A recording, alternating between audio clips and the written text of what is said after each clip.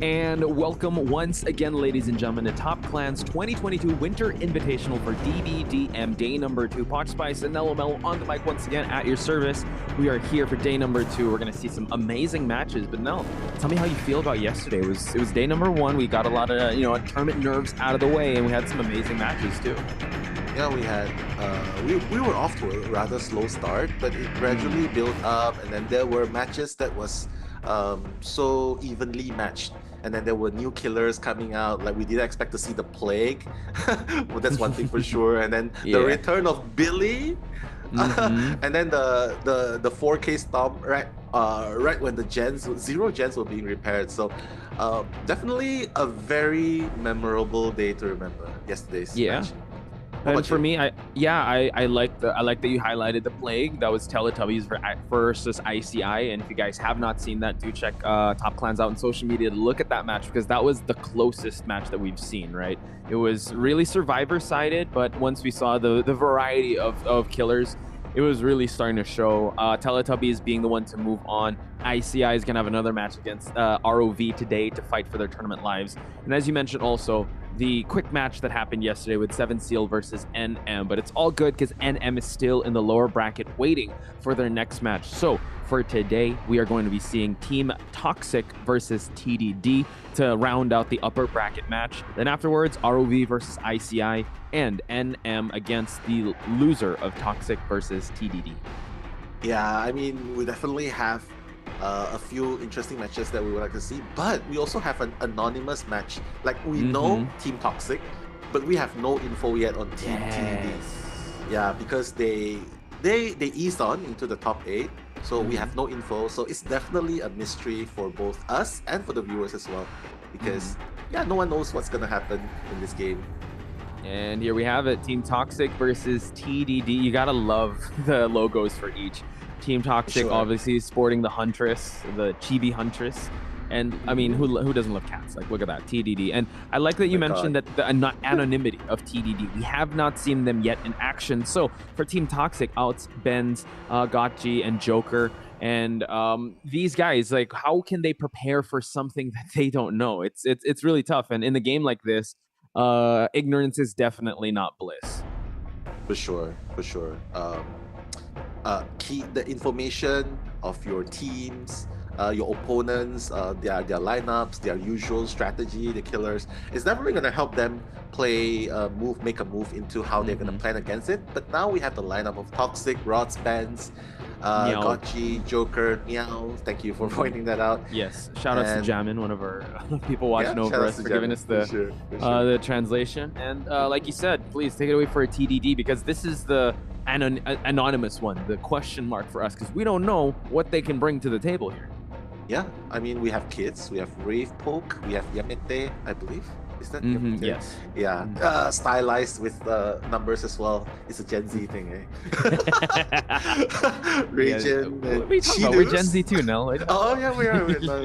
We're part of the Zoomers, dude. We're part of the Zoomer millennials. We're millennials. We're not. Don't reveal our age. Don't reveal our age. Don't, please. Yeah. But yeah, the anonymity is definitely gonna give an element of surprise, because Toxic wouldn't know what they're dealing with. But for TDD, they know that Gotchi, as the killer, he like, what do we know about Gotchi? He plays Trickster, right? Yes. What else does he play? That's all we know, because it was only BO1. Oh, that's true. That's true.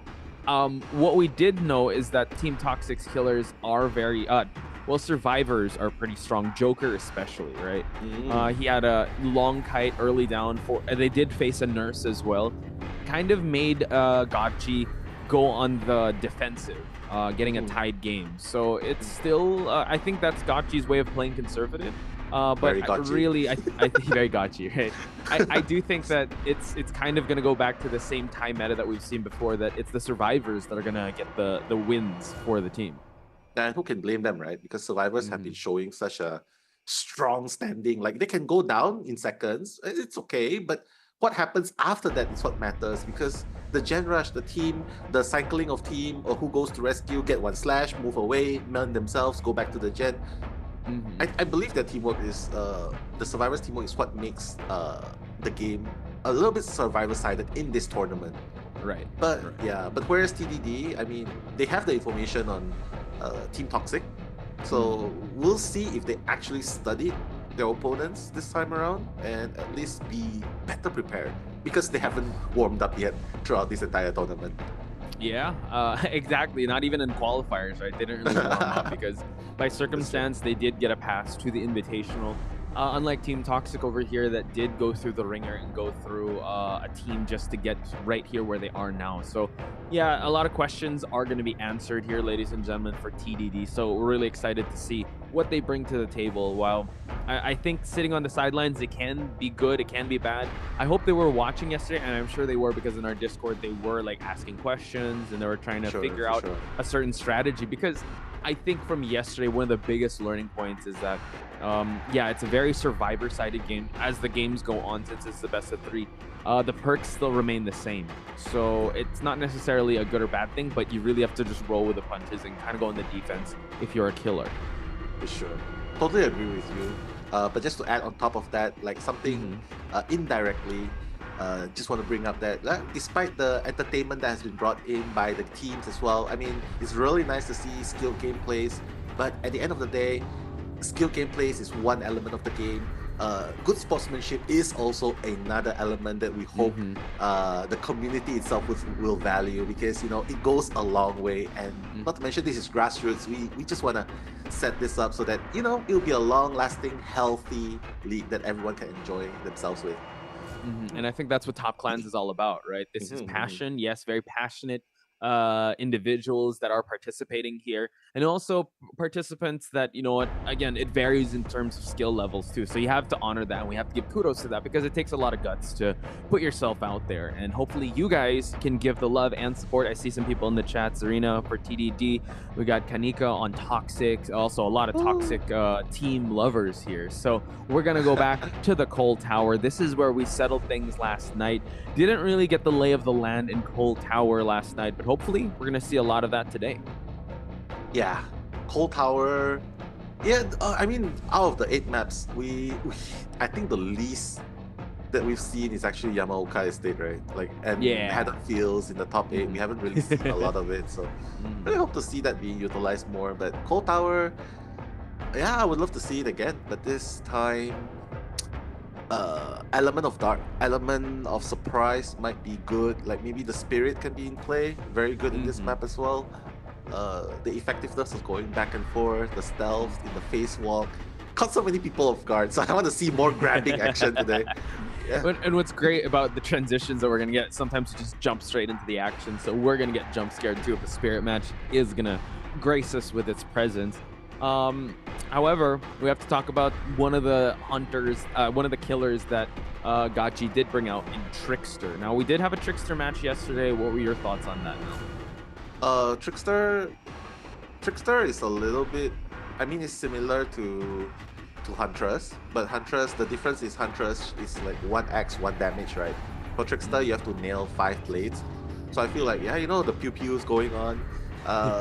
It's definitely something very difficult for me to do as a player Mhm. because aiming is I'm so bad at aiming, and there's no crosshair in Dead Yeah, by you kind Daylight. of have. That's true. Mhm. It's all by feel, and The feels. I do like that it still caters towards the ones that want to go for a projectile based killer. I Speaking of projectiles, we have to talk about Plague yesterday, but with the Trickster, yeah, instead of having one big axe to throw, it's all a lot of knives, and you get that boost.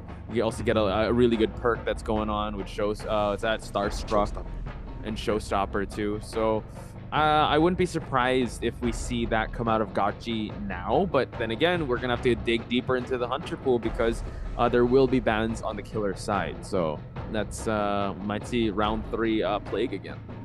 Yeah, I mean, there's two possibility we can see. Like if God G's Trickster isn't banned, it's either they're Hmm. very confident, it's either TDD is very confident to face God G's Trickster, Hmm.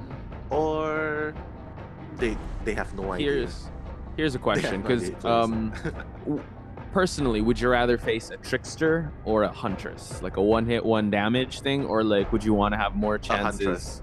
You'd rather face a A huntress. Huntress. A Trickster is just so annoying because the little blades despite how well you loop, you still have a possibility of getting hit by one out of the 3 blades that you showed, for example. But for Huntress, when she winds up the attack, it takes time. And when she releases, it takes time too. When she winds up attack, her move speed slows down. That's when you can actually gain distance and loop more. So I feel like that's the thing. The only time the Huntress can 100% nail you is when you're putting down pallets and she just boom. Pew. Yeah, so I feel like it's more counterable playing against Huntress. I agree, and we've tried our fair share of piloting the Huntress too, compared to the Trickster. Kind of slow when it comes to like charging up the hatchet and throwing it, while the Trickster is just constant barrage. You don't have to charge it. Yeah, just straight. It's like an Uzi. Exactly. And there's no arc, because right, if the Huntress you release it right away, the axe is gonna have like an arc, but the Trickster, knives for days, and very efficient knives that are. And yeah, she also poses the same threat. If you throw down a pallet, he just keeps throwing knives at you, and also when it comes to saving too. So yeah, that's what's right? Yeah, that's what's scary about Gaji's Trickster, is that based on the match we watched in qualifiers, in the Thai qualifiers, he did not have a basic hit. All his hits came from the knives itself. So that's just very efficient knife throwing. So now we're gonna see a Wraith. Yes, the Wraith! TDD making it happen with the first ever Wraith in the tournament. Ladies and gentlemen, the Wraith excels in uncloaking. That's the element of style. When he's cloaked, he does not have terror radius. Now he's actually on his revealed form, uncloaked form. So I don't think... for me, might be able to juke him around because of this. Maybe, but just going through Dead Hearts through, couldn't get the window hit. And now it continues, and yeah, I mean, early hit, yes, that's well and good, but this Feng Min, using the Dead Heart early on, we don't know what the perks are just yet, but she's doing pretty well in this kite. He's gonna have to mind game here, trying to hide the red light. Let's see if he's gonna get this window hit. Oh! One slam over the window. That's what I always get though. Over the window. I'm like, hey, I'm over the window. Why did I still get hit? But that's the reality when the hunter lunges at you. Yeah, but it's just a mind game, and the thing is, it's still a pretty good start for the Wraith, but one gen has been done though. Yeah, I like once he hooked, he just immediately changed targets. This is what a Wraith is good, like hit, cloak, let's go back into the hunt here, because that rescue is definitely going to happen on Ben's side. So now all he can do is probably focus on another target here, but gens are looking pretty okay for the survivors. They already finished one. I wonder if, because I can't really hear from this side, I wonder if he actually has the add-on which removes... Oh my god! The Dead Heart, but he wasn't failed. He wasn't baited. The thing is, I believe the basement is also here, so again, not the best start for Team Toxic here, but this is actually a great pace that TDD can work with. So TDD has to be able to step on the gas a little more to keep the pressure going. Go for heals. Don't make them not focus on objectives here. So this is a great proactive start on the killer side for TDD. Yeah, I mean, I wonder if he actually has an add-on for what I said earlier on. Oh, the lunge! Getting again. Same thing. Getting it again from Ben's previously. But I wonder if he actually has the add-ons where it's a silent bail. True, and also, yeah, when he cloaks, the cloaking speed, we'd definitely love to see the add-ons there. But we can see Noed is being brought. Someone's gonna go for that rescue, but he's already here. Oh, he wanted to grab. He's trying to grab. No! Oh, it just goes for a regular hit here. But the rescuer's gonna. the rescue. Yeah, he's gonna Dead Heart out. But now, oh my god! He could just go for another hit, but the exhaust is gonna happen. He could actually just go for, okay, cool. At least, you know, he knows how to play with this type of meta. He downed the rescuer. They trade off. Joker now has to focus on healing up, even though he has that endurance pace. So 2 gens are moving. Still a fast-paced game by TDD. Yeah, I mean, not to mention he has a Tinkerer build. He's just being very active, so definitely doesn't seem like he needs to warm up. Lunge. Yeah, he doesn't. I think he just has to break this wall, which he's gonna do now, because otherwise the survivors just keep on, you know, as soon as he comes, they just leap through the window, and he's gonna waste a lot of time there. But now, who is the one that's gonna go and save the survivor in the basement? That's the question. The Fengmin here, the early chase here, does not have borrowed time. Nice block onto the survivor here, and gets a clean hit off Joker. So now we see the pressure is piling up. Those 2 gens that have been completed have been stalled as of the moment. 3 still remain. So now you gotta love the proactivity here, Nell. Here we go. Yeah, here we go, being rescued from the hook, but the Wraith is already in the distance, in the vicinity. Oh my god! Oh! That was close. That could have been a pallet drop hit, but now 3 injured survivors. No more basement hook. So now back to the hunt goes this Wraith. Yeah, I like how they are able to, save through the basement, all because usually when you're in the basement, it's a death penalty. Like it's really hard to get out of it, even if you have endurance. Like especially when you get down so fast. But the pallet drops. Oh my gosh. So now this is where the survivors can really bite back here. Joker is already healed up. We do have this one survivor that it hasn't seen the hook just yet. The cloaking and uncloaking, it's taking a little bit of time for them to be able to transition away. 2 more gens to work with here. Oh, wow, a delayed stun here just to buy a little more time. Going back into cloak form just to break the pallet even quicker. And now outs here, just buying so much time for his teammates. And as I say that, the down happens. Yeah, really, really nice. I like how he's not tunneled into one survivor. Yeah, sure, the 3 gens have been done, but every survivor is at least 1 hook. So I think that's the proper way of exerting pressure across the map. And note that no ed is available here too. So I have not seen them complete or clean any totems. So I think they might be going for like, yeah, let's get proactive here. Last hook and then no ed right away. Goes for a swing, hits Joker, and now Joker is injured. Yeah, if Joker gets hooked again, that will be his 2nd hook. Has to be really, really careful. Meanwhile, Lori just rescuing her teammate at that point. I think they have to, they have to get the heals up really, really soon. Joker trying to buy some time on the left screen, as you can see, ladies and gentlemen. Joker again. Oh my god, that hurt! Wow. Oh, able to break the ankles. I love the mind game on this Wraith. He was able to hide a little bit of that red light, but the dead heart kind of saved him just to get him in a better position. And now it's going to be hard here. The pallet mind game is going to be tough. He's going to go for the swing. The trade happens, Nell. Yeah, the trade happened. Really, really nice gameplay. Like usually you try a mind game, right? Go left and right, try to buy some more time. But this Wraith, he's aggressive. He just went right through directly and lunges forward, hoping for the trade-off. And it did happen. So Joker, second hook. Last gen remaining. You gotta love the proactivity here. And mind you, there is no ed in sight when it comes to the last gen being completed. So Joker on his, 2nd hook here. So now leave in. Oh, wow. Just gets the hit. The Fengmin, gets that hit. Ben's now injured. Joker, he's gonna... I love that he's not camping that hook. He really just wants to keep proactiveness here and just try and go for another survivor. Oh! Another trade-off! The dead heart into the pallet drop, but the trade-off, he's been getting 2 out of 2 trade-offs so far. That's amazing. And second hook now for Pens. So this is tough. Now I'm gonna call it to you because you have played a lot of Wraith matches here. 1 gen remaining, a lot of people on their death hook here, and no ed is in sight. How do you like the odds here of getting at least like a tie? Very, very possible. Very, very possible tie. Exegates are powered. He just knocks down 1 straight away. Once he gets hooked, he can just... Yeah, the last hook survivors need to be really careful. Like Joker, like Ben's already hooked, so... oh my god, I feel like it might be a 3K. Maybe. That can be a very good possibility because, again, Wraith with no ed could just, oh my god, find someone touching the gate. This is going to be tough.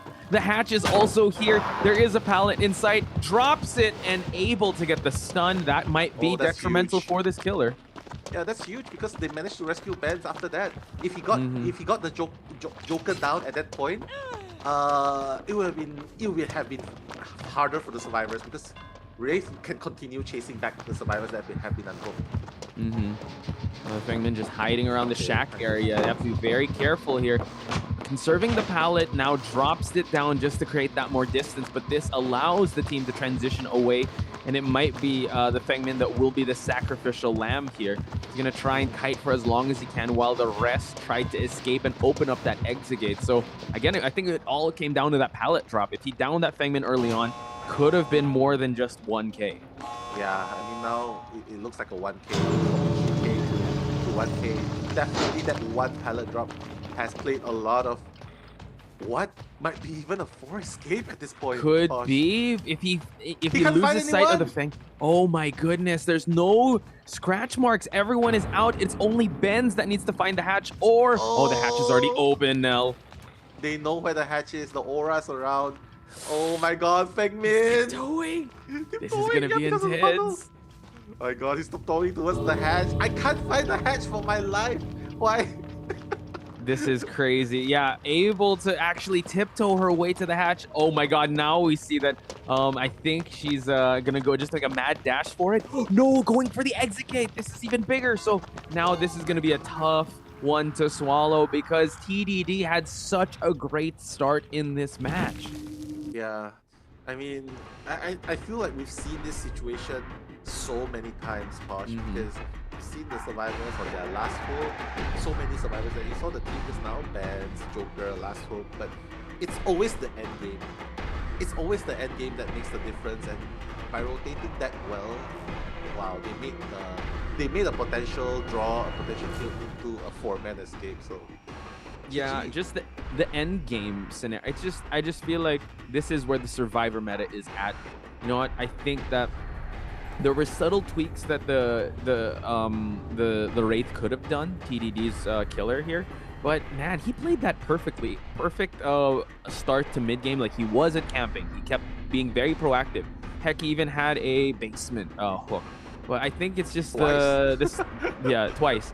I think it's just the state of survivors. They're just so well coordinated, even at the end game with a Wraith having no ed. So it was tough. Rev Poke, by the way, big shout outs to him. Mhm. Having such, I mean, bring out the Wraith, right? We wanted a Wraith match, we got it, and here we Sure, have sure. the builds. Um, Oh, it yeah, I will. It's okay. But I think like what you mentioned, survivors have figured out a way to work the most uh, optimally across. Like facing this hunter, they know how to deal with this killer Wraith. They'll think, oh, okay, Wraith. Yeah, he takes time when he unclocks. It's like Spirit, but even weaker. Because Spirit, once you get out of the face walk, you can instantly attack. yeah. You can easily get out of the face walk, but for the Wraith, you have like a second or two before you can actually attack. So I guess it played well. Joker MVP, highlight game, pallet stun at the end, bought enough time for 2 hook survivors, Fosh, to be Yeah, rescued. rescued and exit gates to be open. So that is Team Toxic for you, ladies and gentlemen. Again, Joker, we highlighted before the match, and now, yeah, that pallet stun really saved their skins because if that pallet stun did not happen, I think he would have lost sight. He would have kept downing the survivors, and could have been a different turnaround. But yeah, end game scenario, it hinged on that one point, and it's crazy how to think that the survivors, yes, they did get a little bit pressured at the start, but just that one game breaking moment could turn the tides for any game. So I think, yeah, the never say die attitude because yeah, again, Rev Poke there did an amazing job with how he played that Wraith. And in competitive, I agree with you. We have to look at the raw numbers of it. I think that's why Spirit is heavily favored compared to the Wraith in competitive DBD. Yeah, but we still love seeing the Wraith. Like it's a Oh, nice yeah. surprise for sure. Mhm. Yeah, and not to mention, like there are so many 4v1 games, right? So I like that DVD's 4v1 system is really distinct. Mhm. It's really distinct. It's unique. You have the perks to work with to be creative. You have totems to make even more things possible. You have things Mhm. to deal with gens. So yeah, it's just a really interesting game, and I'm excited to see what the next teams the second half will end up like. But before that, a short break for everyone here. So see you guys later.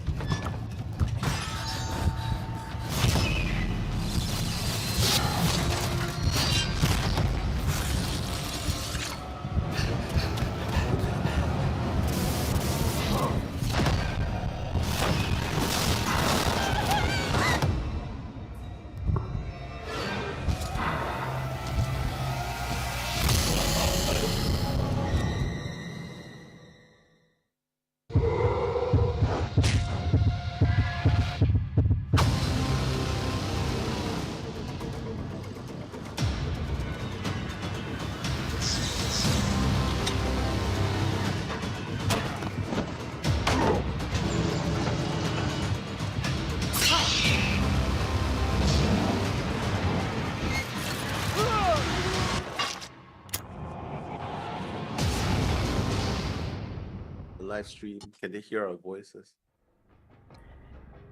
And we're back, folks, with more Top Clans 2022 Winter Invitational. We have a heated match between Team Toxic and TDD. Then we saw a Wraith match now, and I'm excited now because we're gonna finally see the survivors of TDD come up to the plate and see if they can try and hang on for their upper bracket lives. Yeah, for sure. That is if they can get past Gotji's Oppa. I'm sorry, I just call him Oppa because, you know, Korean killer. Like, what's not to love K-pop Korean killer that shoots blades, and even the name of the perk is of star quality, Starstruck.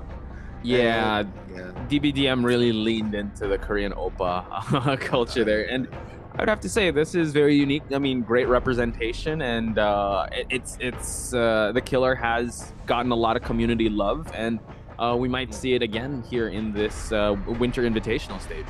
For sure. Like, you know, like you mentioned before that we were talking about Huntress versus Trickster, right?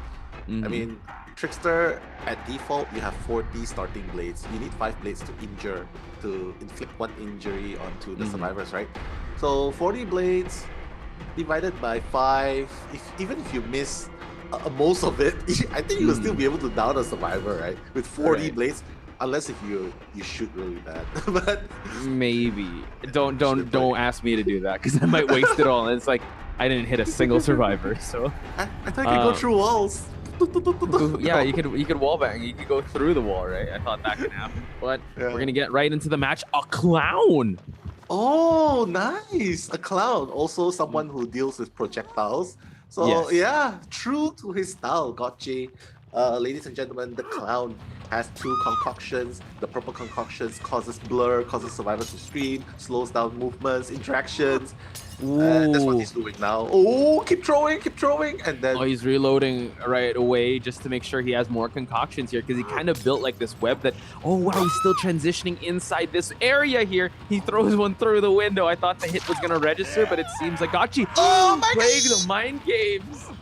Nicely done. And that's the thing with the purple. We can't see it as a. Oh, the dead heart. Tried to dead hard through. God. You saw the decision, right? To dead hard through the window or through the pallet, but the window was closer. However, the clown was right behind. So Gotchi got his first survivor. But clown, this is our first clown, and he's got also the bunny skin. This is actually one of the most terrifying skins out there. Loving it. The elephant, sorry, yeah. The elephant, yeah. Love the representation. But you know, guys, like we can't see it here, right? From spectator view, we can't see it from the killer's view. But survivors who are inflicted with the concoction, the toxic one, the visions are actually blurred. So if you're wondering like, oh what, I just cough a little, it slows me down a little. Actually, it's the perfect concoction to inflict mind games with the survivors. And we have yet to see the yellow concoction because that gives him that speed boost. Trying to go get the hit here, and now he knows that he has to go through the pallet, drops it right away, forcing the clown to actually break the pallet and continue on this chase. He's in love with those purple bottles. He wants to keep them coughing here. He's gonna reload his concoction here and now continue on. I believe, yeah, Regin was actually saved, so he's gonna continue on looking for another survivor. Yeah, isn't that? No, it's not Regin. Yeah, it's Feng Min. so that's Feng Min. Yeah, I mean just changing targets because that's the one you can find. Oh my god, did he just smoke screen himself? Oh, and the dead heart! Right through Elfbar, downing Elfbar, and now we see that Gotchi has a second survivor. But you know what? Gen progress still a little bit, he could rush a little bit. There's one that's about to pop, so it's looking okay, but I think Gotchi just wants to get at least one survivor out of this game. Yeah, I mean, well, that's the objective, right? Like, you don't want to just keep spreading out. I mean, it's good that you're being active, you cycle your targets, but ultimately, if none of them are... Oh my god! The lunge again to the window. Wow. Yeah, it's just being very proactive. And then, oh my god! Hits, yeah, Cheetar. Don't pick up. Here. Oh, wait. Here. No, I think that was the rescuer. Oh, that's the rescuer. Okay. Yeah. So Elfbar is out, and now, yeah, the trade-off does happen. So he's doing really good. Sorry, Cheetos, by the way. Cheetos is now onto the hook here. So Yeah, I can tell. Hmm. Here's one thing though. Like, it seems like Godji prefers the toxic concoction over the yellow one. Speed. Yep. Yeah, the speed one, and I totally agree with him because speed one, yeah, you do add a little bit of speed percentage, but it's so minimal that it's the use. You rather have the concoction that damages and blurs survivors than that minimal haste. I think the only time I actually see people use it is when they're trying to reload, and then with your last mortal, you use the yellow one so that you can do it a little bit faster. Or like throw it really far and then just use it as a slipstream to go through. So yeah, kind of fancy stuff, but there's nothing fancy about this. Cheetos though, wow, did he have deliverance? He's able to get the, yeah, he has a broken state now. Did. Wow. Yeah. And even if he goes down here, he might have. Oi! I missed that hard again. He might have decisive strike. He might actually. Let's wait and see if he does. He's gonna get the pickup going on. Does he have? Oh, he does have decisive strike. But he falls right into the concoction too. So now probably a setup here, but that buys enough time for him to actually transition to a better part of the map here. Yeah, the slow is actually really long. I mean, the stun is actually really long. Super long. Oh my god! No more trapped him between a wall and also the smoke screen here, and now we see the skin in its all its glory. See, he's also an Oppa. You can say that. You can say that. I think he's going for the draw now because you can see, Posh, the gens are dangerously close to being done, all 5 of them. So actually, it's already powered. Yeah, it's already done. I think maybe getting a 1K secure. Yeah, I think now is the time for him to just keep camping and secure his victory here for his team, because if they get the 4-man escape, we're guaranteed a game number 3, and the efforts of the survivor team will be all for nothing. So I think he's just gonna far camp Cheetos here. It was a great effort by the team. I mean, the way they were able to survive, it was actually incredible. But yeah. I think once, like you said, I think the pivot started happening. All right, let's start focusing. Since the gens have been moving along quite nicely for the survivors, let me just try to tunnel one survivor to secure that 1K. Yeah, I think it's safe to say that in this game, in this particular match, you can see minimal teamwork. It's just all the perks doing the jobs. Deliverance doing its job, tight borrow time, decisive strike. It's all of that doing its work. It just shows how perks are so useful. He's trying to chase now, but I feel like the gates were already open. Yeah. But wait. Hang on. The X gate. Oh my gosh. But maybe they're all healed up. There's no Noed here. He's trying to body block here, but exit gates are already open. He can only just hit once. Oh my god. Able to get the down here. Exposed? Can he get the pickup too? Oh yeah. Oh my goodness. And now we see he can actually go for even more. Wow. Okay. Try and hook as far as possible. Yeah. Ignore the survivor, because each time you hit, it actually slows you down straight away. Throw concoction. Oh my god. Keep throwing. Grab. More concoction. Grab. Oh, and the rescuer. Yeah. Go. Oh my god. He got up just the cost. Yeah. It might be even a draw at this point. It could be, because this is the second time on the hook for Elfbar. So now I think it's a little too dangerous to even trying to attempt. Oh, they just go for the suicide, and now we see the hatch is already open. A tight game. Interesting. I thought that I would actually think they would play a little more conservatively, because the 5-point lead was already enough. That could have been a 3-point lead. But now we see ourselves in a really big lead for Team Toxic. Yeah, it could have been 6-3, but now it's 7-2. I thought that they were just gonna sacrifice their teammates on the hook, but apparently they're playing with fate. They thought that they could handle another hit. No, they couldn't. So he brought Call of Brine. He also brought Thanatophobia. Corrupt Intervention, also fast breaking pallet. So interesting. So one person was exposed?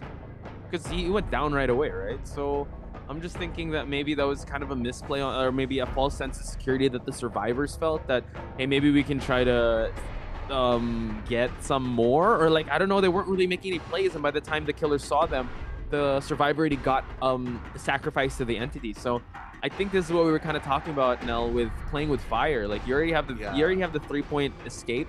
Might as well take it, because now you play with fire, you get burnt.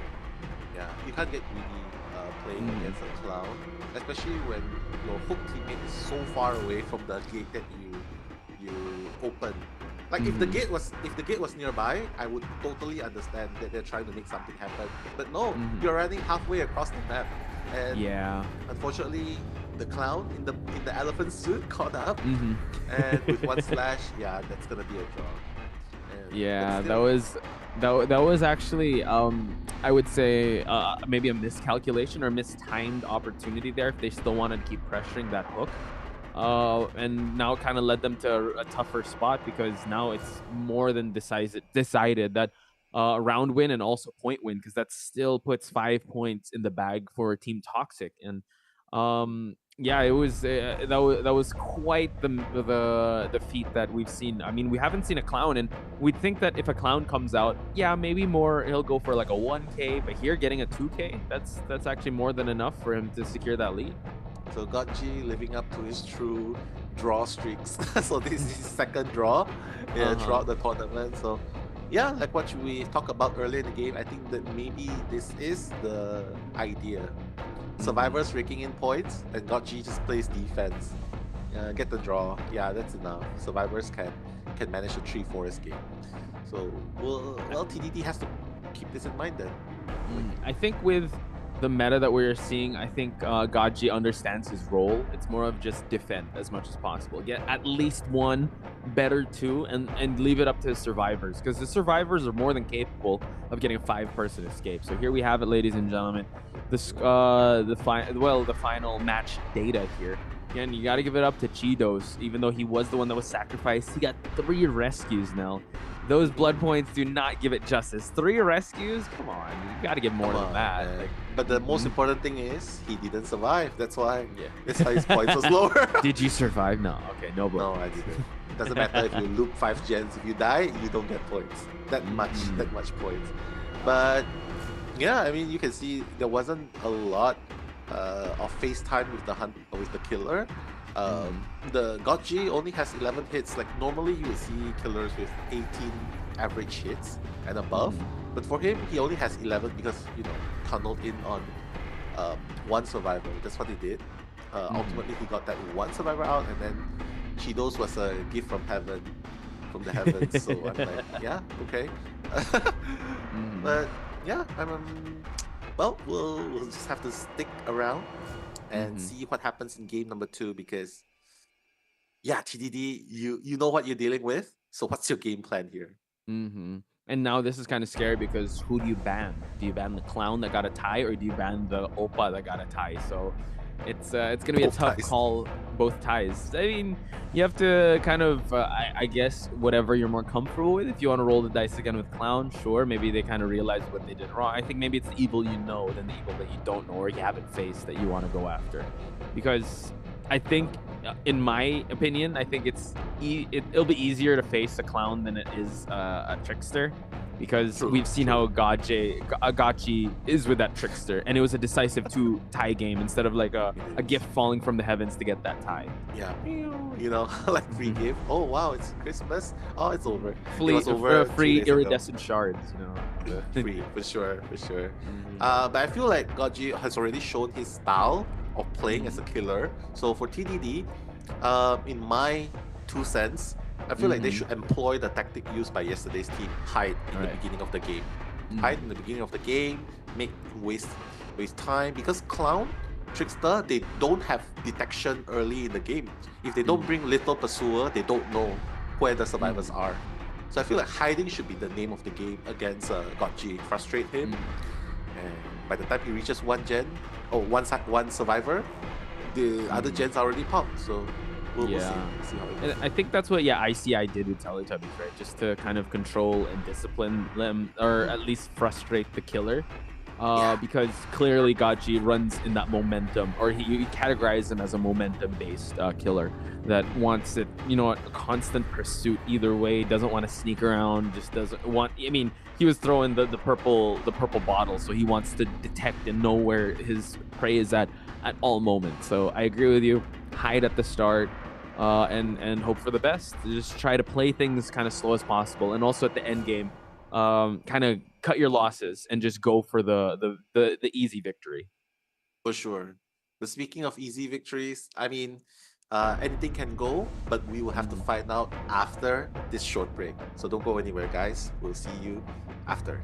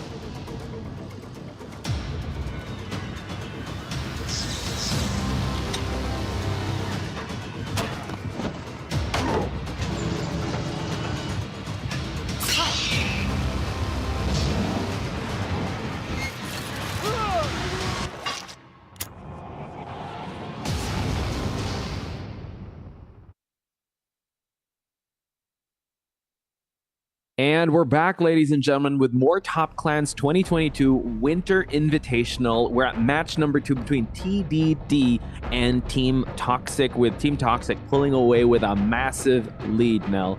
And we're talking, I know we mentioned something about Killer Shack. What was that insight that you're about to share? Killer Shacks. There's only one palette in Killer Shacks, right?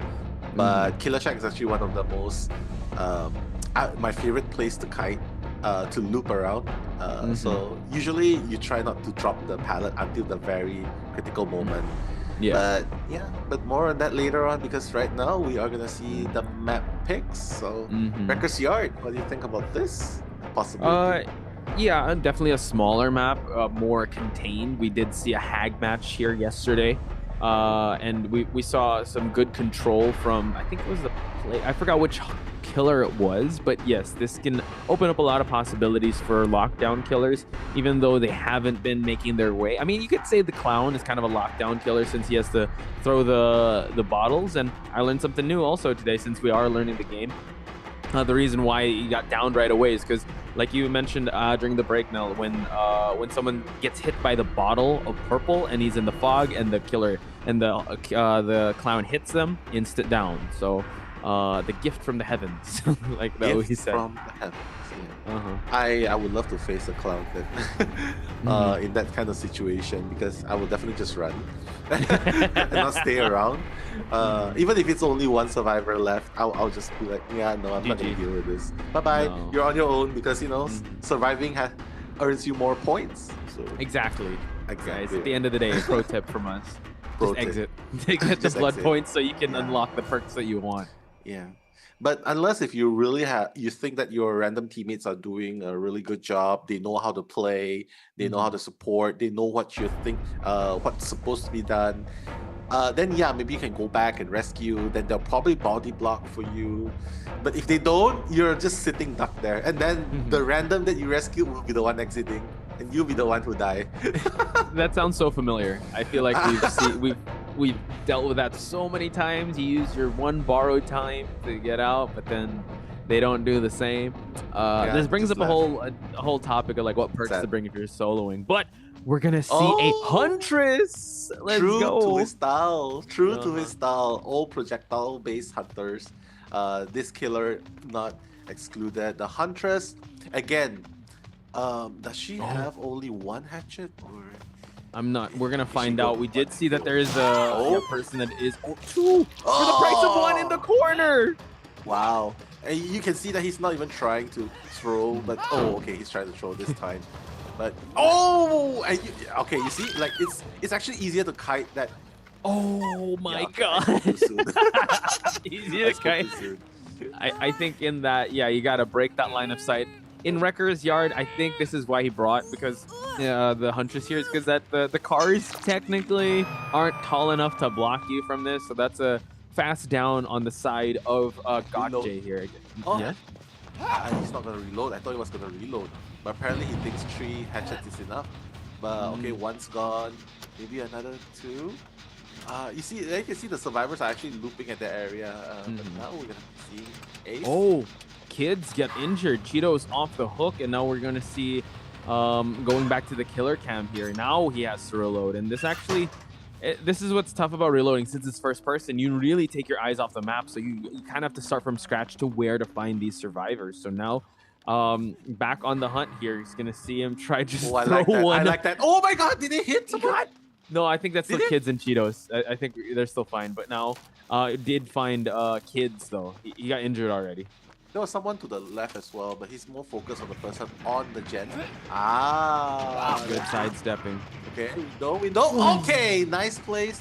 That's exactly what I'm talking about. Interacting through the windows, blocking palace. What? Wow, out in the open. Yeah, dude, sniper. He's a sniper, baby. He's that was a really far shot, but I mean, when you run out in the open like that, that can happen. So just note that he does have decisive strike. So if somebody does get that rescue, yeah, Gotcha has to be very careful with that. Now reloading the hatchets.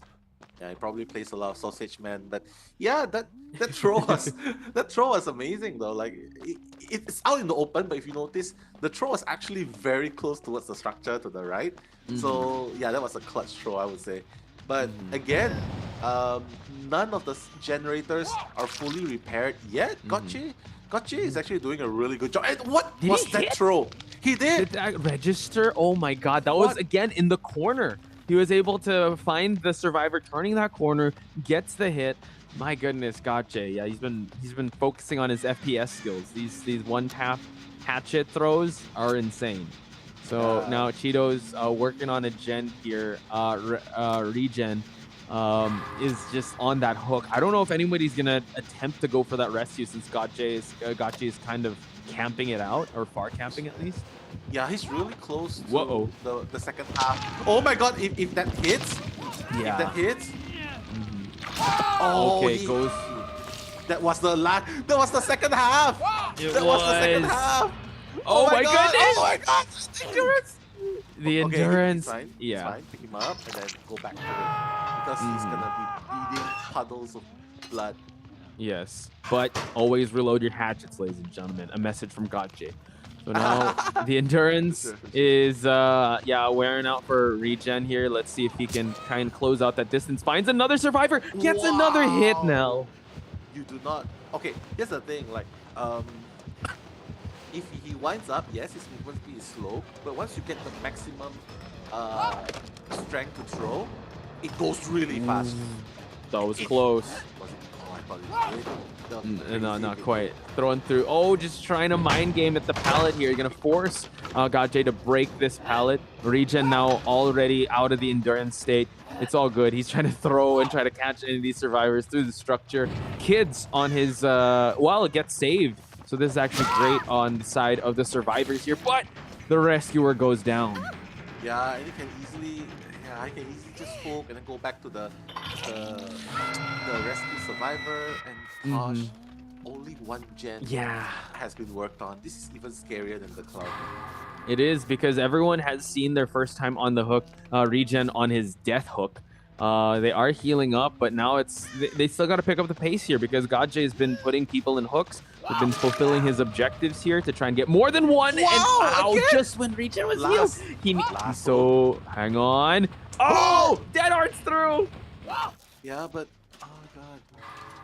Oh my goodness. God. He's moving past. Watch out, but he puts down the pallet now, and that's what's tough, because you want to create that separation, but instincts say you have to throw down that pallet, but she wants you to do that, and that's gonna be the first survivor out of the game here. Yeah, he should have just kept moving. And the only time you should actually drop a pallet against the Huntress in that situation is when you're on the shorter end of it, because once you drop, you can just swerve to the left. But right now, again, what's going on? Left and right? Speaking of swerving to the left, really hugging the walls and going for the one-tap hatchets. My goodness, Gotcha has his working on his second survivor out of this game, because we're already on skill checks for Cheetos now. He's not playing defense here. He's out of the purge. It's purge night, and he's just out getting everyone. I can hear the sirens now. Like, Gotcha is loose. Exactly. Like, he's just randomly throwing hatchets now because he knows he can reload. Like, he's just trying to catch someone trying to work on a gen. Who knows? It could just land on the right survivor here, because they got to put 4 generators remaining. One on a hook. Wow. One, oh, this is tough. One's injured, and Kids is the only one that's left standing here without any injuries. So, what's the call here for the survivors? I mean, I don't know. The cloud was just child's play, but this time the Huntress coming in. Yeah, you can do 3 gens.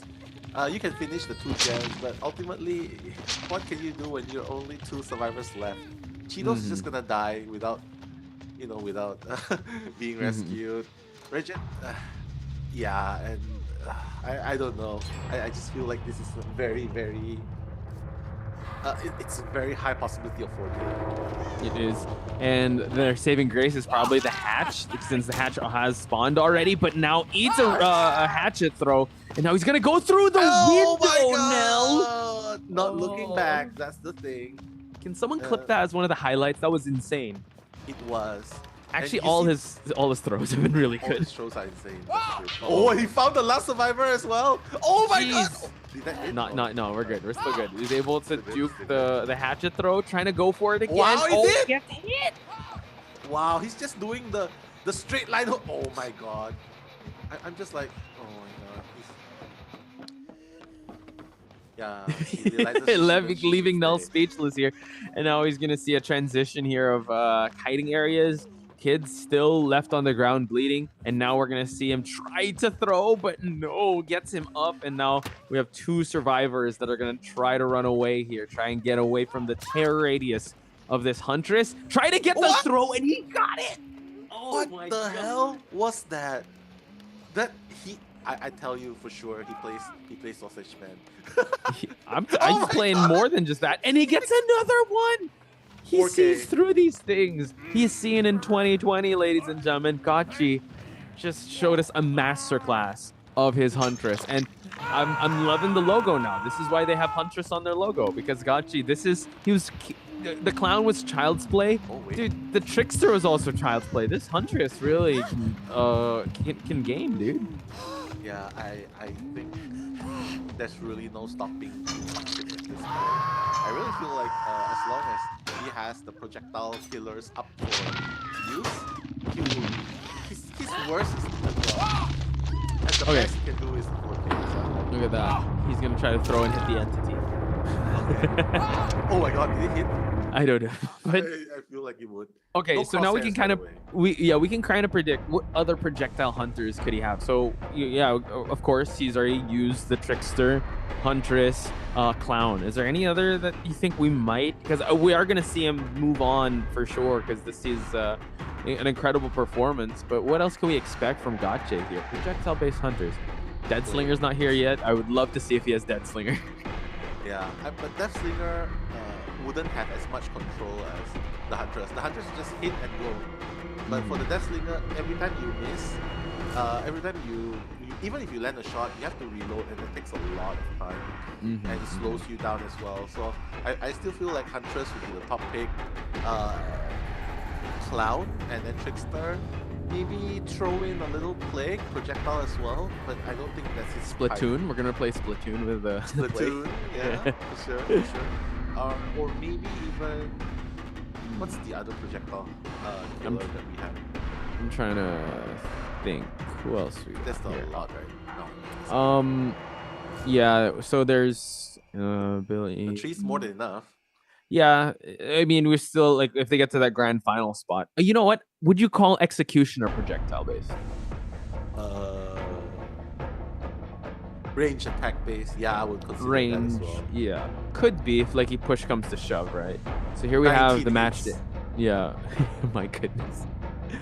I bet 15 of those are just hatchets, like the hatchet throws. Yeah, I feel so as well. Yeah, we can see that Regents, Cheetos, really, how would you put this? Like, the points speak for itself. Like, yeah. You got to give it up for TDD though. They really tried their best. I think, I honestly think we were not the only ones that were caught off guard with the Huntress pick, because I think they were also amazed with how well he was placing those hatchet throws. Like you said, also there's no crosshairs here, but he's hitting all the right targets. And they tried putting up a good fight. It was just that Gotchi was ready with that Huntress. Yeah, ready, more than ready. I would say he's does he play I definitely have to ask him if he plays DBD for a long time, because that doesn't look like an amateur move at all. Or maybe someone who just started playing. I feel like that's muscle memory as well. Like, you know the spots to throw. He was so confident. You don't see someone. And he knew the lineups, because right, usually Huntress, they try and create their own lineups. Here, he knew exactly where the survivors were going to turn at. He knew the exact range and when to let go. So it's just an incredible performance by Gotchi. Yeah, we've seen what Gotchi can do in the first half of game number 2. Right. So now for the second half, we are gonna be seeing what TDD Killer will be doing. But more of that after this short break. So see you guys.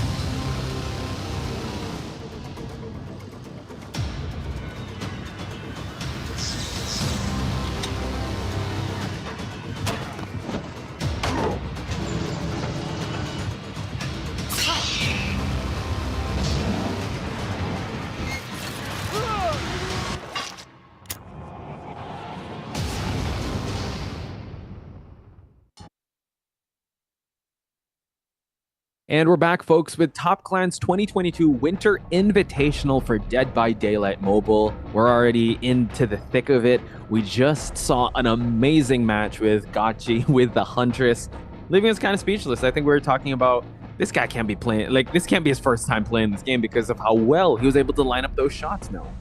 Yeah, maybe he's played other mini tournaments as well, other events as well. Because yeah, I don't feel any nervousness. Do you feel any nervousness coming out from this team?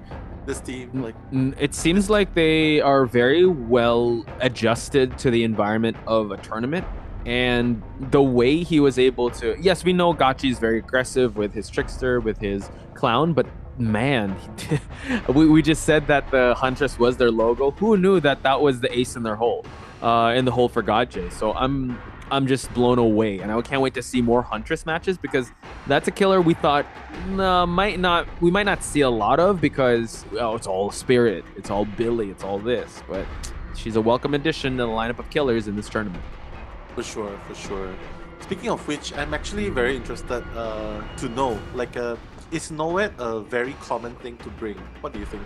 Like, for killers, and in what situation do you usually consider bringing a late game one-hit KO perk? For me, what I've been seeing is I don't think it's as effective here. Maybe in like casuals or no voice comms, but I think here how we've seen people bring it actually mostly from Southeast Asia. But even in Southeast Asia, in this tournament alone, it has not been as effective because I think in this tournament environment where everyone has, the survivors have limitless perks and they can redo the perks. I think in this setting, I don't think Noed is as effective. How about you? Yeah, I feel the exact same thing. To be honest, I feel like, you can bring Noed, but I feel like the survivors are just doing such a great job that even if you can down a survivor in one hit, but can you?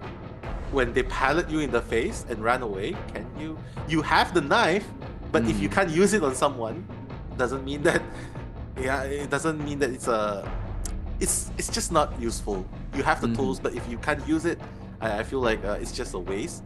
So I feel like the prioritization should be more towards middle, early game with the Hex rules. But Sadako joining the fray on the second half, Posh. Yes, Onryo coming into the mix. Dead Heart's away, but no, Benz falls down. So now Sadako here. He needs to get 5 points for TDD to stay into the running here. So let's see how they're going to respond with an early down on Benz. Yeah, I feel like everyone has a slight hint of curse onto them. So maybe Sadako actually teleported right into the bunch of them. Doing great so far. 5 gens remaining and already 1 survivor on the hook. So Sadako's gonna pursue Joker next, hitting through the pallets. So this Sadako is not afraid of pallets, I guess. Yeah, and note that we have Devour Hope too. So that's something that they have to be careful of when they keep rescuing here. They also have Ruin as well. So it is some endgame perks, and now Dead Heart's through. But my god, nice movement on the side of Rev Poke here. Has a second survivor on a hook. Yeah, you gotta love it when you're in the open air. You can try and mind game a little, but the killer has all the time she has just to wait until you Dead Heart. And then she just draw the blending. But now being very proactive, going into another location, gonna instantly spot the red scratches. Yep. Next target. Yeah. Oh wow, downs right away. So this is actually an excellent start, but we've seen this type of matchup before where it's going all the the hunter's way, and then by some miracle the survivors are able to bounce back. But here, Nell, no gens have been done just yet, so Rev Poke off to a great start. Let's see if he can sustain this momentum all the way till the end to push for game number 3. Yeah, I mean, she definitely needs to pull a 4K in order to get a draw and all the way to SF3. It's a tall order, and so far we haven't seen Toxic get 4-man just yet. So this might be a hint, wink wink, like Sadako. Nudge nudge, yeah. Nudge, nudge, premonition. Watch out here. Let's see here. Ooh, Drop and also shit. note that he has enduring, so this actually limits the pallet stun duration. So that's the top perk you see there. So you saw that the stun didn't really last that long, but now they got to focus on healing up. They got to focus on gens here because the pressure is definitely on the survivor side here. Yeah, I mean, it's a no-brainer, right? Everyone definitely has full time, excessive strike, and now, yeah, it's gonna get one more damage, and he's gonna bring Aots down. And yeah, pretty good progress so far on the Unreal. So, mind you, how many hooks and unhooks have been done so far? Because I see the expose sign a moment just now. I'm not really sure. Wait. Okay, next targets again. An instant rescue on Aots, man. Posh. Yeah, this is not, I mean, this is what he wants, like instant rescues. Oh my God, right through the pallet. And now it seems like, yeah, you could just go pick him up. This is going to be the second time on the hook for Benz. And this plays into the hand of the Hex Rune, the Hex here, because the perk could definitely come out and she'll have more ATUs and she could just instant kill people without even thinking about going for a hook. Yeah, I mean, Toxic really needs to recalibrate their mindset because this Onryo is not afraid, it's not respecting the pallet. So I don't think they should leave the pallets up. Like you see, like Joker goes down for the second time. I feel like if you're getting chased, she will not hesitate to hit you through the pallet. You might as well try and pallet her on the point. And that's actually a great perk that you brought, the Enduring. It is definitely playing a big role here. So now just constantly moving away, just manifesting now. See someone here now. Constant pressure. So we might see both teams get a very hunter-sided game. Yeah, I mean, look at the progress so far. Only one gen has been fully repaired, and what the second gen is at 40%. Things are moving very slowly for survivors because survivors are getting down so fast. Oh my God, look! Wow, hits him through, not even getting the rescue going. And yeah, this is just constant pressure. And I don't know how long this match lasted, but this is probably up there with one of the fastest hunting times, if ever, once the Devour Hope is already up, because these survivors have not, I mean, they've been rescued constantly, and now we see that skill checks are being done by this this David King. Yeah, and Joker's gonna expire really soon. You can see from the portrait on the top. Yeah, so Joker's gonna be the first one out. Aots is gonna be the second one to be chased, hugging the obstacles really well. But that hurt! Oh my God, is there a pallet here? There's no more pallets! And the basement is here as well. Yeah, that's true. But Rev Poke here, knowing that the job is not yet done, you know, he wants to get more survivors out. He's going to manifest in another part of this map just to add a little more pressure. He's kind of calling their bluff that this David King did not bring Unbreakable here. So now that's going to be, Benz will be the only one that is left here. That is the only one standing. Yeah, for sure. Trying to just see if the survivors are being really cheeky. But yeah, David King, the answer has been is right in front of your face. No Unbreakable. So he has to find help. He has to move away. But he can see Onryo just looking left and right. Oh my God! And the puddle of blood as well on Benz. This is hard, Posh. Yeah, and look how, considering how far he's at, right? He needs to get picked up, and you know that this timer is actually on Otz's side, AOTZ's side, because he's gonna wait for him to expire before he even tries to hook him, because he does not want to hook. He's on death hook, and that means that the hatch is gonna spawn. He also has self-heal. Okay, he still has medkit, half of it. So yeah, maybe wait. I think she can perfectly just wait until David King expires, or yeah. Oh, he found him. Yeah, the hide and seek game is finally over. So now it's gonna be tough through the pallet. A trade off that Sadako would gladly take, and that's going to be a 5-point game. So we're tied in round number 2. Yeah, unless if David King can crawl and waste time, maybe. Maybe, yeah. Well, that's going to drag out a lot, but yeah, finds him right away. He's going to get hooked. I did not see where the hatch did spawn, but the only way for Ben's... Oh, Ben's got up! Yeah, Unbreakable happening right at this point. Oh my God. Oh, but right there is Sadako. Oh my goodness. Dead Hearts through the pallet? Oh my God. Okay. gets Oh it. my god, the This hatch! is huge. The hatch! The hatch! Can he get to the hatch? It's right there. Oh my god, he's right there, but the dead heart is not done yet. Oh, trying to Oh, 360. 360. Oh, that could have been it now. If he got that escape, that would be the victory for Team Toxic. But Rev Poke's TDD holding on for dear life here. Beautiful stuff. Sadako. For sure. I mean, GG will play. Come back. yeah, yeah. Would you categorize her as a stalking or like very stealth based, right? Because she manifests and manifests right away. But no, technically she's like Wraith. Yeah. How would you categorize Sadako and like the way that Sadako was able to get the victory here? She's a mind game killer. Going left and right when the terror radius is off. The only reason why she manifests herself is because she wants to remove the terror radius. Let the survivor be oblivious to where the killer is, and that's when you can easily go. Even during chase, you can demanifest, remove your terror radius, wait for the survivor to make a mistake, or choice B, play the mind game, go left and then turn right, and manifest right on top of the survivor. And yeah, that's exactly what happened. I don't know. I just feel like Nia, you can see 3 seconds of chase duration. I feel like this is not them. This is not how they played in the first game. Yeah, that's it's very uncharacteristic, right? This is the same team that got the 5-person escape. So it's a little shocking, unless, you know, Rev Poke I mean, we can't take anything away from him. He played that very well. I just think they might have maybe underestimated or had the wrong game plan coming in, because they're for sure capable of getting a 5-person escape. So, I mean, Rev Poke, he's got to strike lightning in a bottle once again in the coming game number 3, because it's do or die. They tie in game number 2. Game number 3, they still have that 5-point deficit that they have to come back from, unless they win the round. Just the round, that's it. Not tie it up.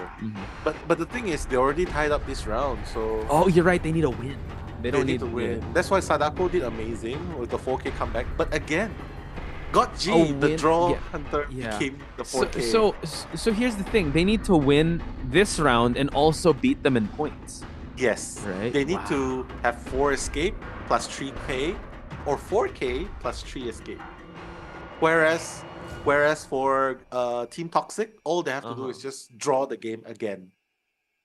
That's it. Yeah. It's a tough hill to climb. It is. But you know what? It's getting really exciting because we are heading to best of 3. So don't go anywhere, guys, because we'll be right back after this short break.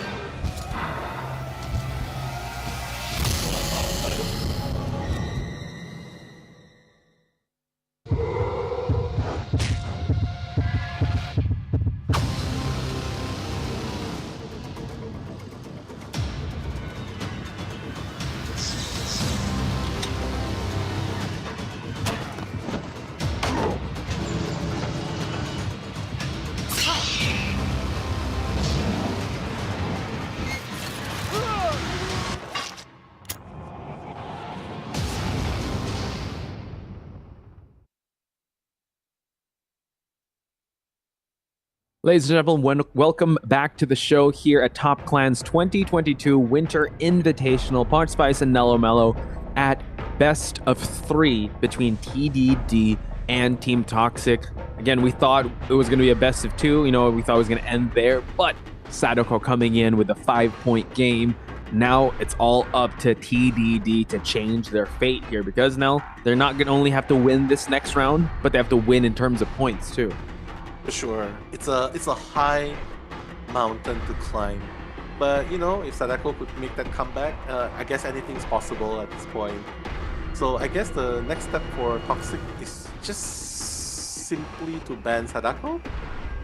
Because I think they couldn't deal with the Unreal. So just get her out, and maybe that will cement their lead in a more advantageous position. Because right now, Onryo, you do not want to face Onryo again after that 4-gen remaining 4K experience. I was getting deja vu from last night with how one-sided that was. And this has got to give TDD a little bit of hope, right? Not that devour hope, but a little bit of hope that they can stay alive here. So a good showing by them. I think this can give their survivors a bit of that groove back. After, you know, and ban the Huntress. That's something that the survivors do. Since they can ban the Huntress, ban all the projectiles you can.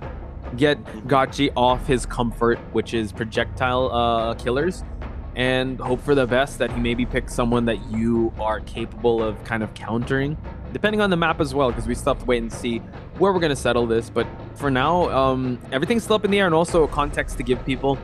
It's not the last you'll see of the one who's going to lose this match, because they will be facing NM in the main event. So NM back in a pretty precarious spot here. We were building them up yesterday, and then 7 Seal just having a two.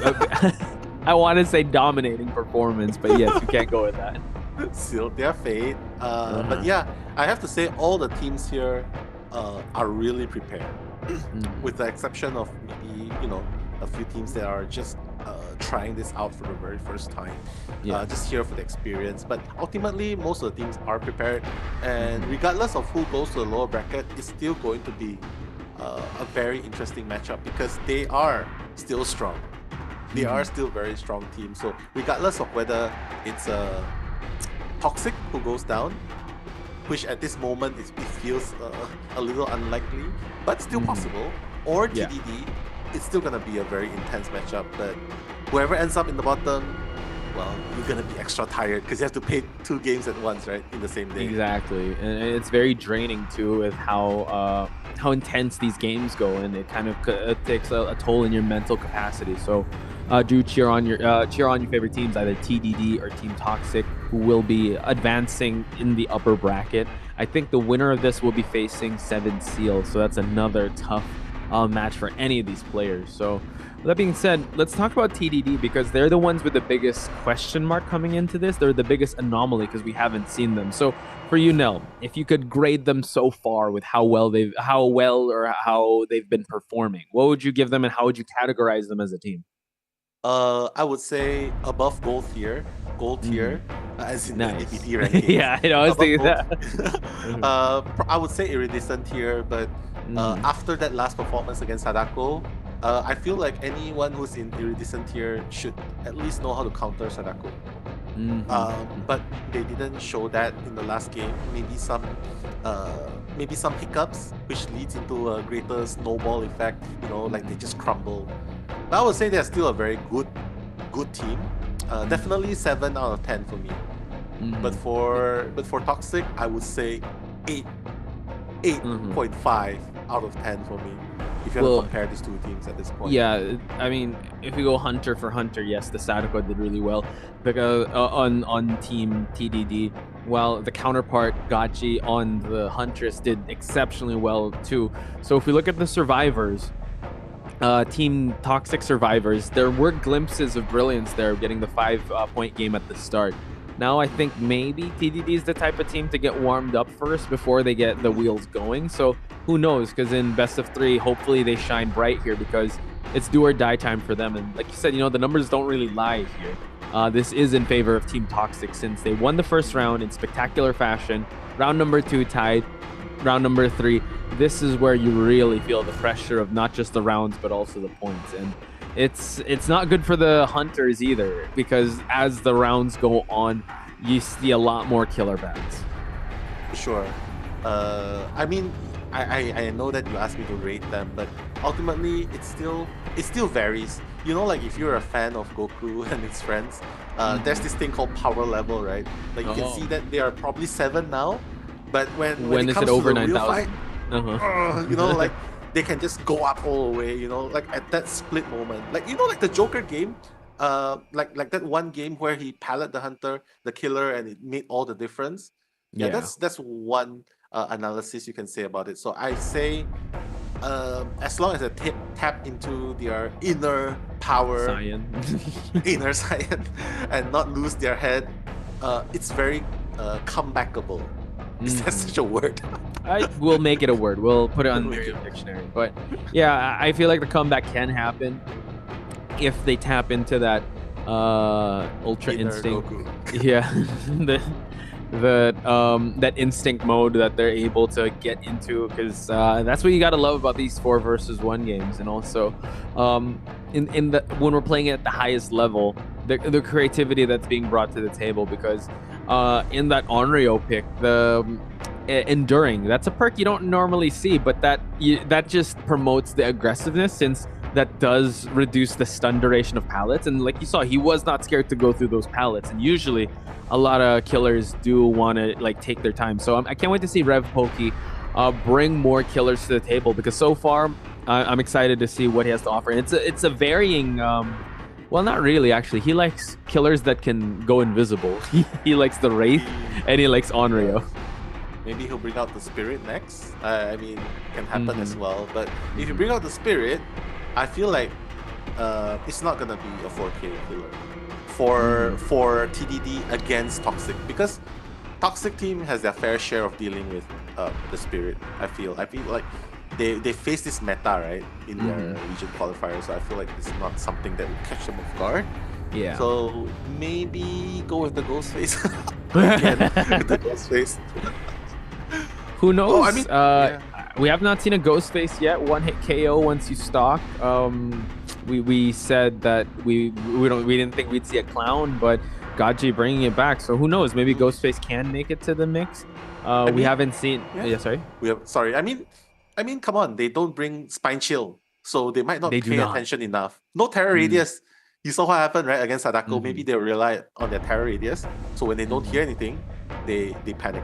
They lose sense of direction. Here's the question. Between Ghostface and the Shape, who would you rather face? Ghostface is more fast-paced.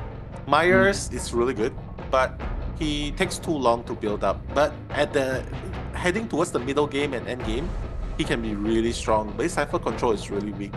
As for Ghostface, he's really strong from the beginning, and that's exactly what you want. Beginning, mid-game. But the one weakness that he has is, if there are more than one survivor gathered, he will get exposed, and that's where he loses his stalking ability. Yeah. Whereas with Myers, you're not afraid. You can just keep stalking. Yeah, I know you're seeing me, but I don't care. Yeah, but I'm looking at you. Yeah. Really good Myers players. It's like in the middle of the chase, they'd stalk, right? They're just, all right, cool. And then you really have to break that line of sight. So yeah, Ghostface, a lot more fast pace. I guess it's more of a big gamble too, because Yes gets the 1-hit KO, but that's with, unless he stalks 2 people. And I like that you pointed out they did not bring Spine Chill. Even though in mobile you can kind of clearly see where someone is at, because the camera rotation's a lot more forgiving. But I mean, that's the beauty of Ghostface, right? I would say fair and balanced. Unless we're losing, then that's not fair and balanced for us. Yeah, But it's true. you gotta have your caveats with it. For Right? sure, So for sure. I would love to see that happen. Who knows? Maybe Rev Pokey also does like those stealth-based killers. Yeah, maybe. Maybe Spirit is the closest one to Right. it. Yeah.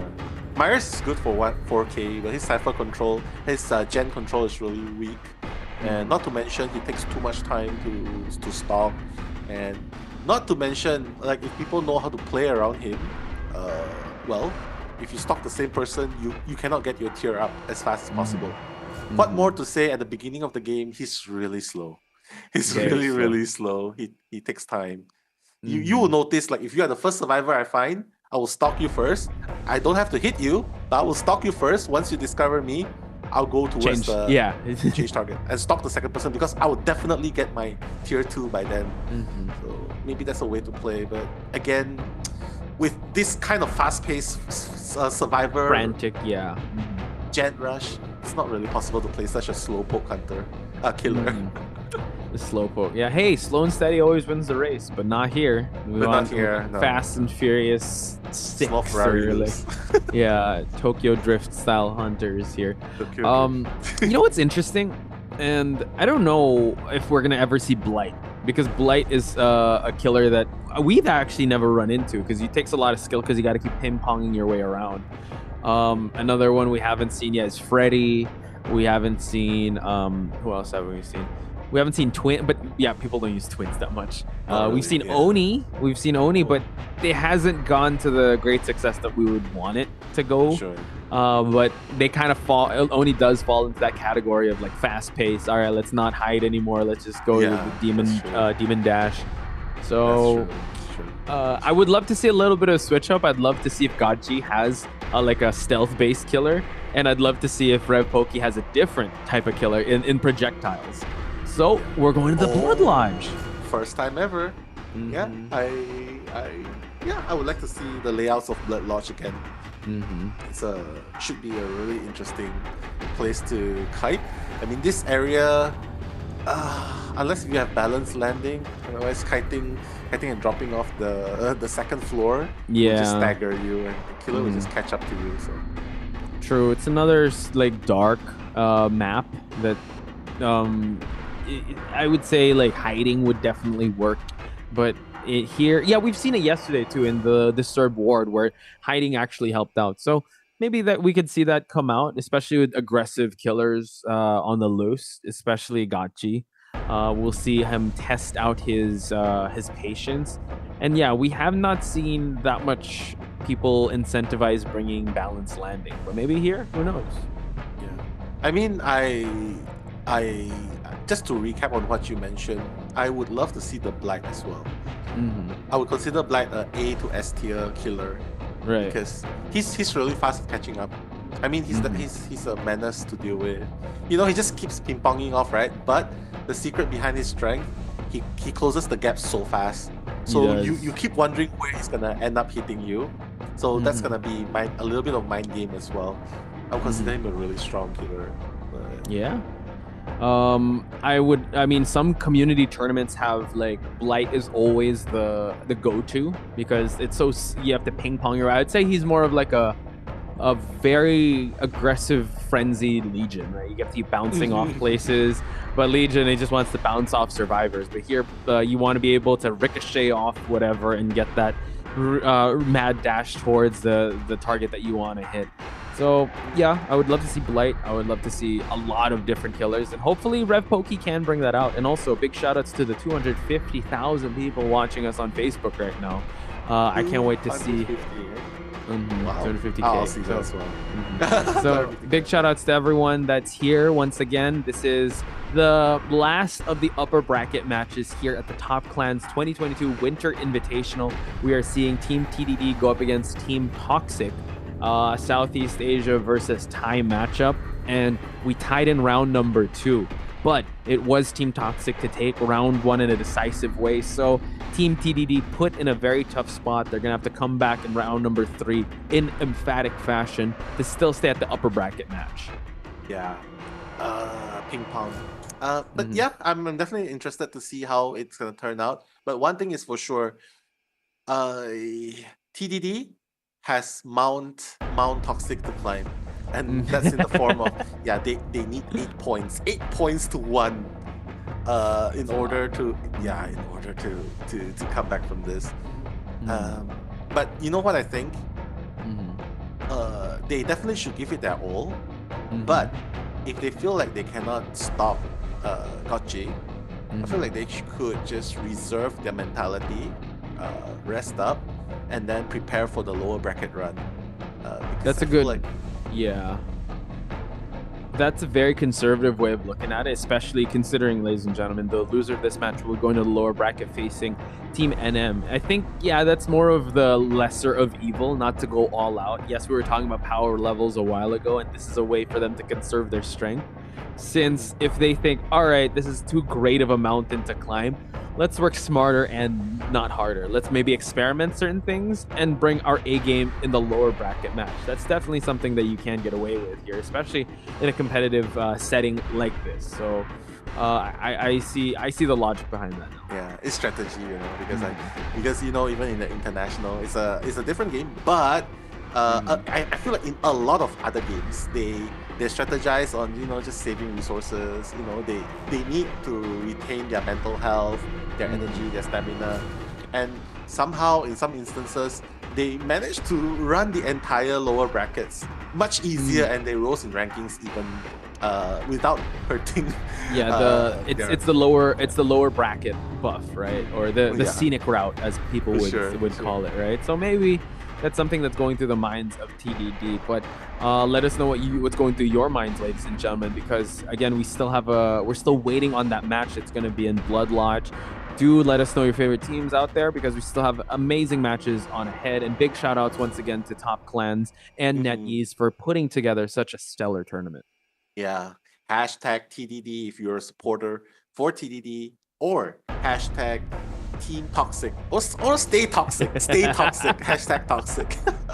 Well, I just love their motto. Like sometimes they come up with these really creative names. So you know what, guys? Just keep the support coming in, and especially Mhm. like what you said, the 250,000 people around the world. Let's go. Mhm. TBD, we are Oh. starting off game number 3 with the spirit. Oh, Oh, yeah, the Onryo. We're gonna go with another oh, Onryo of sorry. Oh, it's an Pokey Onryo. here. Oh, Yeah, okay, okay. so he's gonna have a run back of his results. Hopefully, he'll be able to get the same result. Because if you guys haven't seen that, it was a 5 point game. Oh my goodness, Wow. stayed to the pallet a little too long, and now I'm we see that the Onryo. I'm surprised they didn't even consider banning Onryo after the last game. Like, Mm-hmm. and and this was fairly fast, Posh. Like It the was. first hope was so fast. Yeah, that's what's interesting. Maybe they thought, all right, let's get another run back going on with this Onryo and let's do things differently. But actually, wait, No, this is yeah. Oh, sorry, we can't really see where the perks are at, but I thought this was the nor highlights. But it seems like it's the same game. This is a different game, ladies and gentlemen. We're gonna see Rev Pokey try to go for the same results here. Gets another injured survivor here. So it's yeah, this is a tough game to play for the survivors since it's deja vu now. exactly. Like we can't even tell the generator progress, but I have a feeling that it's not even done yet. Oh, and the pallet drop right in front of the Onryo. Jake Park is gonna run away much further. Survivor status, we don't even know if they're being rescued at this point, but Mm-hmm. maybe we can safely assume they've been rescued. Mm-hmm. All that's important is 2-1 in. Okay, so we just heard word that there is a little bit of a technical difficulty, so we will continue this match on in the first person view of this killer. So we can only assume again, we're going to see some prompts when the exit gate is opening. So now it's 2-1 still in favor of Team Toxic. But so far, furious start on the side of TDD's killer here, Rev Pokey here. Now he's going to try and go for the same survivor here. Can he knock Boom! him down? Oh, wow, breaks the Oh, pallet in time. oh, I think he has that perk where if he gets Yeah. pallet stun twice, Mm-hmm. the third one just breaks immediately. Oof, that. Yeah, so I can't remember the name of that perk, but it Mhm. served him well because jigs on the hook.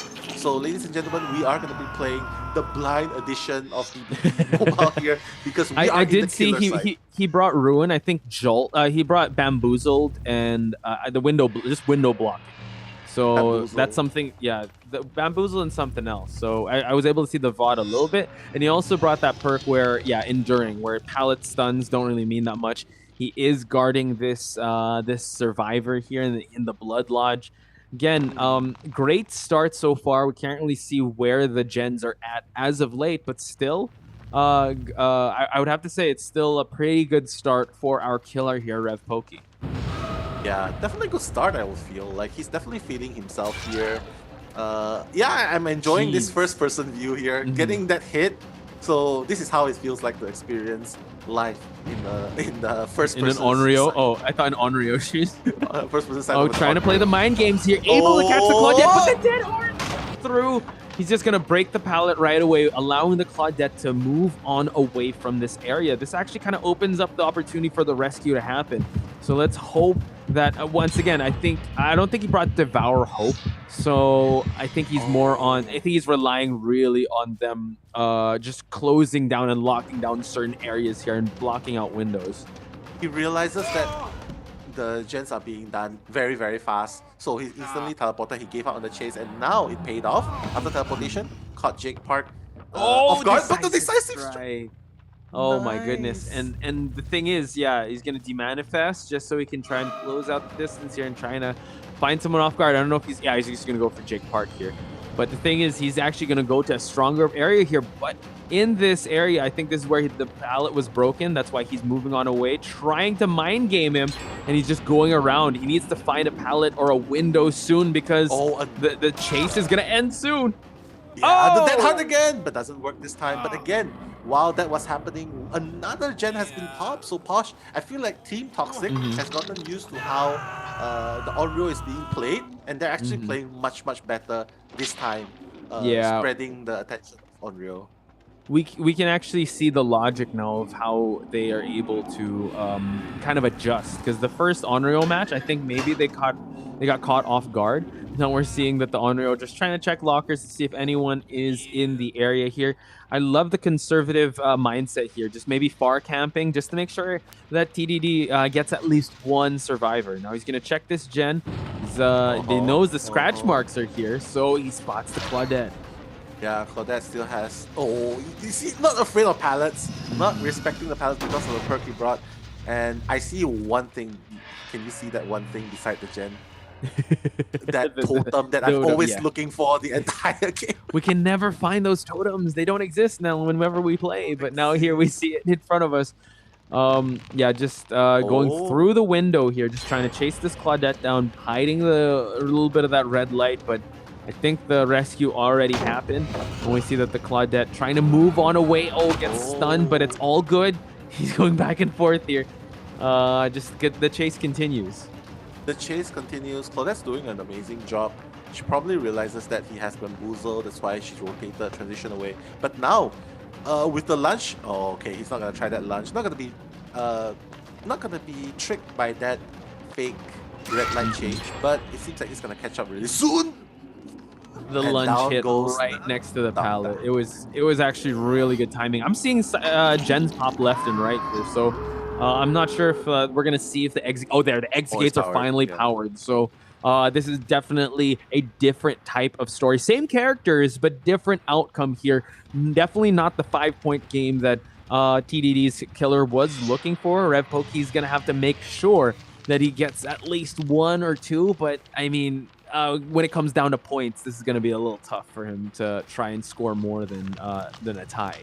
It is. Again, Posh, if the Onryo fails to get anything more than like a 2K, like he needs to get at least 3K.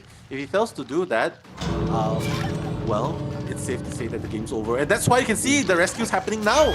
Oh my god, they're trying to go for the 4-man. The rescue is down. Laurie's in the vicinity, but can catch up. Endurance in effect. It could be. The exit gate is already open, trying to go for a long lunge, but no, he's not going to stick around that palleted area. Lori is here to try and body block. They're still hanging around the lodge area here, and Claudette is priority number 1. He's going to break that pallet, allowing people to move around and rotate around and probably pick up the Feng. Did the heal happen? I feel like the Not heal quite happened. sure. It must have happened already. Oh, the Jake Park. No, he couldn't Running- pallet because the Oreo was blocking Yeah. the pallets in between. That's true. And Jake, dead harding through just to get a little more distance. Can he find a pallet in time? It's going to be a foot race to the next kiting area here, but Jake is going to fall down. Yeah, windows of opportunity. Not Essential. Essential. Not because you don't know the layout, but because you want to see if there's still any pallets around the place you're looping. Yeah, you're in high stress because you have a freaking ghost chasing after you, so it's good to have highlighted windows to check where you can kite. But now it seems like maybe the survivors are already at the exit gate here, or he's gonna check. Oh, they saved Jake already since the countdown is going. It actually happened when he teleported straight away. I kind of caught a glimpse of it. There was actually a survivor next to him. There was actually a survivor next to the hook, Jake. And she teleported away. GG's. I mean, that just shows the levels to Team Toxic's game. Yes, they did face adversity at the start of this Onryo. I mean, the second game number 2 in the Onryo match. But they were able to bounce back, leading to a solid 5-point game. This is kind of deja vu of game number 1 for them. They're really known for... I think that's just the type of survivor team, all or nothing with them. Like, we all escape, or let's just not escape. That's their mentality. Oh my god. After the 4K in the second game, they probably, chilled out, and grab a can of Vitagen or something, Red Bull. And then now they're playing on the next level here because everyone, like 3 escapes, that's the minimum right here. Look at that. Joker, 99% progress. 3 now. Count them. 3 pallet stuns. 1 rescue. 18k blood points. What? What? And you reward people who escape more. And that's who exactly leave what you happened. behind. Leave him behind. Okay, Yeah, let's count. If he actually managed to escape, he would have an additional 7,000 points. That'll place him around 25k. Wow. So I guess surviving MVP. really matters. I mean, we give him a consolation here because Joker, I mean, even in the qualifiers, really stood out as one of the strongest survivors in Team Toxic. And now we've seen him in game number 1 and game number 3. Really good awareness and really good kiting abilities for him to at least, get a reward here on stream in Top Clans. I feel like he should be considered one of the MVPs. Maybe the blood points don't give you, but we give you the pat on the back. That's Team Toxic's Joker, ladies and gentlemen. Give him your respect and your dues and some love because he really turned the tides in those moments. For sure. But if it's you or me that do those pallet hits, I feel like we are gonna be tunneled by the killer the entire game. And once the killer catches us, what happens? The same thing happens. They start whacking us on hook. Oh my god. That is true. It's not happening here in the tournament. Good sportsmanship. Good sportsmanship. Yeah. Once again, I think, especially now, I think we've gotten to a level of the teams kind of respecting and also recognizing, you know what, all these teams, regardless of the skill level or regardless of the experience, they're in this tournament. They're going to give it their all. So you might as well respect and also give credence and due to them as because it's no easy feat for you to be able to perform with this much eyeballs watching you. And since this is still a grassroots tournament, sky is still the limit for DBDM. So Team Toxic, congratulations. I think it's a little premature because we're not going to see it just yet, but I think it's a lock-in now that they're in the upper bracket since it's going to be hard. I mean, if they tie it out, they still come in round wins. So I think Team Toxic are solidified at the top. Team TDD, I know they might play the second half, but they have to already kind of set themselves up for later in NM, the fight with NM. Yeah, for sure. The points difference is still gonna be an advantage of Toxic, like what you mentioned. So yeah, totally agree with you. They should probably just take it easy now. Don't give the 5 seconds. Don't give us a 1 minute game, but just take it easier and maybe experiment more. Maybe with a killer that you sorry, with certain playstyles that you really want, different perks, and save up for NM in the Yeah. lower brackets. If we're gonna play out this next match, I don't know if you guys want to see any suggestions for perks or killers or survivors. Let us know in the chat too, because we're now at 300,000 watching us now in the Facebook of Top Clan. So big shout outs to each and every one of you. Nice. A lot of love in chat going for Team Toxic. So I think you guys can celebrate for now because they are definitely a lock in. There might be another half that's going to be played out for exhibition purposes, but I really would want TDD to kind of get into that mindset that they're going to have to go above and beyond the next game that they're going to play against NM, because their duty is definitely not over coming into the game the third match that we're going to watch today. Yeah, that's true. But seeing all the matches so far, I think that TDD has already impressed a lot of people as well. Both TDD and Toxic has already impressed, and definitely have made new fans. I feel that's one thing for sure. So yeah, sit back and relax, guys. For those of you who are just new to this genre itself, whether you are on Facebook, on Twitch, or YouTube, or national TV, this is Dead by Daylight's mobile tournament, grassroots tournament winter stage by Top Clans. It's happening now. It's a 4v1 game where 4 survivors have to escape, repair gens, and escape through the gate, where the killer has to, before the killer actually kills them and, you know, hook them to death. So that's the name of the game. Yeah, and okay, so we just heard word that we will continue the second half.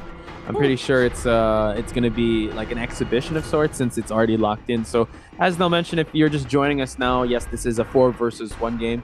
Killers, I would say, are categorized in different areas. In this meta or in this tournament, we've been seeing a lot of rushdown heavy killers, Spirit, Billy, Leatherface, the killers that just want to not go on stealth mode. They just want to just go chase their first target. Pretty simple game plan. They just want to down as much survivors as possible. Then you get your other killers like Anel said when it comes to the Onryo. Very mind game heavy because she can demanifest. She becomes invisible. She also has a very cheeky mechanic when it comes to the tapes, because she can kill anyone instantly if anyone's holding the tape, because in 7 days, you know, it's very faithful to the lore of the ring. So I'm just it's good time to be a DBDM fan, because they really pay homage to the killers that they bring to the game. Love that. And especially if you are a fan of horror games, you definitely have to try Dead by Daylight. It's available for download in both iOS Store and in Google Play Store. It's free. It's free to download. Make sure you get the correct client. It's by NetEase Games. Yes. So make sure you download the correct one so that you can, you know, join in all the fun. Who knows? Yeah, you might be the next ones. You might be the next ones on TV next time. That's true. And we were talking about like perks, right? Especially if we're playing like solo. What do you think are the essential perks as a survivor and a killer to bring as a first-time player?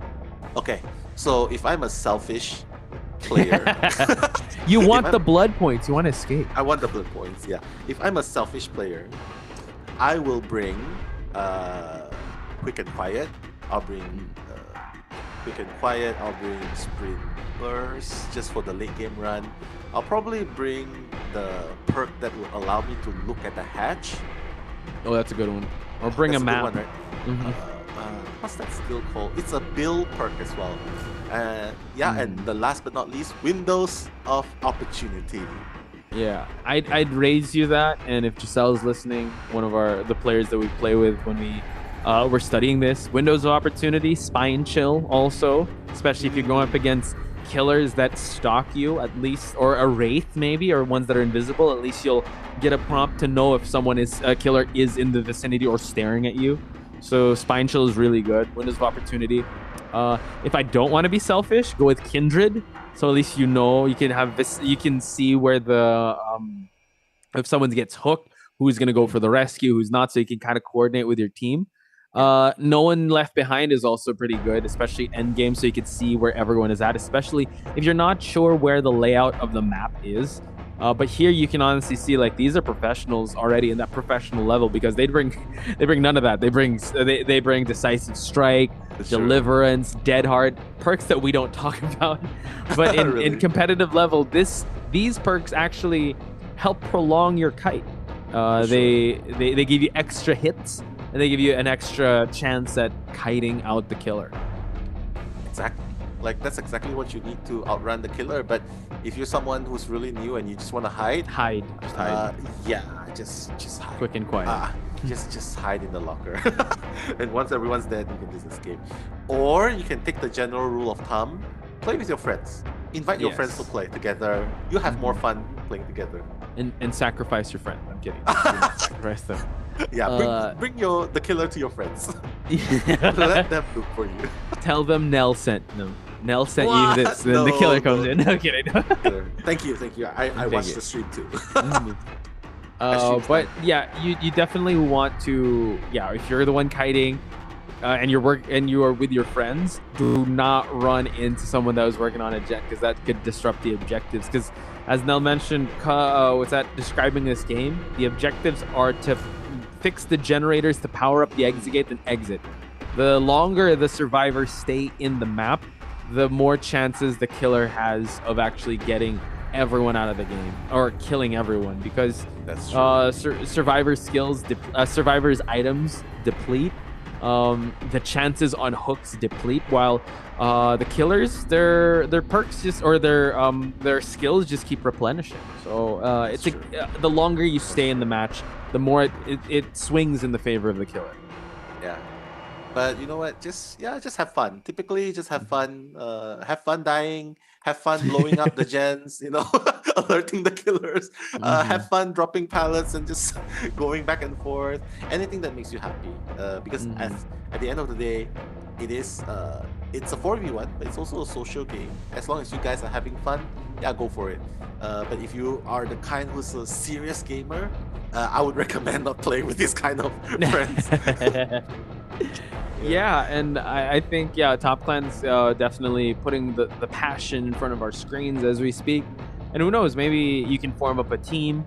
This tournament, again, the success of this tournament really depends on the people watching. So keep sharing it and keep blowing up the chat, and also the need for more DBDM tournaments, because Top Clan's really being the pioneers for this type of format. And I can't wait for more improvements to happen, and more of maybe, because this is the winter invitational, what more if there's fall and there's still summer? So sky is pretty much the limit for this game. It really depends on the community, and I think we're building up superstars already in the Thai region, not only in the Thai region, but also in the rest of the Southeast Asia region, because we've seen some love for TDD, we've seen love for ICI, ROV, and also NM.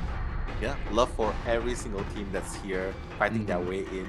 Not to mention, just to recap a little, this tournament sports a $10,000 prize pool for a grassroots tournament. So definitely, if you come from a family that says, hey, don't play games, there's no benefit, well, this is the chance to say, playing games earn me money. So I feel like that's coming from somewhere, Nell. I feel like I know your parents already. I know what you're talking about there. Most parents, please. Most, if not all. Yeah, right. I feel like esports. Yeah, esports growing really big. I mean, look at you and me. We're here. We're enjoying the game as professional fans as well, and with the teams and the viewers. And now, ladies and gentlemen, the nurse. Oh my God. Godj bringing out a nurse. Godj nurse projectiles. Okay. And look, Rengen's already down, by the way, and Cheetos is already injured again. This is more of an exhibition match, so I could see maybe they're just trying things out. But wow, what a friend! He's just gonna count. Yeah, he just can't. He can afford to. Again, if he can pull out this nurse play, I would really put my hats off. That mad respect, because if you can play nurse really well, but the gameplay is so different from other killers. So if you can play even this nurse really well, okay, maybe that's a hiccup. I was trying to cancel his blinks. Then again, we have to say this is an exhibition, right? We're gonna see the. Oh, is he what? Did he just? I think Drown? he's trying to drown. He's trying to teleport out of this map. But we do see Renjin already expiring. Again, this is just an exhibition. I think Godjay just trying out the nurse because this match technically doesn't have much bearing because Team Toxic has already won. That's why we Oh, see David over here without a shirt. Just patrolling PG-13. around. There are kids watching. PG-13. No, It's sexy yeah, they're mod, please. someone I would buy banned this. someone banned David. Someone ban David, please. Yeah, I would buy this costume. Believe it or not, ladies and gentlemen, this costume actually costs a lot of money. Really? It's That's a rare crazy. costume. It's a rare costume. Topless David. That's insane. Yeah. Okay. Yeah. I'll save up for it. So On PC's 1080 or excels. I don't know if Yeah. we're gonna see it here, but if you guys have seen a nurse match, yeah, you can see that the walk speed of the nurse is quite slower than the other killers because he wants to incentivize going for teleports here. So not sure if we're gonna see one go through since they are being canceled out. So Wow. again, that's what's kind of tough because nurse have different the killer nurse has different fundamentals than the rest. So we're talking about killers that can stalk, killers that want to be able to go for more damage here, but nurse is a league of its own. It is. It is. You're either very good with it or you're just very bad with it. And right now, judging by Gotchi's drowning expression, I believe he's just trying this out. By the way, no, we have someone shouting us out in chat. I want you to read out that message by one of our squad mates here. In Facebook? Let me Facebook see. chat, yeah. So yeah, once again, show your love to these guys. Once again, it's more of an exhibition match that we're seeing now, ladies and gentlemen, because it's kind of a lock that Team Toxic is already advancing in the upper bracket. But yeah. Oh, hello from Uyen.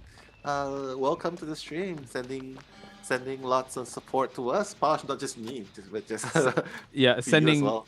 sending the killer. He's sending the killer to us. Wow. No. So that's what's gonna happen when we squad up with Feng Luyen. No. Yeah. So, We let her kite 5 gens and then we just repair gens. Because she has windows of opportunities. That's what's she going on. does. And spine chill. It makes it's like like when you have spine chill, the moment the killer comes, you don't even need to look back. You know that the killer's nearby. Just hide behind the bushes, man. Yeah, that's true. And not run towards the bushes because running gives you more scratch marks. You need to walk. You need to crouch your way. And I think that was very evident in the match we saw yesterday between ICI and Teletubbies. The start of it is just like, oh, let's go for this. And now we're seeing a friendly nurse here. Wow, friendly nurse. I've seen friendly doctors.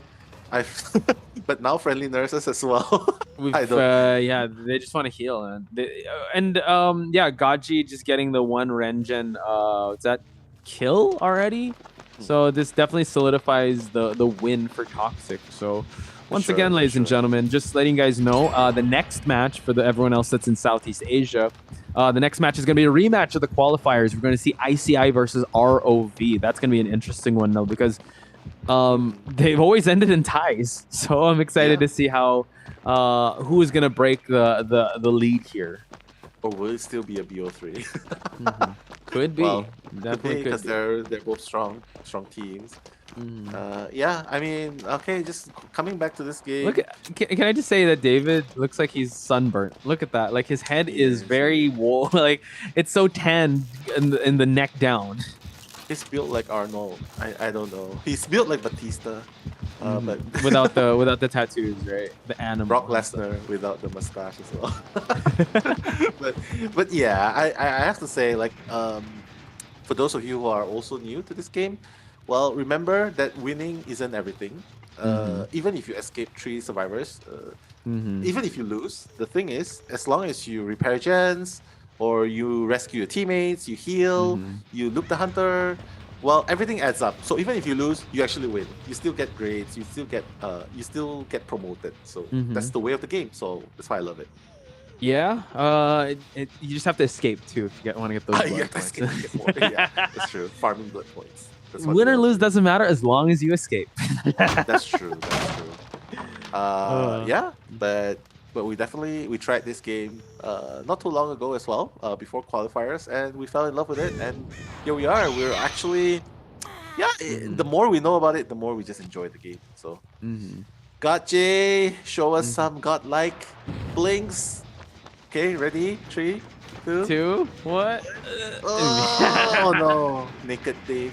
But you can actually see, you can actually see how slow the nurse is It compared is. to the She's rest really of the slow. kill. Yeah. So the game really wants you to use the teleports, and the nurse, I mean, received a lot of changes, and I think she's at this. They kept changing her, but she's always in the, I would say, in the top of tier lists here. We've talked about it before. Nurses, it's either you're really good or you're really bad. Like there's no in Yeah, between. there's no And in we faced between. our fair share of really good nurses and really bad nurses. There were And actually bad nurses, but there were even worse survivors. Yeah, I because remember that. I remember that. I you remember know that, right? Like, yeah, you that. can be a beginner nurse, but the thing is, throughout the mid game, if you keep giving chances, you keep being out in the open, well, the nurse is eventually gonna, uh, get the hang of it, sort of. And when that happens, man, a winning game can be a losing game It when you have could random be, right? teammates doing that. And that's the beauty and also the bane of 1 versus 4, especially if you're playing alone and you're not coordinated as a team. Like it feels so good if you're able to, think of a big brain strategy to be able to, counter one overpowered killer. But I mean, it just takes one slip up, especially if you're not coordinated, if you guys like you don't assume who's gonna go for the hook. So that's why we implore you guys, start out with a team. Start if you're gonna be a survivor. Start out with a team of friends. Start out with the intention of having fun first and foremost. And if you're a killer, Nell, I would want to throw this question to you. Any advice to first time killers out there? First time killers, you are definitely gonna be frustrated because it's first person view. You're gonna have a little bit of headache if you're not used to spinning your camera like what the killer's doing now. Mm-hmm. So definitely you need to adapt to it. You need to play a couple of games. The first few games is gonna be really terrible for you, Mm-hmm. simply because of the adjustments. But the moment you persist, you're gonna get the hang of it, like what the killer's doing now. Like you can look left and right without giving yourself a spinning head. Mm-hmm. I think that's the most basic one you have to do. Yeah. And yeah, and the next step comes after it. Like learning how Yeah. to mind game. Yeah. I would suggest, yeah, I like the suggestion of not, yeah, it's delayed gratification because it's kind of a new experience, for most. So yeah, more of just kind of take your time because once you're able to, get used to the killer that you're using, man, the rewards are so immense. And again, I feel like this exhibition match is going to come to a close. Again, if you guys want, send us some messages. We can give you our shout outs here because Team Toxic has already solidified their lead. Again, we're just playing this match just for exposure sake, and also I think Team TDD just wanted to kind of unwind a little bit from such a stressful match because they will be having another match up against NM at the end. 3 survivor escape, the first nurse of Gotchi. I was excited to see some blinks, but getting the down right away, we are going to see an interesting distribution of points there. Was that bots playing? I don't know. But hey, it was actually 3.5 escape because of the mini snowman behind the survivor's backpack. Oh, true. Yeah, 3.5. But GG, well played, guys. Yeah, I think that both teams have done really well. It's just that Toxic is quick to adapt, fix their mistakes, and get back on track. So that's why from being 4K by the Unreal, they managed to come back and escape, 4 escape on Unreal. It's just that quick. This game is about adaptation, not giving up, analyzing it, and just keeping a level head while playing your best. Oh yeah, I guess that's really important. True. And we're just letting everyone know, yeah, Toxic moves on, ladies and gentlemen. Big congratulations to them. I think Gache, I don't think maybe he does have a nurse, maybe he doesn't. I'm not quite sure, but we can solidly say that he has a scary huntress, an amazing clown, and also has a very solid trickster. So we just have to wait and see if that nurse is going to be for real or it's more like an exhibition match. that we just saw here. Again, a lot of these teams are having, I would say, under a lot of stress. So just seeing them kind of play around the map, just trying to find out the lay of the land, flexing some of their skins or well, lack of skins. Well, with David not having a top, but still one of the most expensive skins in the game. I'm excited to see what else Toxic has to bring to the table, since they will be going up against 7 Seals. So considering that matchup now, because these are technically two of the most dominant teams that we've seen so far, with both the Killers getting a 5-point game. Battle of Killers for sure. Gotchi versus I3-1A. Definitely Battle of Killer. Survivors, both of them are also very strong. But for now, I will give because we can't really tell, right? Because of the rather one-sided match which happened yesterday, so we can't really tell the extent of 7 Seals Survivor. But for now, I would place them at 50-50. Both of them are equally strong. It's just to see which one taps into the inner Saiyan. True. But right now, and speaking of one of those teams, here is the victory banner for Team Toxic, ladies and gentlemen. That Huntress may look cute, but if you're going up against Gotchi's Huntress, yeah, you do not want to play with fire. You want to be able to, sidestep, not go in a straight line, and always constantly look over your shoulder to just avoid all the hatchets. So Team Toxic, congratulations. Team TDD, not over just yet. Never say die attitude will and can bring you out of this predicament, because you still have a match in the lower bracket up against NM. That'll be our third match, well, our third game to watch as of today. For sure. So yeah, thank you so much for the excitement. Definitely loving what we're seeing so far. The variety of killers. GG well played, I would say, to both teams. I'll definitely love to see more variety in the coming matchups, which is going to happen after this, like what you mentioned just now, the rematch between the two Southeast Asian teams, ICI versus ROV. Yeah, and the two killers that were brought, Hag and Oni, very different in their own right. Hag matches, yes, I'm hyped to see them, but I'll be honest, like, it hasn't been getting that much results. So I wonder if we're gonna see King Laran bring out the Hag.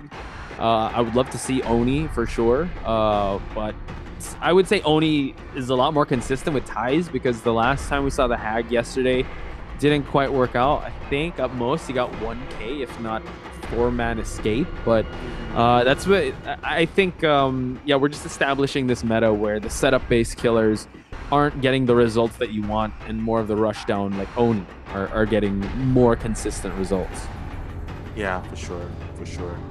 But yeah, I guess after all has been said and done, strength in numbers are working well so far. Yeah. So you know what?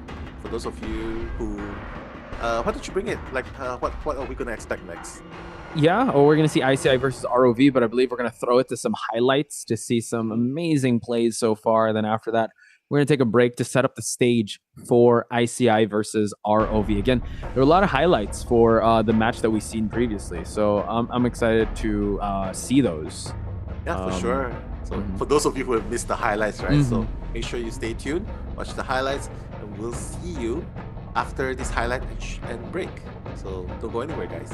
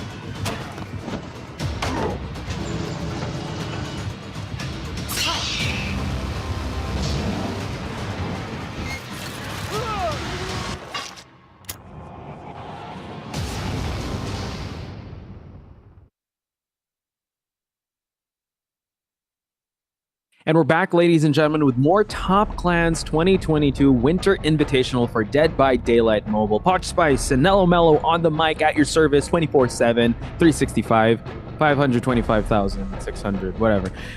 You guys know what it is. We are giving you the action, and now we're moving on to a more pressured part of the bracket. We're going to the lower bracket where ICI and ROV have to fight for their tournament lives. Yeah, when you put it that way, it sounds really intense. And yeah, but the loser would be still walking away with a fraction of the prize pool. But ultimately, I feel like both teams, they definitely have it in them to move on further. So it just depends on how things will play out, which team wants it even more, and who can, proc the Ultra Instinct first. I think that will be very interesting to watch. Yeah, and what's interesting with that is that we've seen them before in a best of one wherein they tied it out. Like, they had such equal performances that we had to base it off the blood points. So with that being said, now we're going to go to best of 3 here now. And let's bring it back to what we watched in the qualifiers. Did anything stand out to you in that match? Because it's going to be a Southeast Asia versus Southeast Asia match. I think it would just be the same thing. Nothing that we haven't mentioned before. Like, for example, Oni being the best of one killer didn't really work that well. And when it came to the best of 2 picks, I mean, like, when the Oni is taken out of equation, then we see a better performance coming in. So I think that's one thing we can point out from the qualifiers until yesterday's match. So maybe Oni shouldn't be considered a first pick anymore, considering how it's not really bringing the result that they want.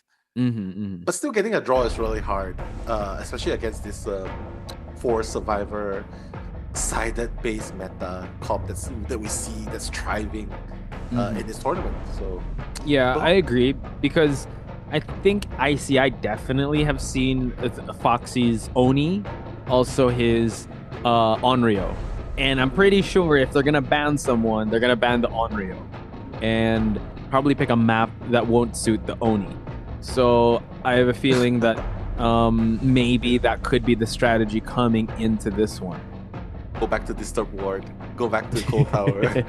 Oh, that would be so bad. And then or Lampkin Lane. Lampkin. Oh, yeah. That's where they settled it. Yeah. But that's one thing, though, because there are 2 gens in the middle of the street, in Lampkin Lane. So that might be the place where Oni can actually down survivors. So I guess that will be the risky generators that they would need to handle in case they pick that map.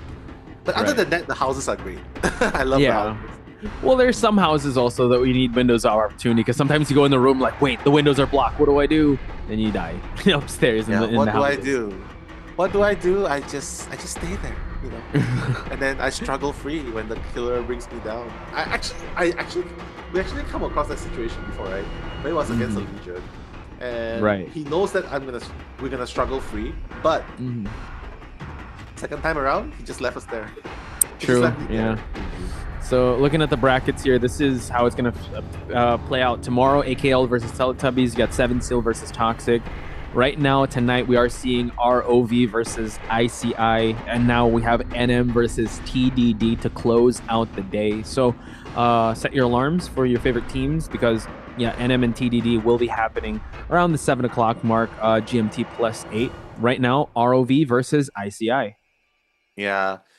Both teams have been doing great so far. Just very unfortunate that one of them will be saying goodbye to this tournament. But again, for the last and possible time for either one of these teams, let's reintroduce the teams to you. Starting with Rendezvous of Vengeance, ROV.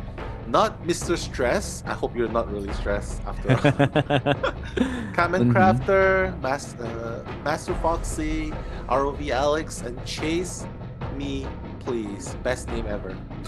Yeah, it's a mind game. Should I chase you? You're saying please, but that's probably what you want me to do. So let me not. And also, ICI being introduced here. You got Neruth, you got Muda, you got Vicky, the Hunter King Laran, and Wapaknya. I hope I pronounced that right. Oh, you pronounce it correctly and with the proper accent as well. Yes, thank you. All Yeah, right, Wapaka. ICI supporters in the chat, I want y'all to make some noise. Same with ROV Southeast Asia versus Southeast Asia. They were actually the loudest, both of them, when in the chat, like supporters for them when we had the qualifiers. So it's poetic, but it's also a little heartbreaking that they have to go up against each other here in the lower bracket because only one will be advancing. Yeah, I mean, but that's the name of the game, right? Like, we're seeking the best of the best in this grassroots tournament, Winter Invitational stage of Dead by Daylight Mobile by top clans.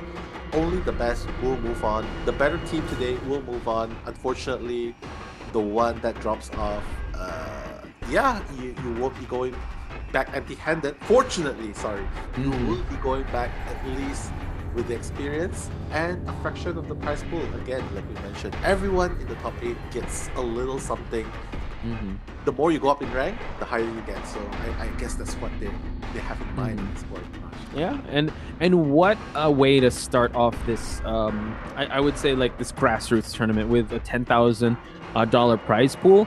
And it just shows that, you know what, maybe sky will be the limit for this game if more people are incentivized to watch, to participate, to support, heck, even join in on the fun here. Again, Top Clans, big shout out to them as well as NetEase for setting up this tournament. And you know what, I'm excited for this. This tournament's not yet over, and I'm excited for the next one and how many more teams are going to come out of the woodwork to represent their own regions. Really love this kind of games when it comes to 4v1. Well, you're definitely gonna catch either one of us. Actually, both of us doing. We're definitely gonna be in that.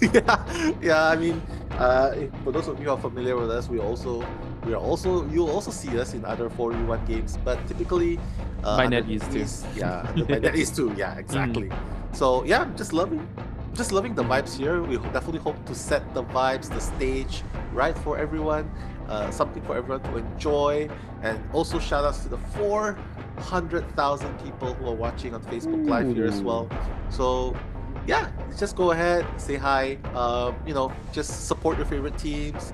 Don't forget to like and share the tournament, because you're helping promote and set up the stage for the next one. Like Posh said, we're really excited for the next one, man.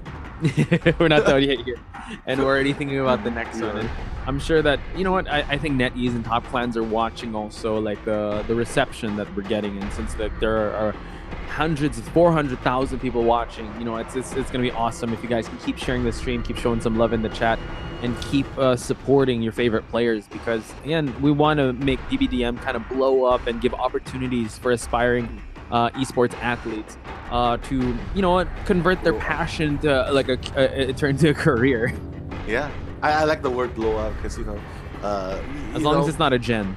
As long as it's not a gen, yeah, exactly. Because your teammates will just stand up, emote you to get out of there. Get out.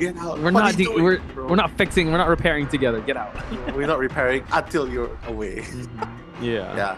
But Posh, like 4v1 games, it's not really mainstream, but I really love this kind of genres, and I think both of us can say that we share the passion that, even if it's not mainstream, we hope we treat it as mainstream. We really look at it as one, and hope to get more exposure for this kind of genre games, because you know what, for us 5v5 is overrated. So 4v1, let's go. There's a lot of esports titles that's 5v5, 1v1, but I mean, when can you say like it's a 4 versus 1? And there's something primal and there's something innate with a game where you're running away from a killer or running away from a hunter. So I don't know. There's a thrill, right, to it, and I just feel like that's something you can't really replicate, and it's easy to understand once you. I mean, the perks, yeah, sure, but if you just explain it like, yeah, these 4 people are trying to escape this map while this killer's trying to capture them. Easy. It's like the deadliest game of hide and seek, like the video did say. So and now you have the comfort of playing it on your mobile device. Like it's a good time to be a Dead by Daylight mobile fan. It is. I mean, definitely one of the best games you can play with your friends. I mean, when I'm on mobile phones, I have to be very honest with you, Posh. I'm not a mobile gamer. But because the one reason is because I can't find enough games to play with friends. For example, all the games out there is either shooting games, battle royale, or 5v5. But when I discover 4v1, I'm like, yes, finally a reason to play on my mobile phone. And so Nice. yeah, so I just feel like this is the only thing that's making me touch my phone to game at this moment. I need to get those shards. I need to get that David skin. I need to, I Daily need to grind it. logins. And they're very generous too, right, Posh? They are. They They're are very very generous with their Yeah. daily rewards, right? Mhm. What, I what would do have you to say usually get yes. though? And well, first of all, I got without with when I started grinding out the game, I first got Kate, and the first thing I leveled up was my Claudette and Kate. So I'm interested to see how far I could take it without purchasing Hey, anything yet. But I'm so close. I'm so close to getting that David skin though, because now I'm leveling up my David, right? So it's like, wow, well, it's kind of nice. generic just going with the regular skins, but David's if everyone wants the topless one, then I gotta go for it, right? Yeah, man. Maybe she can try cosplay as David, the Oh, I topless need to do some push-ups or something to start things off. But hey, we're going back to Disturb Ward, so no Mhm. Lampkin Lane today, unfortunately. But Disturb Ward, a very good reason for picking that. Oni, Oni Mhm. has been foiled in this map. It So, has been. Hmm. so Considering, okay, Oni on Rio, right? That's Foxy. King Laran, I think King Laran had a spirit. He also brought out the hag. I forgot he brought out one more yesterday. It escapes me, but yeah, it's doctor? Was it a doctor? Hey, I think it was, and then we got out a doctor. There was two doctors yesterday. Ah, And okay, yeah. could have been him. Could have been. I'm pretty sure it was a spirit mirror at the start, and then because it was who was that from Teletubbies? Teletubbies had the plague, and it was King Laran of ICI to bring out another one to counter or try and sustain the momentum. But we'll just have to wait and see. I think King Laran, you know what, if he's gonna do the killing first, yeah, he might go with his. I don't know if he's gonna roll the dice with the hag because of how yesterday was, but in the qualifiers he did pretty well. So He did. maybe he's gonna try to bring that out again just to replicate that same type of magic. Yeah. While we're at the topic, like it was a draw game between these two teams before in the C, like in the C qualifiers. But here's the thing: they face new opposition, stronger. I would say stronger because ultimately they are the ones who put them in the lower brackets, right? So I feel like they probably would have leveled up from that. So maybe the result might not be as what we think it will be, a draw. It might not even be a draw. Because I feel like, Yeah, you know, like maybe like If- Super Saiyans. Like, maybe like different power levels now. yeah. I would say, if we're gonna go with that logic, maybe ICI grinded it out a little more because they were up against Teletubbies and it went all three. But AKL versus ROV, that was a 2-0 from yesterday. So ROV would probably have the edge in terms of, hey, I got something to prove. I want to be able to show the hard work that we did have. While ICI, I think they're all warmed up to the top clan stage that they might have the advantage in terms of longevity of the game. I totally agree. Again, playing these kind of games, the possibility is limitless. Just to quote you, the sky's the limit. So, with that being said, I wouldn't be surprised if the game would actually go like, you know, full-blown aggression, just attacking and no defense. Just keep attacking. So I feel like maybe it will be the other way around. Killers get raking in the points and survivors are just hanging on for draws. It was kind of set with TDD and Toxic, right? With the Huntress Onryo match. So maybe they set that trend that the killers are gonna, you know, keep on steamrolling, or the ones that are getting the points. Because so far, I mean, I haven't set a chart or graph for it yet, but it's the scales have been tipped for survivors to be more consistent than killers. With how this tournament is structured, with the perks being untouched. So I think I would love to see that. And I'm a survivor main, but it's crazy how usually in 1v4s, I love seeing the survivors wreak havoc and be like, oh my god, they're able to escape, right? But here in this match, I would love to see if a killer is able to get the 5 points for his team. Yeah. And just to add on that, like one thing's for sure, Noed has so far, killers who equip the perk Noed has not really seen success. So I feel like they probably shouldn't even bother bringing Noed anymore, because if you're waiting until late game to make things happen, well, according to statistics and the history of how the games went, survivors thrived in the late games. Like when the exit gates are powered, sure, with Noed you get one down, but that's it. That's the most. And in some cases, 4 escapes, even with Noed. So I feel like middle game is where the killer should actually do a lot. Early, middle, blocking gens, that's where they should bring the perks, optimize the hex route, all those blocking gens. What's stalling corrupt perks. intervention. Corrupt intervention, ruin, jolt. Yeah. I think they should prioritize that. Slow down the survivors, whack them until, if you're gonna play aggressively, like rotate between hooking survivors, at least consider slowing down the gens. Yeah, like I think I think it was I don't know which killer it was, but they brought Jolt, Corrupt Intervention, Ruin, and Thrilling Tremors. And Thrilling Tremors is a ghost face perk, wherein when you hook a survivor, the gens surrounding you, if they're not being touched, get blocked by the entity for 16 seconds. So anything that blocks the gen, for you to prolong the end game from happening, go for it. Because it just seems like we've watched enough matches to know when the spikes of momentum happen. And clearly, like when the exit gates are open, it's really hard for the killer to make a comeback happen, even with no end. So you might as well prolong the inevitable from happening. If that exit gate is going to get powered regardless, you might as well just try your luck in just stalling that till the very end. And who knows, maybe the exit gate won't even be powered. We saw that in the previous match with the Onryo and the Huntress, that they were unsuccessful with that. So I think that's probably the blueprint, or what we think is the immediate solution for this very survivor-sided turnaround in this tournament. Yeah. Or if you really want to go for the late game, at least consider bringing the perk.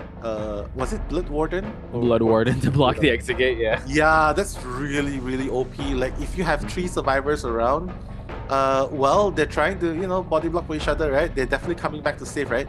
The moment you get someone down, they will be thinking, yeah, we need to come back and save. But the moment you hook them, oh my god, the exit gates blocked. You just start whacking them in the exit gate. So I feel like maybe that's a strategy they could use as well. Blood Warden, right? Correct me if I'm wrong. Blood Warden, yes. That's a Freddy perk, and it was used. Well, I don't know if it was used for the tournament, but I think we've experienced that once or twice. So yeah, that really throws off the momentum of the survivors if Blood Warden is bought. I think that's also what can take them by surprise. Another one is No Way Out. That's just to block the exit gates from being open, and then like it'll notify the killer of which exit gate is opening first and at the start. So yeah, we've if you're not gonna bring gen blocking perks, bring something that's gonna empower you at the end. Not necessarily no-ed, but more of just to catch the survivors like slipping or catching them out.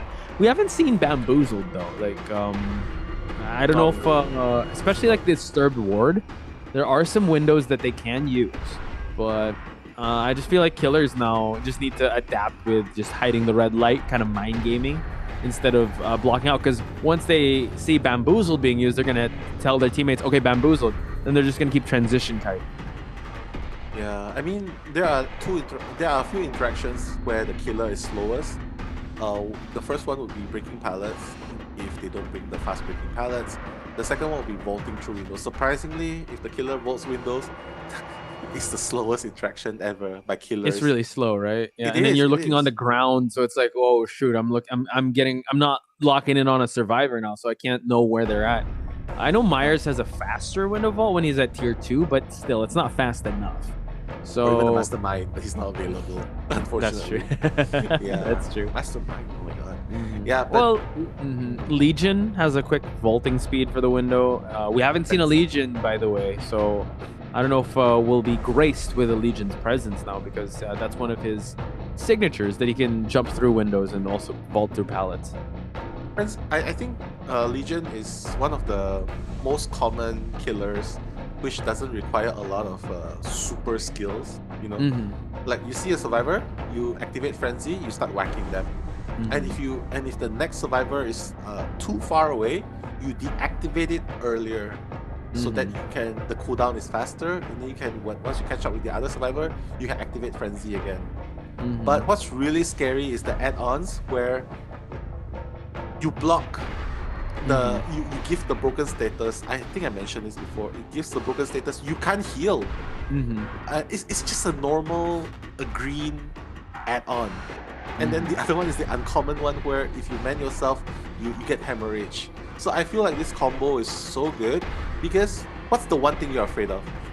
You whack the survivor, you change target, right? Remember the spirit game? You whack survivor, you break gens, you go back to the other side, whack survivor, break gens. So the one thing you're afraid is the survivor will go away, heal up, come back to the gen. So the one thing you don't want to happen is give them the broken status. So I feel like Legion is really strong when it comes to that sense. Yeah, we'll see. Hopefully we'll see that Legion match, and I would love to see them bring that type of build because, yeah, once you hear the frenzy come alive, you want to be hiding. So we're just gonna have to wait and see if the Legion does come out. So we're gonna head right into the match, ladies and gentlemen, and we're gonna see the pick. The wow! pick! First time ever, the pick! Oh my god, the crouching effect.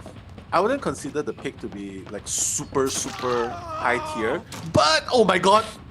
Yeah, she has that lunge too, and also she's gonna force another objective if she's able to latch on those reverse bear trap saw traps on their heads. So I'm excited. This is Common Crafter, by the way, so it's not Foxy. So Common Crafter taking the helm of being a killer now instead of a survivor. So now changing targets here, allowing Vicky to move on away. So let's see if this is the right move since Vicky is already healing up.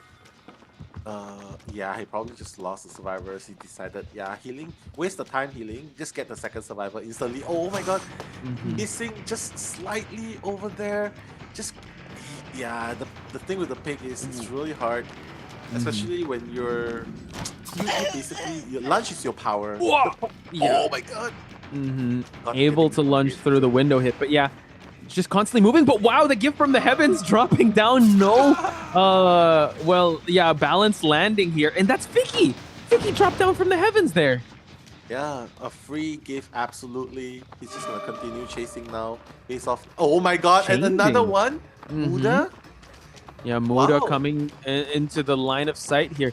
So this is what's tough. And you know, if you're a regular chase, yeah, sure, it's just pretty bare bones. But yeah, you as the pig, you want to be able to hide. But now it just seems like the loop forces the dead heart to happen, and now it's only a matter of time unless he finds a window, Nell. Yeah, he's gonna go down pretty soon. There's no window around here, but the pig seems a little impatient at this point. Oh, but finally, after the second blow is gonna bring Muda down. There we go. Latches on the trap onto his head. So this is actually what's interesting here is that they're gonna have to remove that trap, and because that will go off anytime in the game. So they have to go to a different location in this map to get rid of that trap. So that's a great objective, giving them that objective instead of focusing on gens. So good job. And I believe he also brought Jolt. And we're just gonna have to wait and see what other skills he did bring. Oh, so Corrupt Intervention, Lethal Pursuer, Pop Goes the Weasel. And I believe that is Jolt. Yeah, just stopping the gens a little, even if it's just a little. 5 gens remaining. Posh, and another hit onto Neru. Muda's still up. It's really annoying. Like once you rescue Muda from the hook, yes, you can rescue, but you will still have that timer. The survivors have to play a mini game to remove it, right? Yes. The helmet. But again, the pig only has 5 helmets to use the entire game, so maybe they can play this to their advantage. But they could.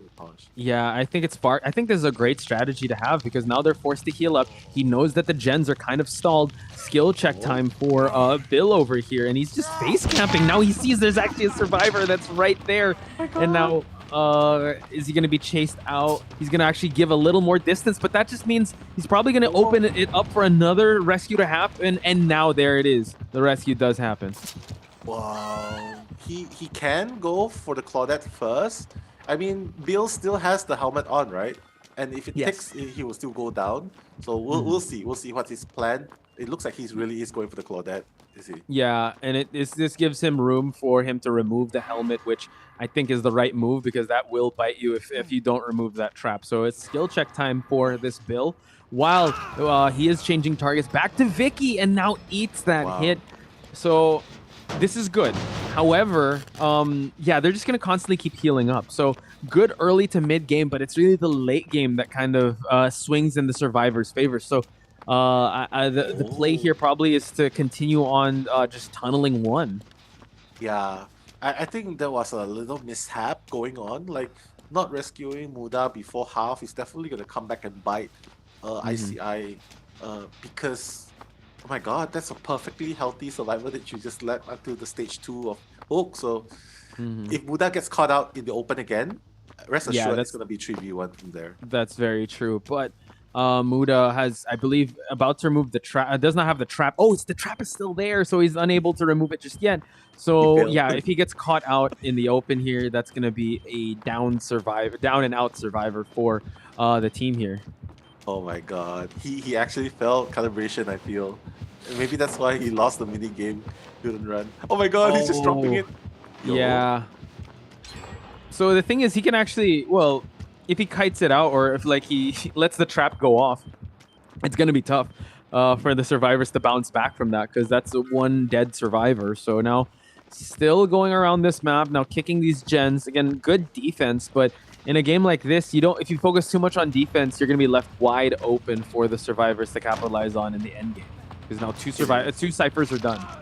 It is, and look at the clock ticking as well. I'm just paying attention to Whoa. Bill's portrait. Yeah, getting that one hit onto Vicky, but Uh TikTok, oh. TikTok, Yeah. Oh no. Yep.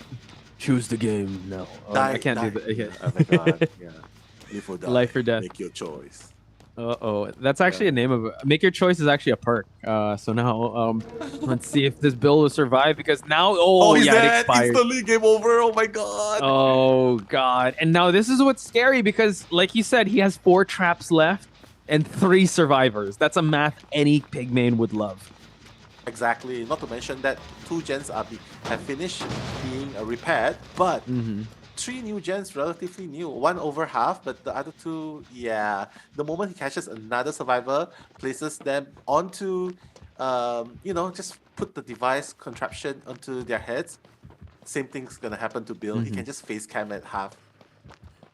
Yeah, and I think now, yeah, now is not the time to be rest on your laurels. Yes, you do get one out, but you want to get more, right? And they've Yeah, for already used sure. up some of their med kits. This is when you want a tunnel, and Vicky seems to be the one that will take this chase, dropping down the pallet in time. No, goes through.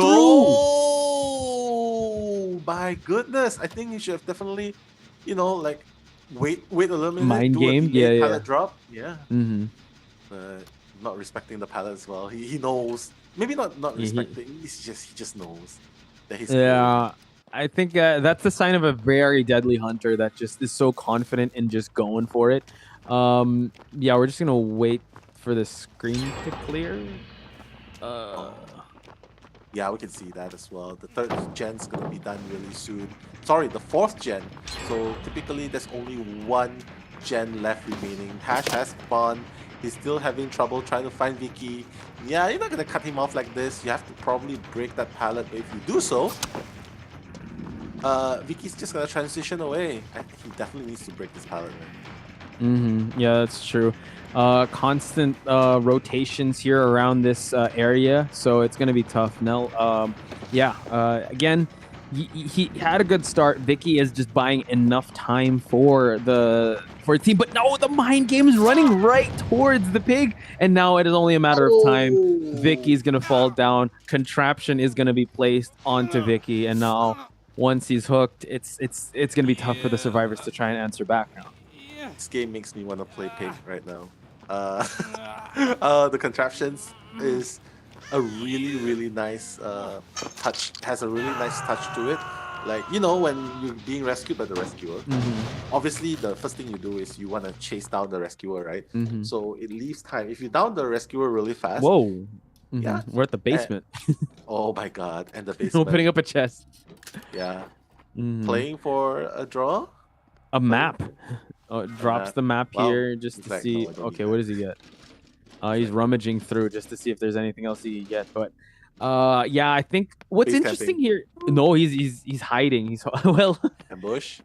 he's I think that's one of the best things you could try, but I think that with this tournament, it definitely doesn't reward you to go stealthy. This pig has not used that ambush mechanic. He has not used the crouch to hide the tear radius. It was really just all aggression. So now we see that one, yeah, Neru just crouching in the immediate vicinity here. He's going to try and go for this rescue in the right amount of time. Actually, this is a Oh, big we'll see. opening, We'll but see.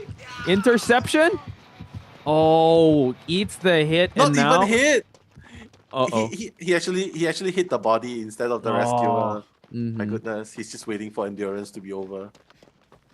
No, it just Oh, yeah, activates the endurance. So now continues on the chase here. Beautiful save there, but now he's just gonna try and go for more injuries and downs. One um, gen remaining now, so it was a good game at the start, but you know what? They could actually still go for a tie here. exactly. Uh, right now, Vicky, he's trying to remove.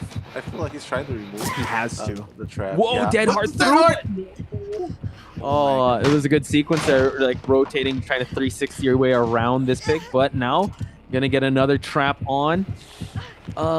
In the end game, if they have that, they need to remove it before the exit gates, right? Or can they escape with the traps? Because they need to remove that. He can, but once the time the clock. Oh, there we hits- go. Vicky Oh, he escaped the did. trap. All right. Yeah, so that's the third trap being used now on Neru. And Vicky, well, half health, but still has one more hook to go. Wapak is actually the only one who hasn't seen the hook before. She's just constantly repairing gens. But now, the pig has changed. Oh my God! Oh my Dropping God! right in front, The mind game! and now they hit the mind game again. Yeah, that's one of the things you gotta look for. I thought she was being chased because it had those streaks at the side, but yeah, it was just underneath. That's what sucks with 2 levels, ladies and gentlemen. So now seems like Vicky is the healthiest one. Buapak is the one that's inside, probably mending herself, while Neru is at the hook. Far camping is this pig. Yeah, I mean, no harm in camping at this point. Uh-oh. Oh my God, the fast. Yeah. What? Who eats the hit, but now gets the rescue? That's not a safe rescue. Oh my God! And Neru falls down. Oh, sorry. Vicky falls down. We're gonna see him actually change targets here, because Neru, yeah, he's gonna have to remove that device. So I don't know if he's gonna prioritize removing that device or going for just popping that gen. I think you should just go and pop the gen, I feel. Ooh, good hook placement. Yeah, there's still a long time before it's done. But since the pick chair is so close to the last gen, I feel like the hopes of the survivors are extinguished here. Because now they're not starting a new gen. And that's the thing. Like the pick is just patrolling here, and by hooking the survivor here, it doesn't look like a draw anymore, Posh. Yeah, it seems like they've kind of the pig kind of solidified the fate. You gotta love the discipline here, just roaming around the map, making sure that he's guarding this gen and this hook. Now they're forced to heal up. They're forced to continue on, just trying to defend, trying to probably open up more options here. While I mean, at the start it was a little rough, but I would say like the Muda actually expiring early on here from that trap definitely played in favor of this pig. So now just waiting for Vicky to actually expire. Uh-oh, Claudette is going to be seen out in the open here. He's going to make a mad dash for it now. Oh my God. Okay, try. Oh my God.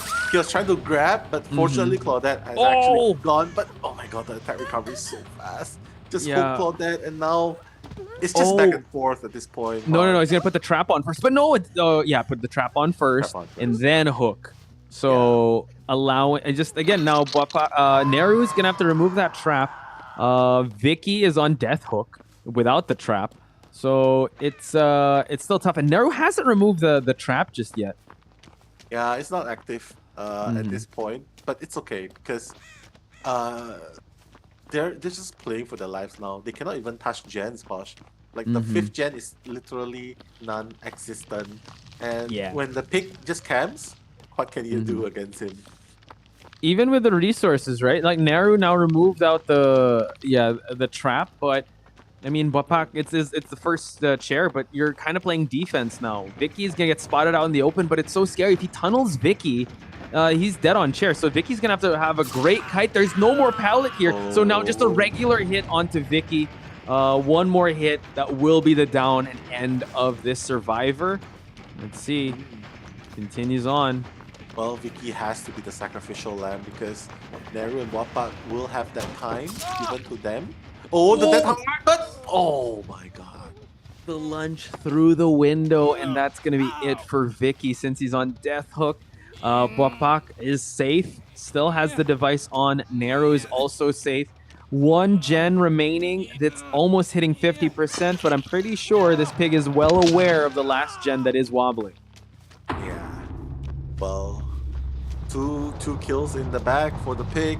I'm really delighted to see that they're making use of the pig in this tournament. So good results so far too, Posh.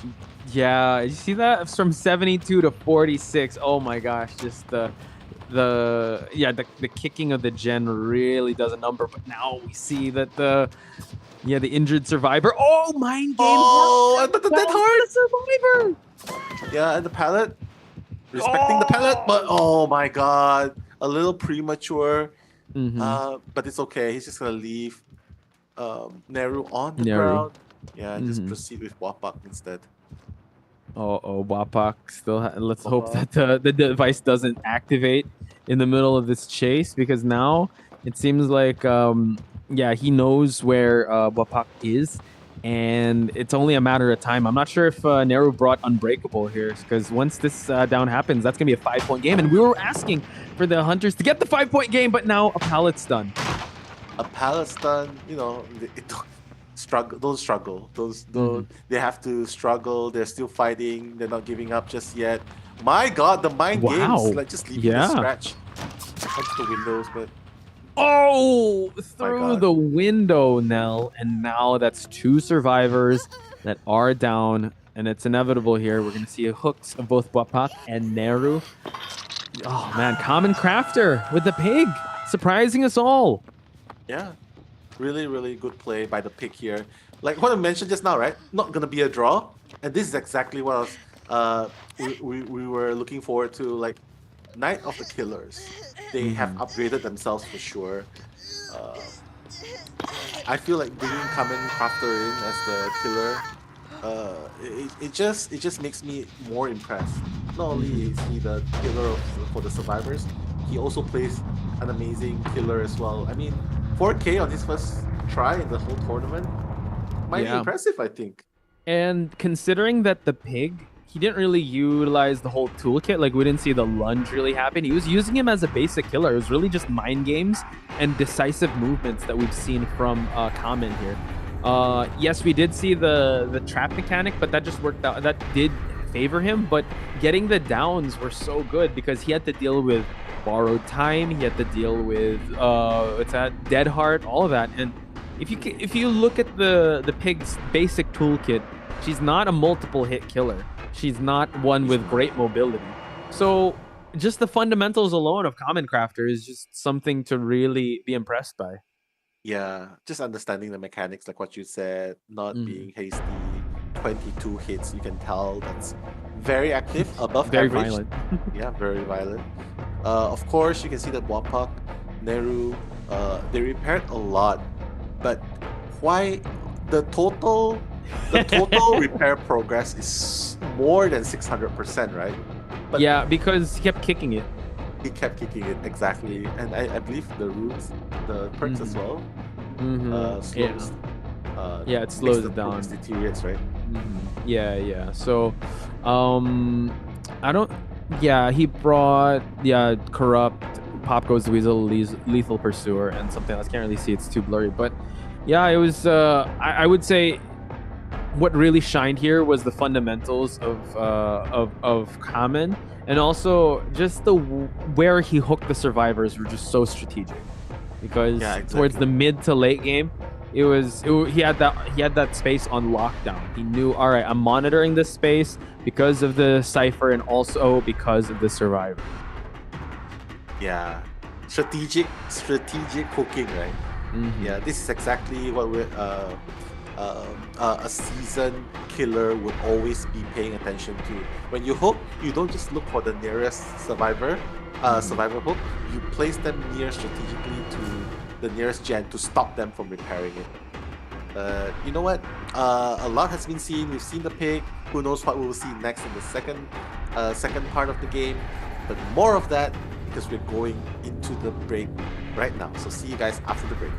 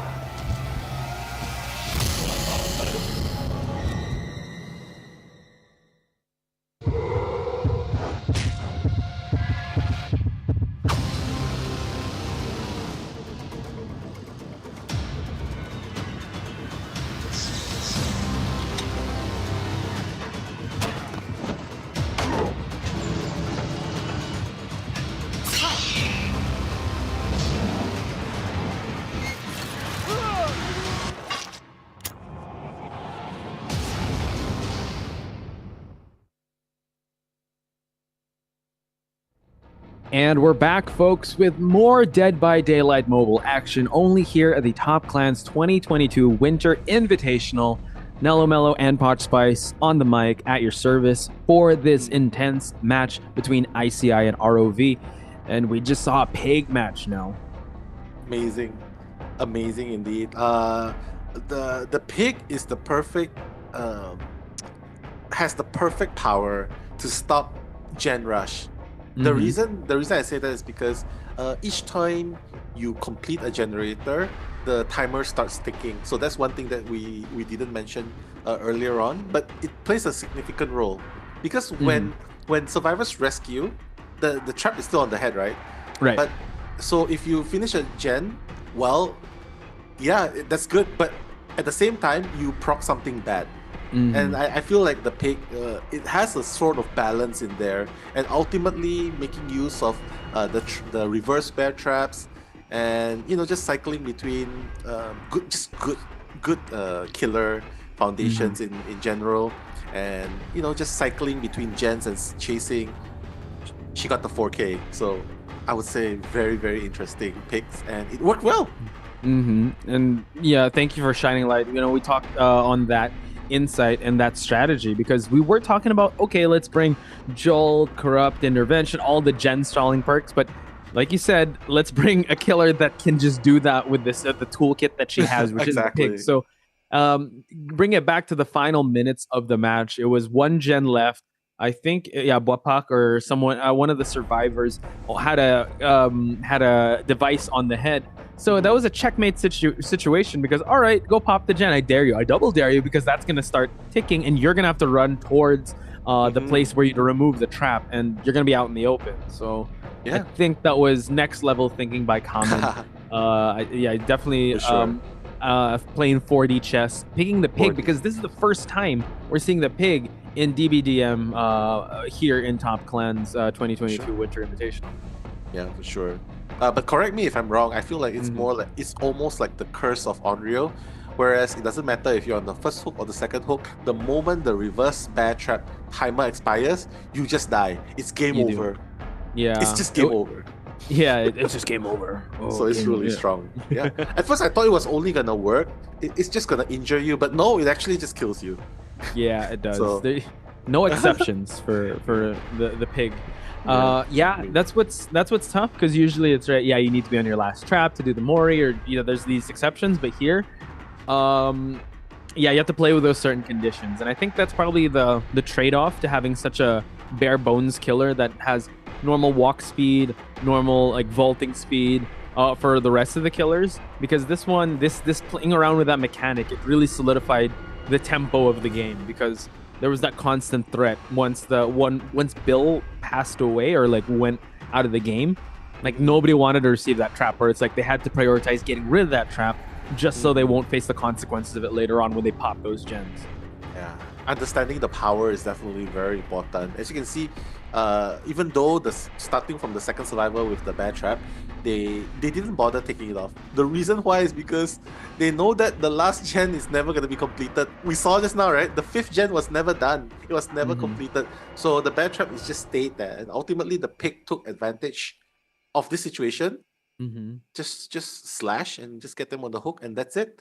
So yeah, I feel like this killer is very interesting. Thank you for playing this, bringing this into the tournament. And for those of you who are Jigsaw, Fic fans, if you are fans of Jigsaw series, you definitely want to read more into the lore of this killer. You definitely want to try out this killer as well. Yeah, Amanda, he's the one that baptized. But now we're gonna go back to basics here. Vicky from ICI using the spirit here. Oh wow, early here.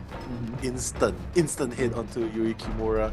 I mean, okay, so it looks like Vicky is gonna be taking over. It wasn't Vicky hunting before, was it? It was not. I was for ICI it was similar on. Yeah, so I guess they're just moving on from their main killers, going in for their secondary killer. Let's see if the spirit will be able to make this work, because 4K is a tall order, especially after the pig's performance.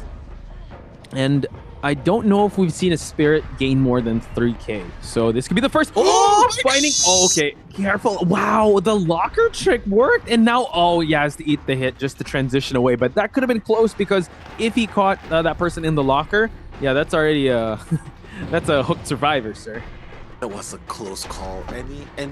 Any second later than that, that would have been a grab interaction. Oh my god, the lunge, but no, not working. Okay, baiting the like.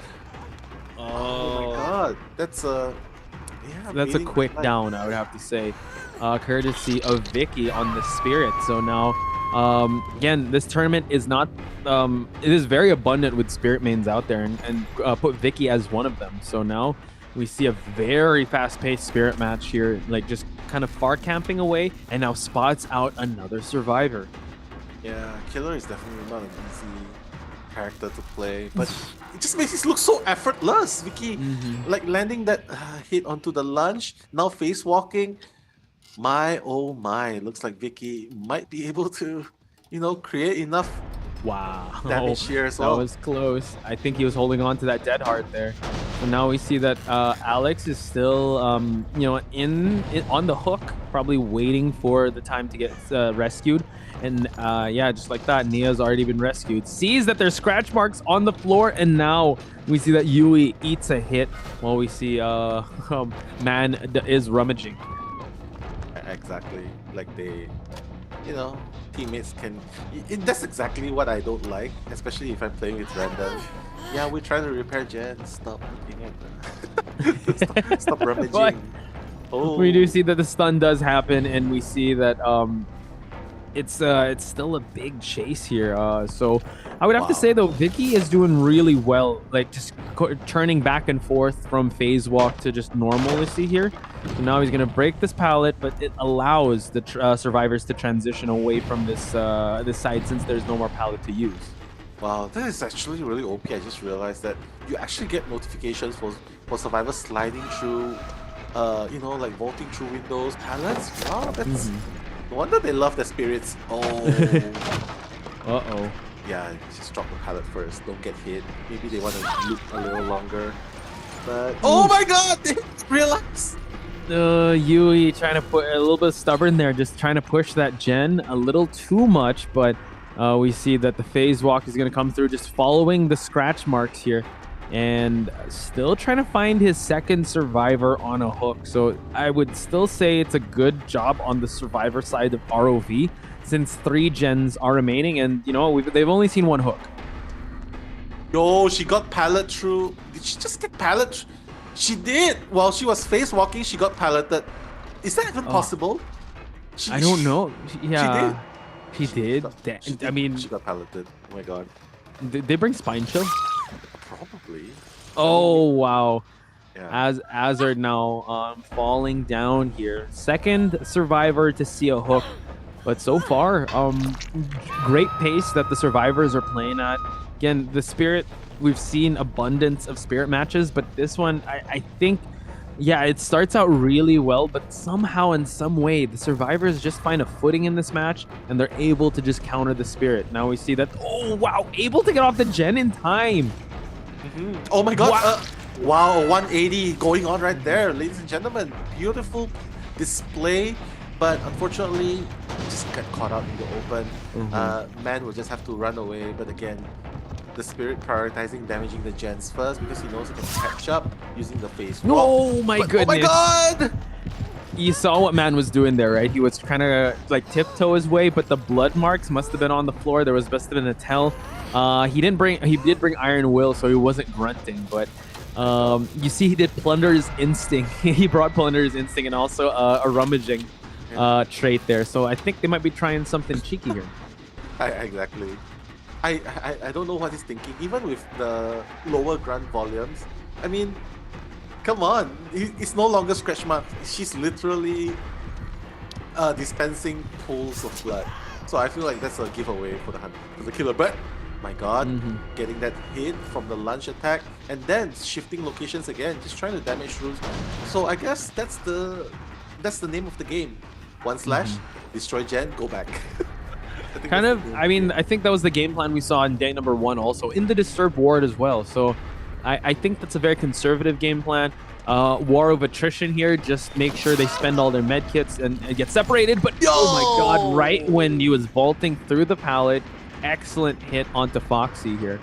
So yeah, just moving around, constant motion here. Motion is lotion, and how hit, move, kick, kick the gen, phase walk again, just to add the pressure. Keep the survivors guessing. Yeah, motion and lotion. I like that one. Is lotion. Yeah, motion is lotion. He's just going back to break the pallets. You know, someone's here. Yeah, a lot of back and forth, but Posh, I'm kind of worried for the Spirit because apparently ROV down to the last 2 ciphers, and you can see as well 80% on this cipher, on this gen that they're doing. Yeah. See, this is what we're talking about, right? It started out really well, but now we're trying to see a camping Spirit here. Now we're seeing also that they are going to go for that heal. So who is going to... No one's going to go for that save. Man is expiring already. That allows this Spirit to roam free and try to find another survivor to be able to send out of this game. So 2 gens remaining, 3 survivors left. They're all healed up though, and now the hatch is spawned since 1 gen remains. Yeah, 1 gen remains. I like that they embrace the idea of sacrificing main because again, the pick has already done 4k for the team. So it makes totally perfect sense that they, you know, just get 1 person out. That's the requirement, right? Yeah, again, work smarter, not harder. You don't have to go all out here. You just want to play as conservatively as possible. Force him. I love how they're forcing the Spirit to break these pallets. I lost count how many pallets she has broken, but it allows him to transition over here to the Disturbed Ward, and now he's gonna have to run even faster. I don't know if Sprint Burst was active, but I don't know if Balance Landing's here. There's no pallet to use. He's gonna go down the stairs. The hit is gonna happen. Oh my goodness! Oh, the slow vaulting. I think she's sort of like, you know, like just do a mini curve in case the killer was actually right behind aiming towards the window. But unfortunately, that wasn't the case because she actually had a little more distance and it allowed the Spirit to catch up. So Foxy is gonna be the person that's gonna be... Do you see that? Yeah, Foxy dropped something. So probably something to use at the end there. And now we see, oh my god, the Spirit didn't notice. Is he gonna rescue straight away? Oh, it's a key! It's a key now! Oh my god! They're gonna open the hatch! They're They're gonna open the hatch! Oh my god, wait a minute! Can they open it in time? They go for it! Wait! Oh god, the interactions! They're gonna go for a tie.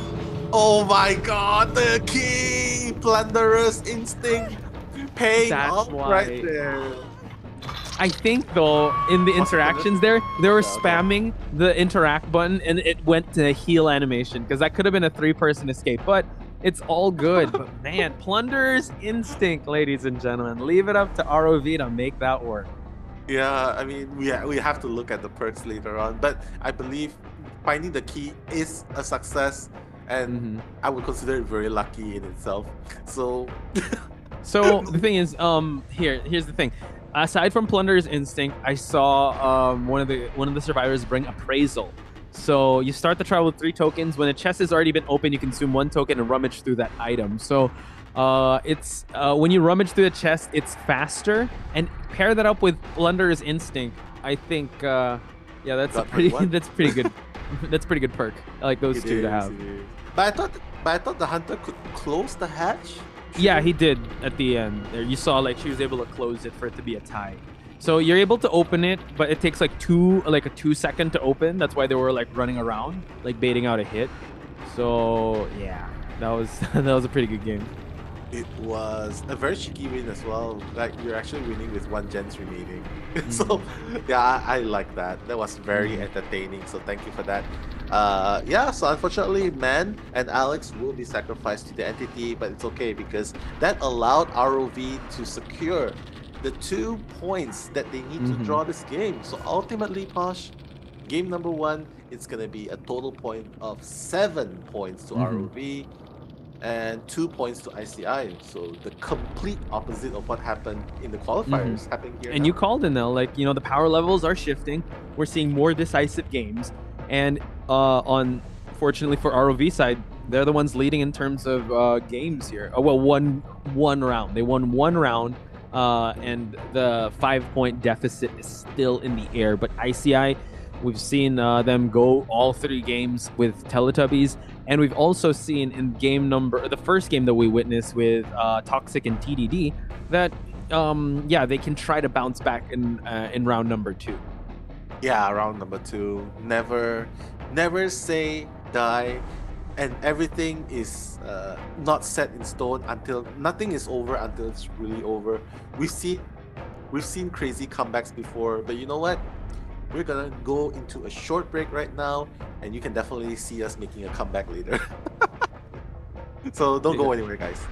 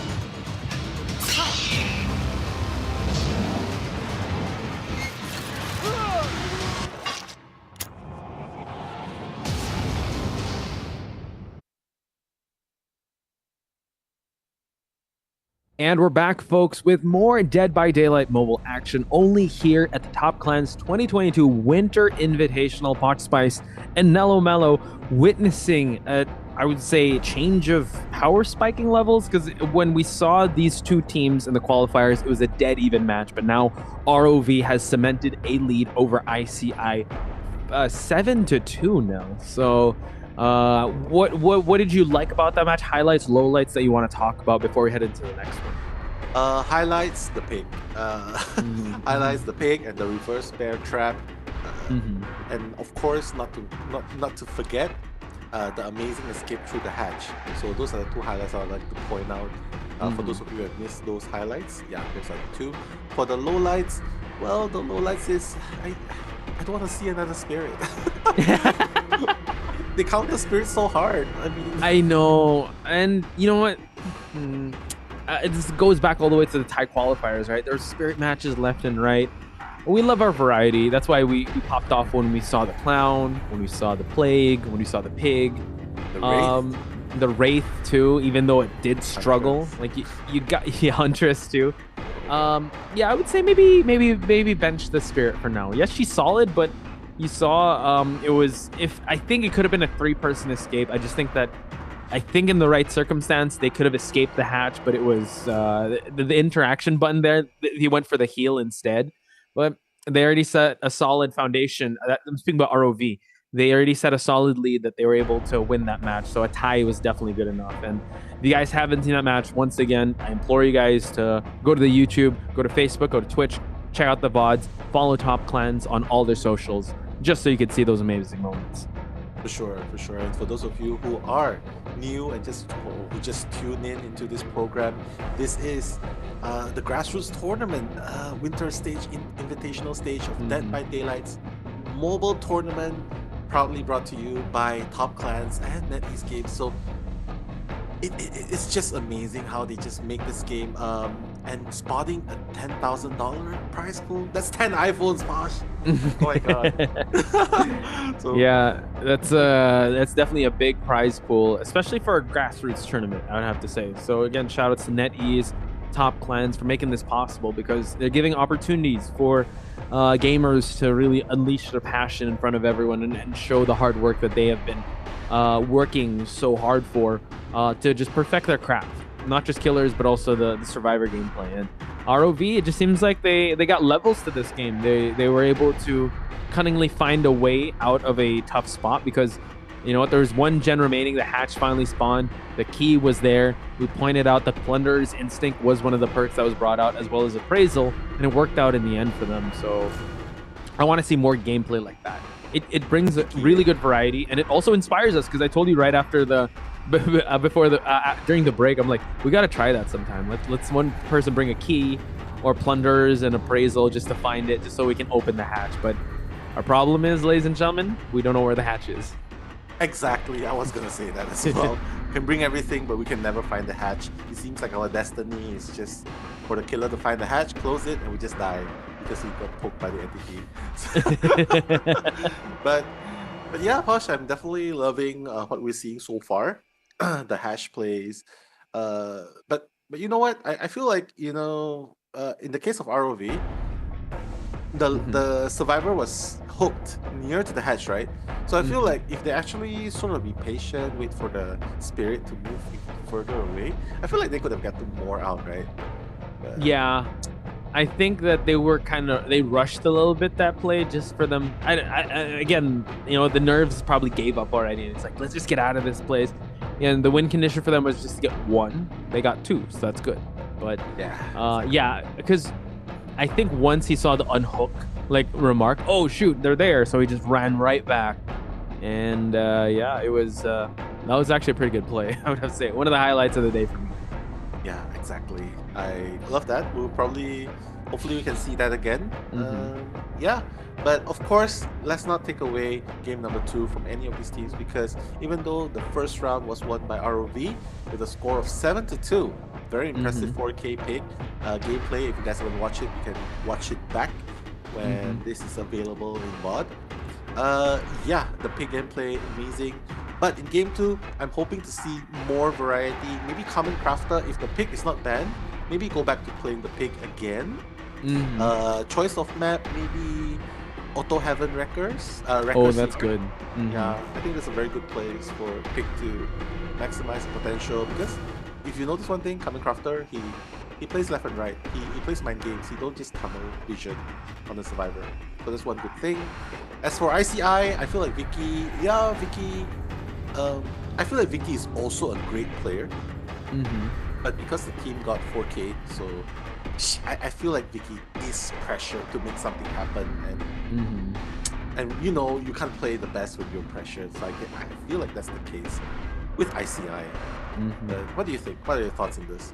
Yeah, I would say try and mentally reset. Oh, we're going to family residence, My the Yamako God, residence. Let's go. We haven't rotation. seen.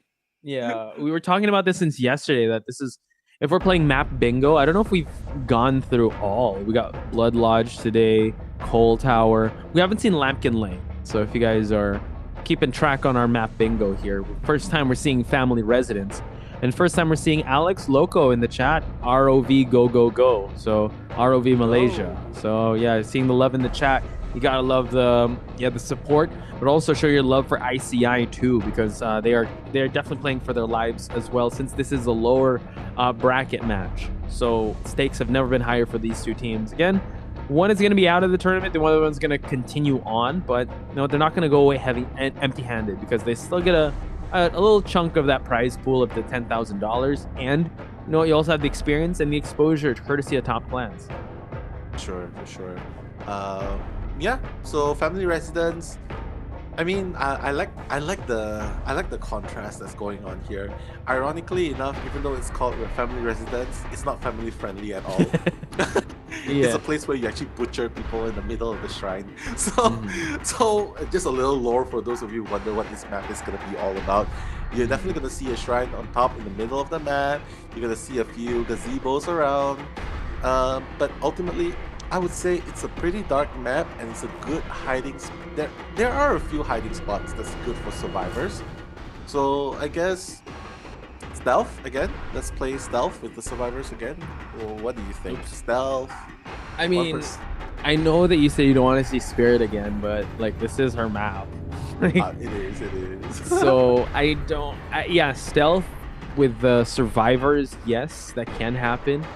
However, I'm just thinking with the two hunters playstyle. I don't know if they'll have a chance. Well, they can try to be as stealthy as possible, but you're gonna have to fully commit to it, because at the start of the game you could see the roaming happen, and you see how who is the pig again? Kamen was very, I don't Yeah. know, instinctive with how well he played the pig. Like he kept running anywhere. He wasn't like phased about, I can't find anyone.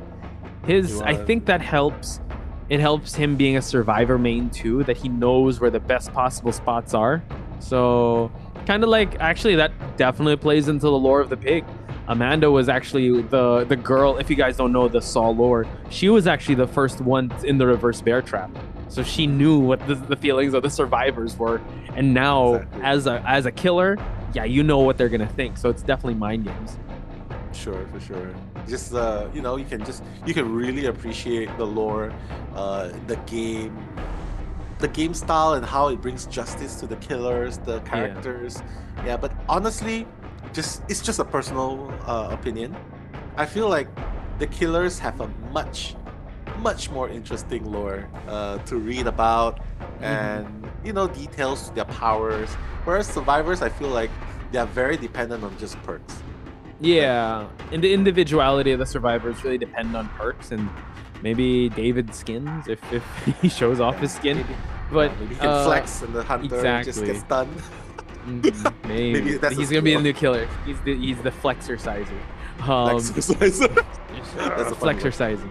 Oh, But and yeah, I then agree with you that I think that's why people main hunters, or it's easier for people, or people resonate with killers more in this game, because the lore, the individuality really shines through with the killers here, especially with with just the guest killers, and also the, like, let's say like the nurse, right, or the wraith. It's so unique, and I think that's what draws people to Dead by Daylight. And it's crazy because usually you'd want you want to be the one surviving or with your friends, but some people they really resonate with the killers more. Mhm. I totally agree with you. And but may I suggest a little bit of tweak? Like I would say if the survivor perks, exclusive perks, are made available only to that survivor, I think more people will try and play different survivors instead of just maining one and then just get perks and make it into like a mixed dish of some sort. Mm-hmm. Because I feel like like windows of opportunity should solely belong to K. Okay. Balance landing should solely belong to Nia. That way people will start playing, then there won't be a case where, wow, 4 different survivors, but how come they all do the same thing? They all make flashbangs, they all have balance landing. They all do the same thing, so it's like playing 4 Nias, right? I feel like there's no variety there. But maybe that's just something the devs can consider, little tweaks here and there. But I see where you're coming from, and yeah, it can bring certain individualities too. I just think that the survivors are kind of bloated because I'll be honest, like when it comes to competitive, there are some perks that not so good. Like let's say let's say Dwight, right? No one's gonna pick Dwight anymore. But we do see people pick Dwight and change things up, so maybe they resonate with that. But we're gonna see a Leatherface match. Baba. Baba, Vicky coming in with the Baba. So if she was playing the Spirit just now she's changing. Vicky is changing from a stealth killer towards a brutal, swinging Hannibal. Hannibal. Yeah, it's just crazy. But we've seen this before. I feel like this is deja vu. We've seen a Baba in Yamaoka Residence before, and well, doesn't really work that well against other windows, right? Like boom, boom, boom. See? Oh yeah, especially in tight corners like this. Yeah, you're just gonna go for the regular hammer hit because it's tough. It's a big risk and reward that you have to pull off. Yeah, one hit KO, but if you hit the wall or anything else, you're gonna the stun is so long. It is. Now, well, he's changing targets now. I guess Lori. Is this Lori? This is common actually. Oh my god. Oh, yeah. it's Ace. Okay. Yeah, it's Ace. Yeah. Oh, he bumped into the wall. Look how long that stun is. Oh, the scratch marks are gone most probably, but nope. We see that the scratch marks are still there. So we see that the heal has been done already. So and a gen has already been popped. I feel like this is one of the killers that's like high risk, high reward. But there's 2 sides of the coin, right? So yeah, you can down the survivor instantly, but I feel like the execution needs to be proper. There needs to be conditions to be met. And if you fail that, you get stunned for a very long time. Oh, I think that this should be a perfect place to start. Yeah, this should be, but now she goes through. Uh-oh. Let's see, goes through the window, but right there. The last stroke. How unfortunate. Yeah, that was very unfortunate. I think that's Mr. Stress there. So the trade-off is going to happen. This is going to allow them to open up another gen, but yeah, that was a little unfortunate because yeah, he had the right idea. He was going towards those alleyway areas for the Bubba to run into a wall, but now Bubba is going to be moving on. Well, far camping at least, and trying to monitor some gens. Yeah, Bubba, like one hit KO, but again, it's not a Billy, so you can see that he's just walking on foot, transitioning from one gen to another. But oh my goodness!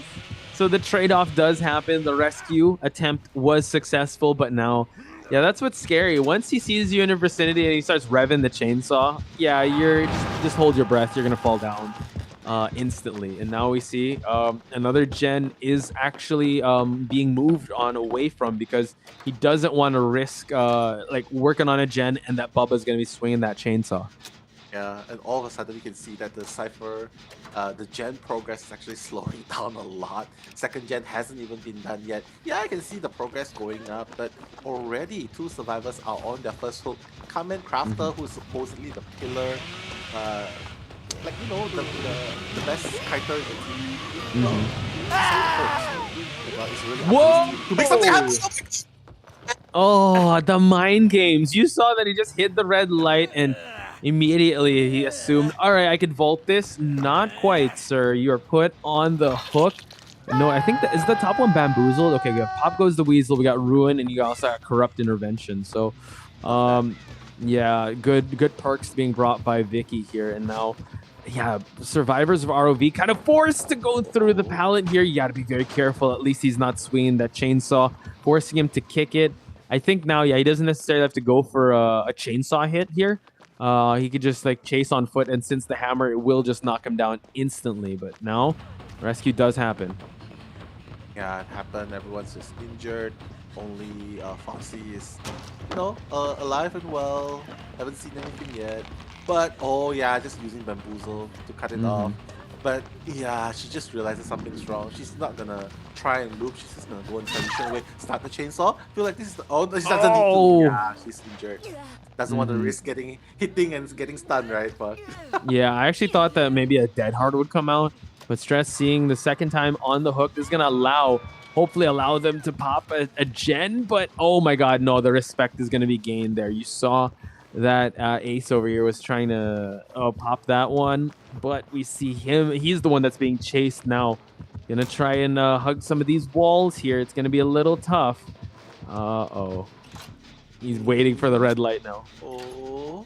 Yeah, Yui is just finishing another Cypher, but meanwhile you can see that the Cypher that has been left, yeah, it's being completed now. Oh, Kamen has fallen down. Mayday, ladies and gentlemen. Right when we were focusing on this, I think anyone is. Go. I think the Cypher was stopped. Like 87% just now, it's stopped. It's regressing. That means someone's going to rescue. And yep, gonna be rescued, but oh my god. 2 survivors are already on their death hooks, and there's still 4 gens remaining, even if it's more than half, but I would still say 4 gens remaining. And Baba, 1-hit KO, no one dares. This is a complete turn of events. Vicky is in contention for 4K at this point, Posh. Yeah.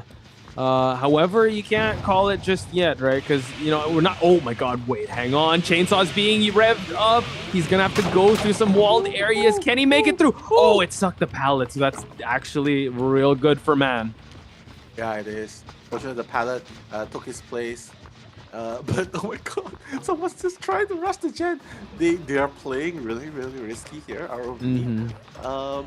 They're not healing up yet because they realize, yeah, you know what? Why would I heal? The chainsaw is just gonna one-hit KO me anyway. So, if you think about it, the gen placement is actually in a really tough spot for them to go for. Now we see the hit. Oh my god, nice jukes. Can't you go through the wall? Oh, I throw through the window. It couldn't happen. And now Stress is going to see her death hook.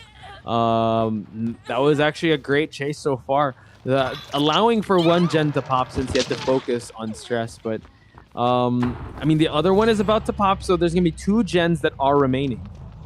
Yeah, so it seems like it's not as everything that's going on. It's not as easy as it seems. Right now, the survivors are being put to a stretch. They are in a pinch. Oh my god, that is actually Kamen Crafter on his last hook as well. He has to place the pallet down. No choice. That's true. He has to transition away, and he picked up a gen. Oh, he's trying to body block. Really? Oh my god, what? Oh, jeez. Wow.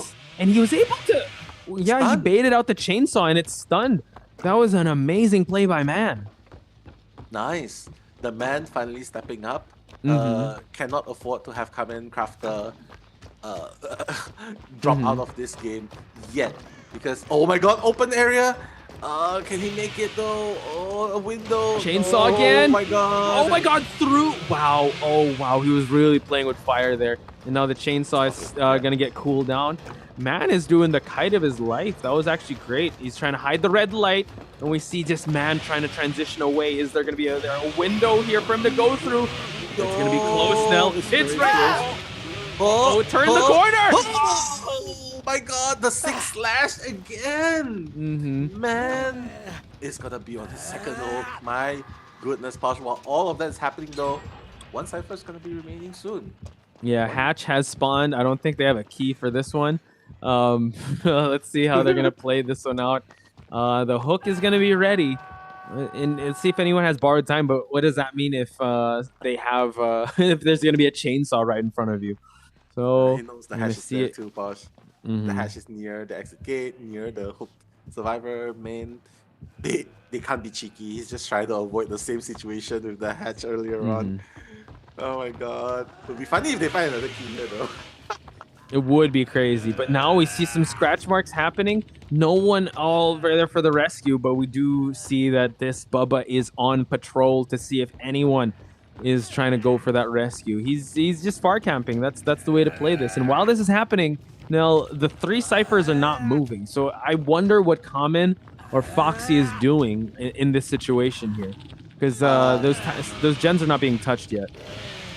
They're just surviving at this point.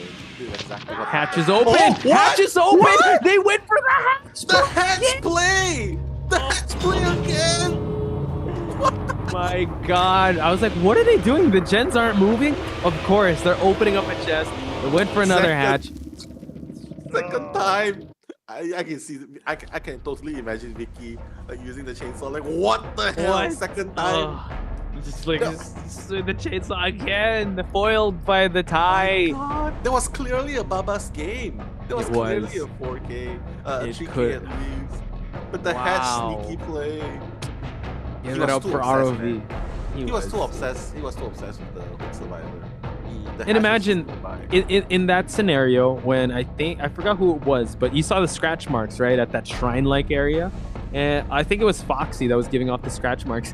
He was actually just passing by just to get to the hatch. So, like you said, I think he was too obsessed or too tunnel vision on just focusing on what was in front of him, which was the I think it was Man. Yeah, Man that was on his death hook. But man, they went for the hatch. God, my goodness. Man. That was, yeah. You know what? This build is working so far for ROV because this was supposed to be a Baba's game, like what I said, but the hatch gameplay worked in their favor. They turned it into a draw. Not once, twice. Twice? That means it's not luck. That means this is calculated and sniped out. This was all part of the plan. They're like, yeah, okay, whatever. And yeah, this was their game to lose. Bubba had such a great start, and this is what. And in Yamako's estate too, you saw how well he only bumped the wall like twice, but more often than not, I think it was like a 6-2, like 6 downs and then 4 and 2 bumps against the wall. So this Vicky's Bubba really paid off here. But when we saw the hatches open, oh, what a pop off! My goodness, ROV back his head. SMH, like SMH. The hatch was so near, and he didn't realize. He was too tunnel. On the hook survivor, like what we mentioned. But GG I looked at the perks again. Yes, they did bring the same like plunder's instinct and also I think a bit of appraisal. Yeah, that's again ROV. I'm a fan. I'm definitely a fan. Yeah, for sure. But you know what? More of these exciting gameplays happening in the second half after this game. So don't go anywhere, guys, because we are going to be back after a short break. So see you guys.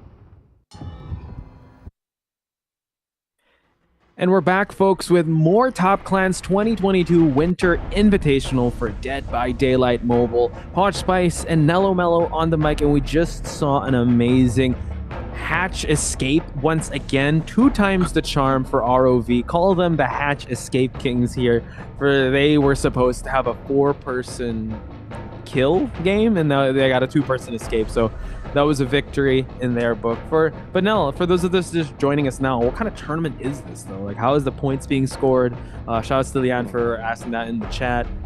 Yeah, shout outs to Leanne as well.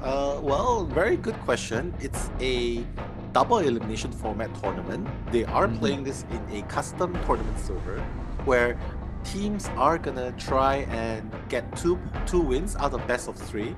It's gonna be playing best of 3. The team that gets 2 wins is gonna qualify to the next round. And of course, how do you win? By getting a 4 escape or a 4K. So basically, each escape or kills are gonna earn you points. For 1K, it's gonna be 1 point. 2K, 3K, it's gonna be 2 and 3 respectively. And if you get a 4K, that means everyone's dead. You get 5 points. So that's how the system is being scored. And likewise goes for the number of survivors escape. It's going to be scored the exact same way. Not to mention, the prize pool again, champion's going to get $5,000 US. So that's the tournament you're watching now, Leanne. So hope that answers your question. Yeah, and big shout outs to people that are watching on Facebook and people watching on TV, on Twitch, on YouTube, wherever you guys are. If you guys don't know, you guys are watching a grassroots tournament with a prize pool of $10,000 dues, so, ladies and gentlemen. So again, Dead by Daylight Mobile is finally here, and shout out to Top Clans and NetEase for putting together a tournament like this. Again, it's a showcase of professional, I would say professional, or like I would say like tournament standard teams now, because they're really kind of pushing forth the meta of Dead by Daylight Mobile, playing it in the highest, most competitive setting here for a chance to win that $5,000. And we just saw, I mean, we're learning something new every day, and I feel like hatch meta might be a thing, especially if the game is not going in your favor. Yeah, hatch meta, I totally agree. When it looks like you're about to lose, especially for the survivor side, I feel like finding the hatch, investing in, they are definitely a team that invests on stability and consistency. Why do I say this? Because they are the kind of person who, like, if you're an insurance agent, they'll buy insurance for you. Oh my god, Foxy Legion, let's go Legion gameplay. So more on that later on, because right now, ladies and gentlemen, we are shocked. Second time Legion's gonna be played in this tournament. You can see the survivors are just hiding out. They're just hiding like scared little bunnies. Maybe not scared, they're just hiding.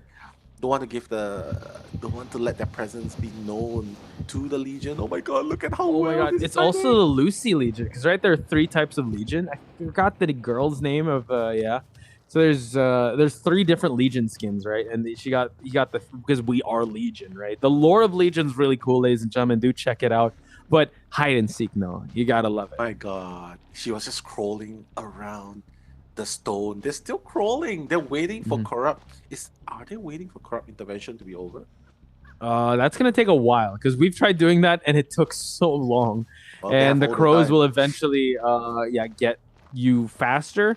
But Foxy as the Legion here, ladies and gentlemen, if this is the first time seeing a Legion match, watch out for the Feral Frenzy that the Legion can go for. And also, you have to account for the Legion can actually go through pallets, vault through windows as well.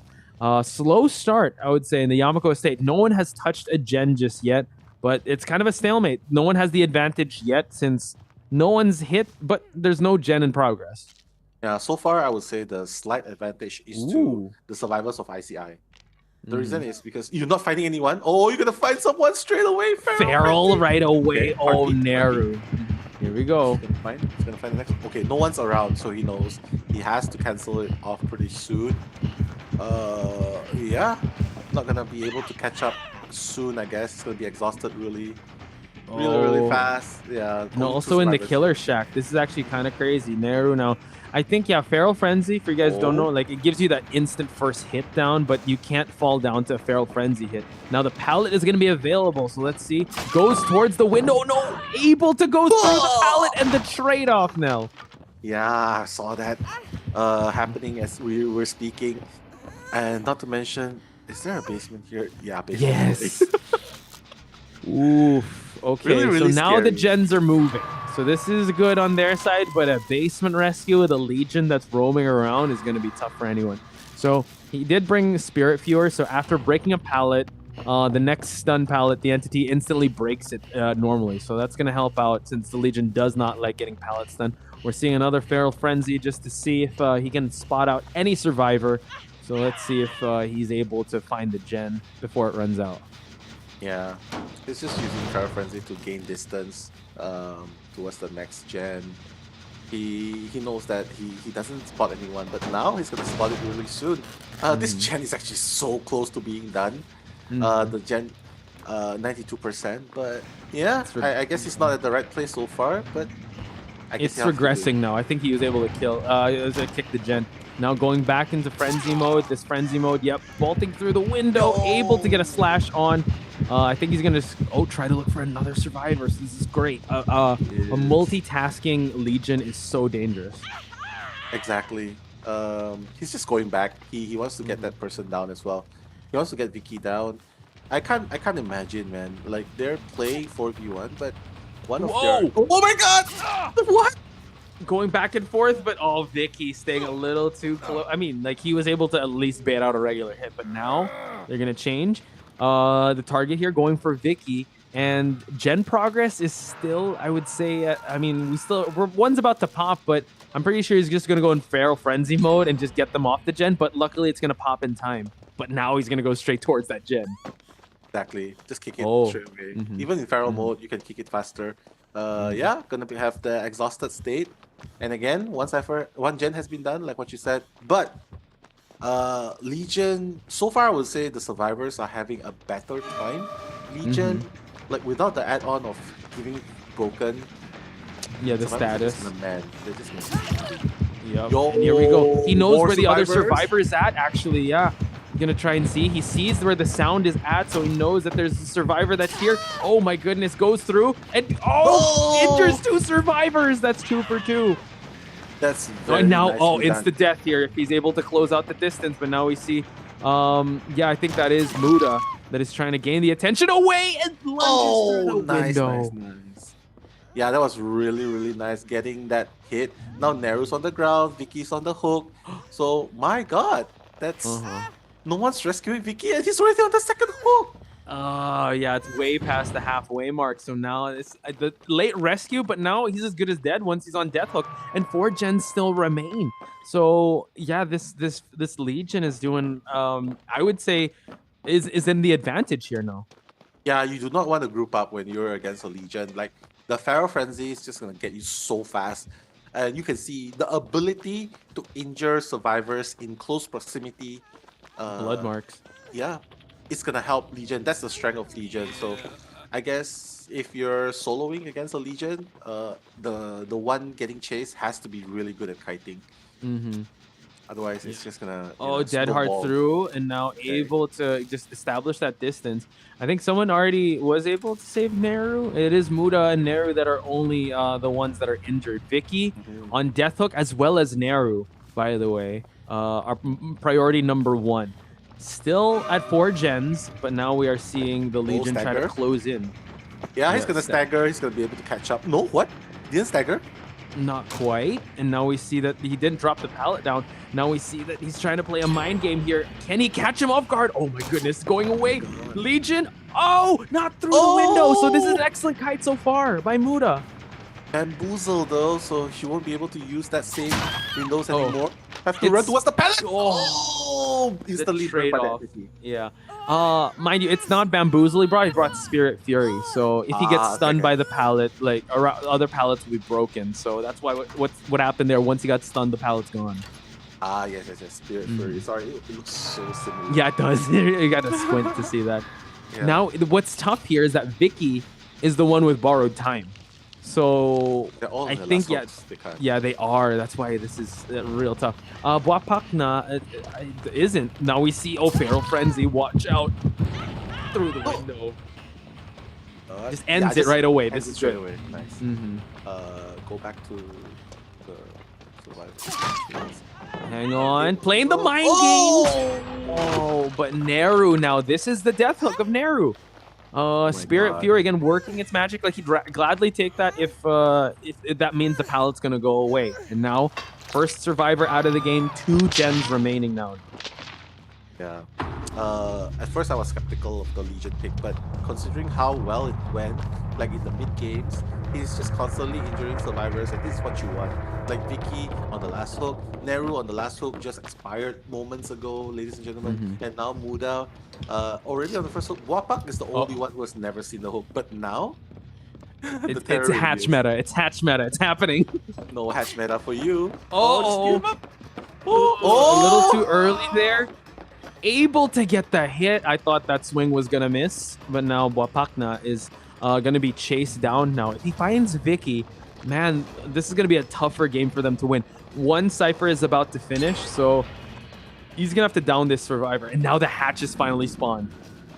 My God, go through the window? Is he going to go through the window? Oh, yeah, he is. Oh my God. Wapak, but yeah, he's never seen the hook before. It's still fine, but did ICI bring appraisal and thunderous instinct? Because I'm not sure. We're just gonna have to wait and see. We're gonna see because no one's touching a gen so far. I think they might go for that rescue. I'm not sure if and the hatch is so far away. Oh my God! Spots out Vicky. Oh my God! Oh no, this is Muda. Sorry, this is Muda. They spotted out. Oh wait, it's Vicky. It is. Like, how did he see? I totally missed that. Me too. But this is not good. Because once he spots out Vicky, this leaves a lot more room for him to at least lunge through. Oh my God, Vicky! Now they're down to 2 survivors. They cannot replicate. They cannot replicate the hatch escape because they don't have the perks for it. Though. They don't have the perks. They don't have the survive because that was a 3-person job to get at least 2 out, right? And now they're mending some self-care. Vicky on the last hook because they are able to. They rescued him late. And now Feral Frenzy just to close out the distance to just kick that gen that, or at least go to those survivors that are mending themselves. Yeah, what a reversal, Posh. Like, ICI was the one who got the upper hand against ROV in the qualifiers. In the qualifier, a complete reversal. Reverse bear trap.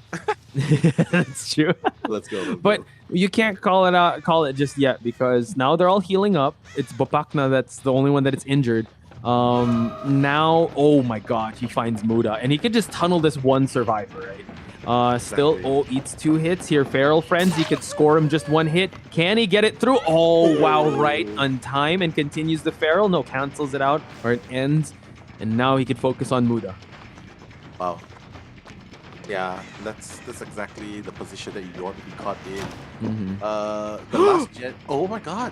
Okay, fine. But this place is a really weak. This is a really weak place to loot. So using that dead heart, yeah, it looks good now. But oh my God. So now, yeah, he just needs to camp this survivor out because if he gets 3, then that's GG's. ROV moves on because. He needed to move on. These survivors just needed to get a tie. Kind of popping off a little bit there because he secures that win, but now damaging gens. Yeah, he just has to make sure that this rescue does not happen. Exactly. But even if the rescue happens, Posh, what can they do exactly? Because they cannot repair gens. They don't have the tools necessary the perks necessary to find a key to open the hatch. So. Yeah, it's just delaying the inevitable. So I really commend the gameplays.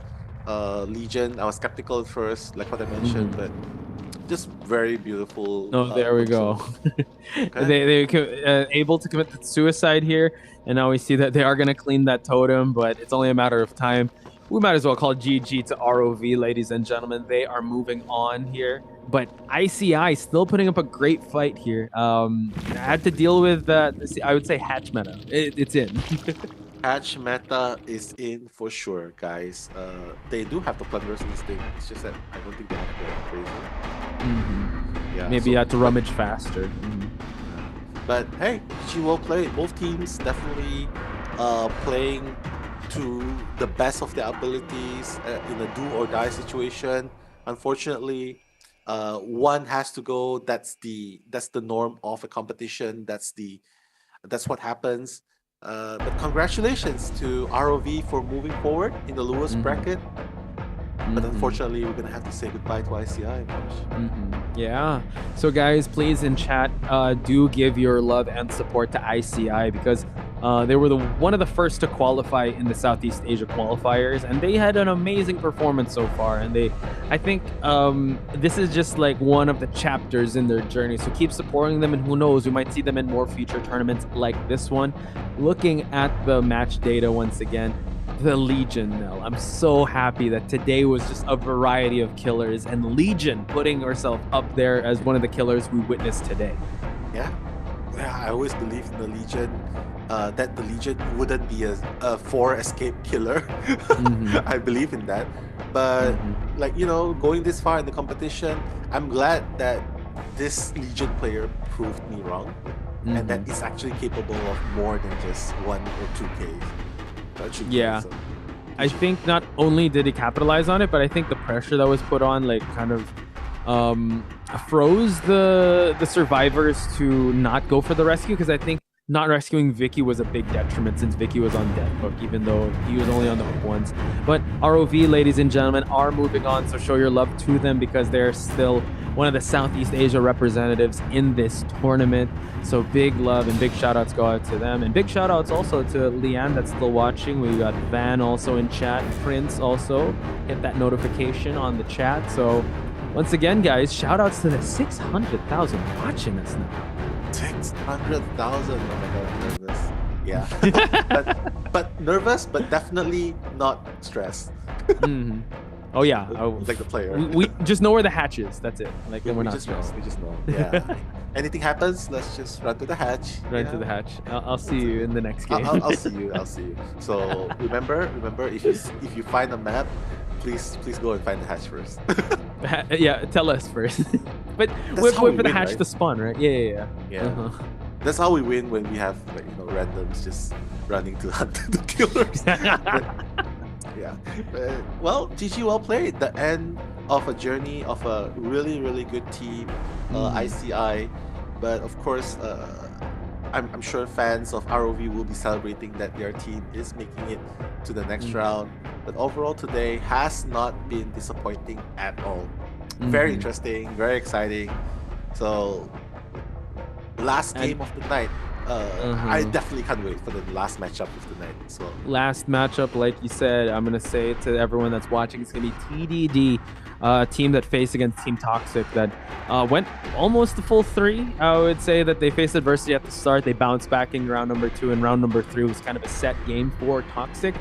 We'll go up against NM that want to prove themselves in the invitational stage that kind of went through a lot of adversity in day number 1, but now they have to come to full form here, and I hope we come to the same conclusion here that we might see more variety of hunters. Exactly. So are we? Yeah. So I think we are. Well, we are gonna head into a short break because, well, you know, we need time for preparation for the final game actually. So don't go anywhere, guys. Stock up on your drinks, your food, and we'll see you back after this break.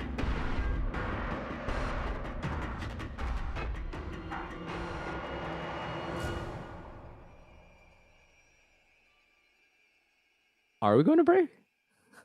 I guess not.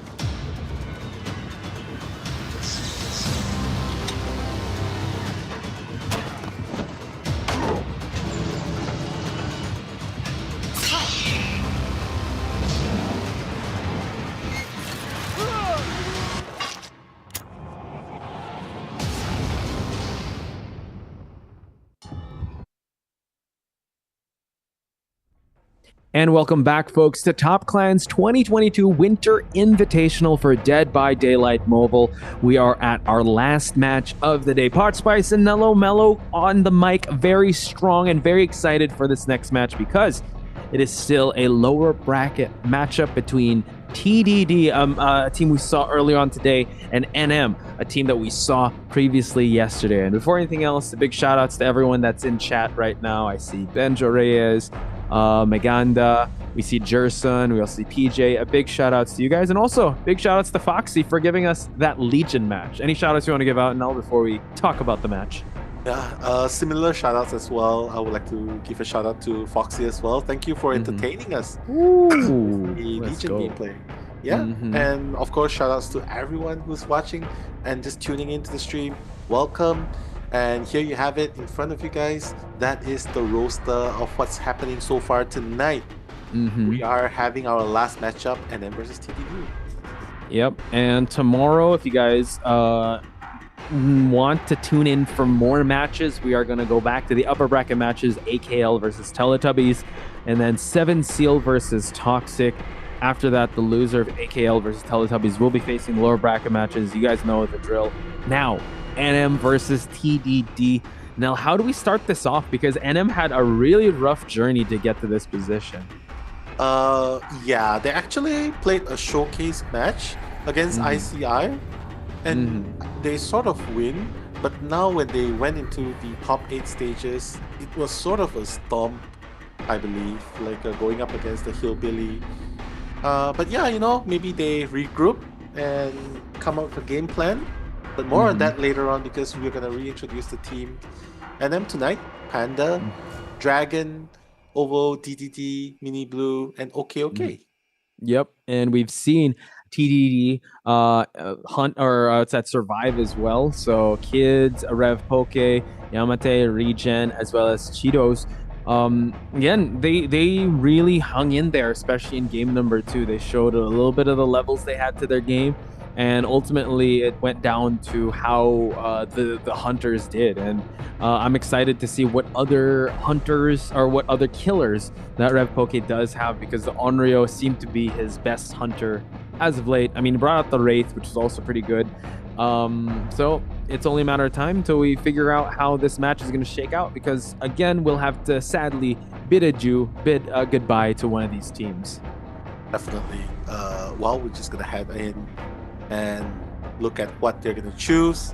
No surprise, Disturb Ward, dark enough, they can make use of the ward right in the middle of the map. So yeah, definitely one of the most picked map throughout this journey so far. Posh, any logic behind picking this map? Like, I feel like it's more of a familiarity at this point with Disturb Ward. It's more of just a comfort, and I think if we're going to do a graph, Disturb Ward is probably going to be up there as one of the most picked selected maps in this tournament.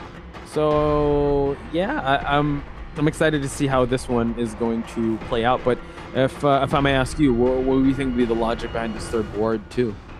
Well, it's dark. It counters only.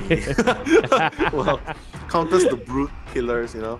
Like anything happens, yeah, you can hear them from a mile away. You can hear the killers from a mile away. Yeah, I just feel like the kiting spots in the ward itself is already very strong.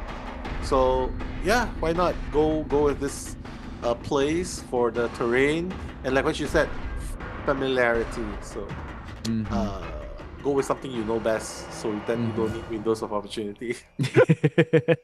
So at least that perk slot can be given to some other perk, right? Maybe a decisive strike, maybe a deliverance. You mentioned killers, and killers on this map. Yeah, it's gonna be, you can hear them from a mile away. You can hide. Really good spots to kite from. Let's talk about the killer roster. Let's start with NM, because yesterday we saw the Doctor come out. We saw a little bit of the Nurse. Originally, we saw 2 Legion matches from YTH Shen. So, what do you think would come out, or what mindset do you think NM's would be coming in with this? Because those 2 killers that we saw yesterday didn't quite work out in their favor. Yeah, this game, I'm pretty sure they've been in other 4v1s before, but TBD is a 4v1 on its own as well. It's unique. So we'll just have to see if they are able to maintain position. What? So no, this is Rev Poke. Yeah, and DDT's already hit. Dead Hearts through, and now downs instantly. Quick Wraith action coming in from TDD. Wow. I don't know, Wraith, you're not supposed to fall that fast against a Wraith, but I guess if you don't know the killers, it will cause some trouble. He doesn't Uncloaking know! right in front, he didn't see him, and now gets the hit. Spine chill, I'm telling you, spine chill now. Either spine chill or keep your eyes open. Yeah, because you can kind of see like, just wisps move around. That's why you have to be very constant. So maybe like also communicate. Now we see that there is a window here. Dead Hearts through, but down once again. DDD is saved, but this is the pace that Rev Poke wants to play at. Yeah, I mean, I'm seeing a few details here, like not hugging the terrains close enough, not hugging the obstacles close enough. That's why you can see the Wraith just picked up so fast. Ladies and gentlemen, let's not forget, Wraith is a simple, basic chase on the foot killer. Once uncloaked, he has a short burst. And he's blocking the window too, and now DDD eats a hit. That's actually a sign of a really good Wraith, like if you block it out, but usually you want to make sure the trade-off does not happen. Nice pallet drop on the side of DDD. So now a redemption kite would probably happen on DDD's side, but this is what you want as a Wraith. You want him to tunnel you and get him in a tough spot, but running out in the open here, let's see if there's anything to utilize. Goes through it with a Dead Heart. Nice. That was really good. I think playing Wraith should be more of what they are capable of handling. Like playing against a Wraith should be what, and then survivors should be able to handle, because if they play against advanced killers like a Nurse, Spirit, I think they will struggle. But oh my god! Again! But the trade-off happened this time. Yeah, it's gonna happen. And note that he did bring a Enduring as one of the perks that he brought, as well as Ruin and also Devour Hope. So ladies and gentlemen, that is something you have to stay tuned to. And DDD already on his second hook. Wraith playing a very hit and run style. Again, DDD buying a little bit of time for some gens to move. Oh, trying to block out the entrance here. The bell is gonna gong, and now with the Dead Heart happen. Oh no, actually now, oh my god, he gets hit. Exactly. DD is gonna be rescued, but if you notice, Posh, actually, at least this game is not as one-sided as yesterday, like what we watched, because right now, 3 gens have actually been fixed. So not too bad, but unfortunately on the side of the survivors, Mini Blue and DDD are on their last hook. So they definitely cannot afford to let their two... Yeah, that's, I think Devour Hope, this is one of the perks that you have. Like, everyone's exposed, I believe, and now 2 hooks already. Mini Blue is about to expire. They gotta be able to go. I mean, this is the furious pace that he already set out for the team, and now it's. I think this gen is gonna be stalled for a bit. They need to go get the rescues. They need to try and get their footing back in this match. Yeah, exactly. And cleanse the totem, yes. Uh-oh, it's the rescue. He's gonna time it well. The hit does connect, and now we see that Dragon is the only one that is on hook.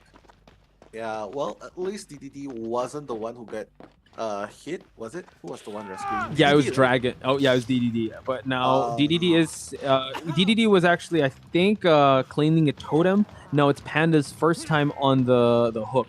DDD on Death Hook as well as Mini Blue. So you gotta pay attention to that. We're gonna get a hook on the hill now. Yeah. Well, Panda's first hook, so it's pretty fine. What? Mini Blue trying to pull a fast one on this Wraith, but the Wraith saw the scratch mark and saw it on the floor. But I think was that decisive strike? Oh, decisive strike? Yes. Wow. Oh my god, but I don't know. Like, even with decisive strike, basically you'll never try the mind game. Yeah, this is exactly the thing that veterans always pull off. Hiding the red light, mind games, they're just not used to it. Like, you always have to stay in a position that allows you to see where the killer comes from. It has to be a considerable distance. Because if it's a short one, killer can just double back so fast, so easily. True. And now it seems like he has the definite foothold on this match. Mini Blue is out. Dragon has seen his first hook as well as Panda. DDD looking healthy, but he's on death hook. So it's tough now with the bell gongs. And now we see that he's coming in from that pallet side. Oh, now, nice. Wow, eats a hit. So still an okay kite so far. Oh my god. He's running in the open. I don't know. The positioning was good. It's just that when that happened, no windows around, no pallets around, and that's exactly why you need windows of opportunity, especially if you're not used to this game yet. So, yeah, this is tough. And now just getting the gen kicked out. Also, now Panda's gonna go. Oh, sorry. Dragon's gonna go for some skill checks while we try and transition on over. Yeah, he's just controlling these gens. Yes, 3 gens have been traded off, but for what? Because now this Wraith is running amok on these survivors. yeah, I can't see possibility of an escape. Wraith, you just have to be really careful with Wraith. Yeah, you got this. Yeah. I'm just looking at, yeah, so aside from Devour Hope, the Hex Haunted Ground has also been chosen. So when either Hex Totem is cleansed or blessed, all survivors suffer from exposed status. So that's why we saw those downs, because they cleansed the totem. And now a Decisive Strike is going to be able to be popped up. We're going to see DDD try to pop this Cypher, and now the bell is going to be gonged, and he's going to just try and close out that distance. But Nell, it's out in the open once again. Without... Oh, just put down the pallet. Yeah, smart. But the hatch has actually spawned. We'll see. He has to get through. Okay, nice. Okay. Yeah, you just have to really hug the pallets. I mean, hug the obstacles close enough so that you'll be able to gain distance. And once the killer is actually in the cloak process, you have to be ready to run towards the next available spot. Oh my god. Oh! Execute Adrenaline! Oh my god! Yeah, beautiful. He brought Adrenaline. That is not that common. Shout outs to another game that we covered too. They pop, they execute. He can actually go for a tied game here. So this is huge. Granted, how this. Well. Ooh, not too bad. Dragon doing a great job here. Really, that endurance paying off. But now the end game hit here, and we see that they did cleanse that totem. Oh, he wants more. I don't know if he brought Unbreakable, so we're gonna see if anyone's. Oh wow! Can he get chasing them out? And does he have exposed? No, he doesn't. No, he does not. So he's probably just gonna eat these hits here. Yo, Panda's probably trying to avoid. Okay. They have to go, and the hatch is actually around the area. Well, Dragon probably has. Unbreakable. We're gonna see Cloak. Oh, I don't know if it's gonna be enough. So yeah, just gets the pickup. And GG's 2 survive. I mean, considering how that went, it was going really fast paced and a little bit of deja vu from the previous game that NM had. But getting a tie, I would say, is still pretty good. And this Wraith match was actually a little crazy. Like he was controlling the start. And I don't know, it was very fast paced. Haunted Ground plus Devour Hope too. I think that's like you know what, you might think that he has Devour Hope, so you start cleaning the totems, but once you clean the totem, everyone's exposed. So a lot of good hits were granted onto that 2 totems brought. So great creativity, I would say, on the side of TDD. Yeah, I mean, I love seeing the adrenaline pop. So they, they certainly made use of adrenaline in that position, priming the gens. You don't usually see people priming gens. They prime gates, but here, perfect usage of adrenaline, bought enough time, and ultimately securing the draw for Team NM. So GG, well played. Though I have to say, Wraith, it's not as scary as the other killers that they might have faced before. Yeah. And I think at first it was because they were still, I mean, DDD had an early down and then getting body blocked also. So I think they were still trying to find their rhythm in the game. But I think this is one of the strengths of NM, since they are a team from other games too, that understand the 1 versus 4 mechanics. That once they have a certain understanding of the pacing of the killer, all right, this is how we're supposed to play the match. We're supposed to focus on objectives. We're supposed to do this. We're supposed to kite like this. And that's what's scary with NM. I think you just give them a little bit to work with, and they could run really far. Exactly. Being able to adapt in a game while playing the game itself in such an important tournament. Yeah, I feel like it's something that they have definitely stepped up from. So tonight is definitely not a repeat of the game last night where they got stopped 20-0. Just a reminder. Yeah. But yeah, that's rough. I would consider a draw a good starting point for a team as young as this. So good job. But I'm still skeptical about what the killer will be able to pull out in the next game because no success so far. Hey, anything can happen. So make sure you guys catch it after this break because, you know, second half, you do not want to miss it. So see you guys.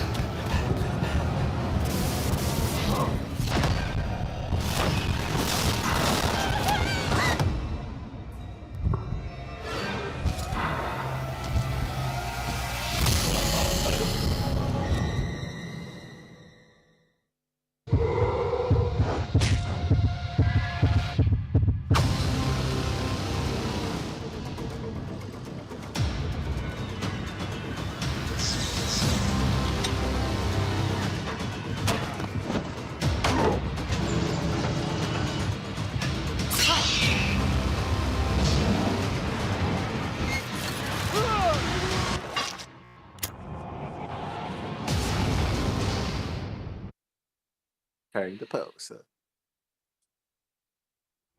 We are back, folks, with more Top Clans 2022 Winter Invitational action here with you, Potch Spice and Nello Mello, witnessing the action between NM and TDD, and we're at a tied game in round number 1, first half.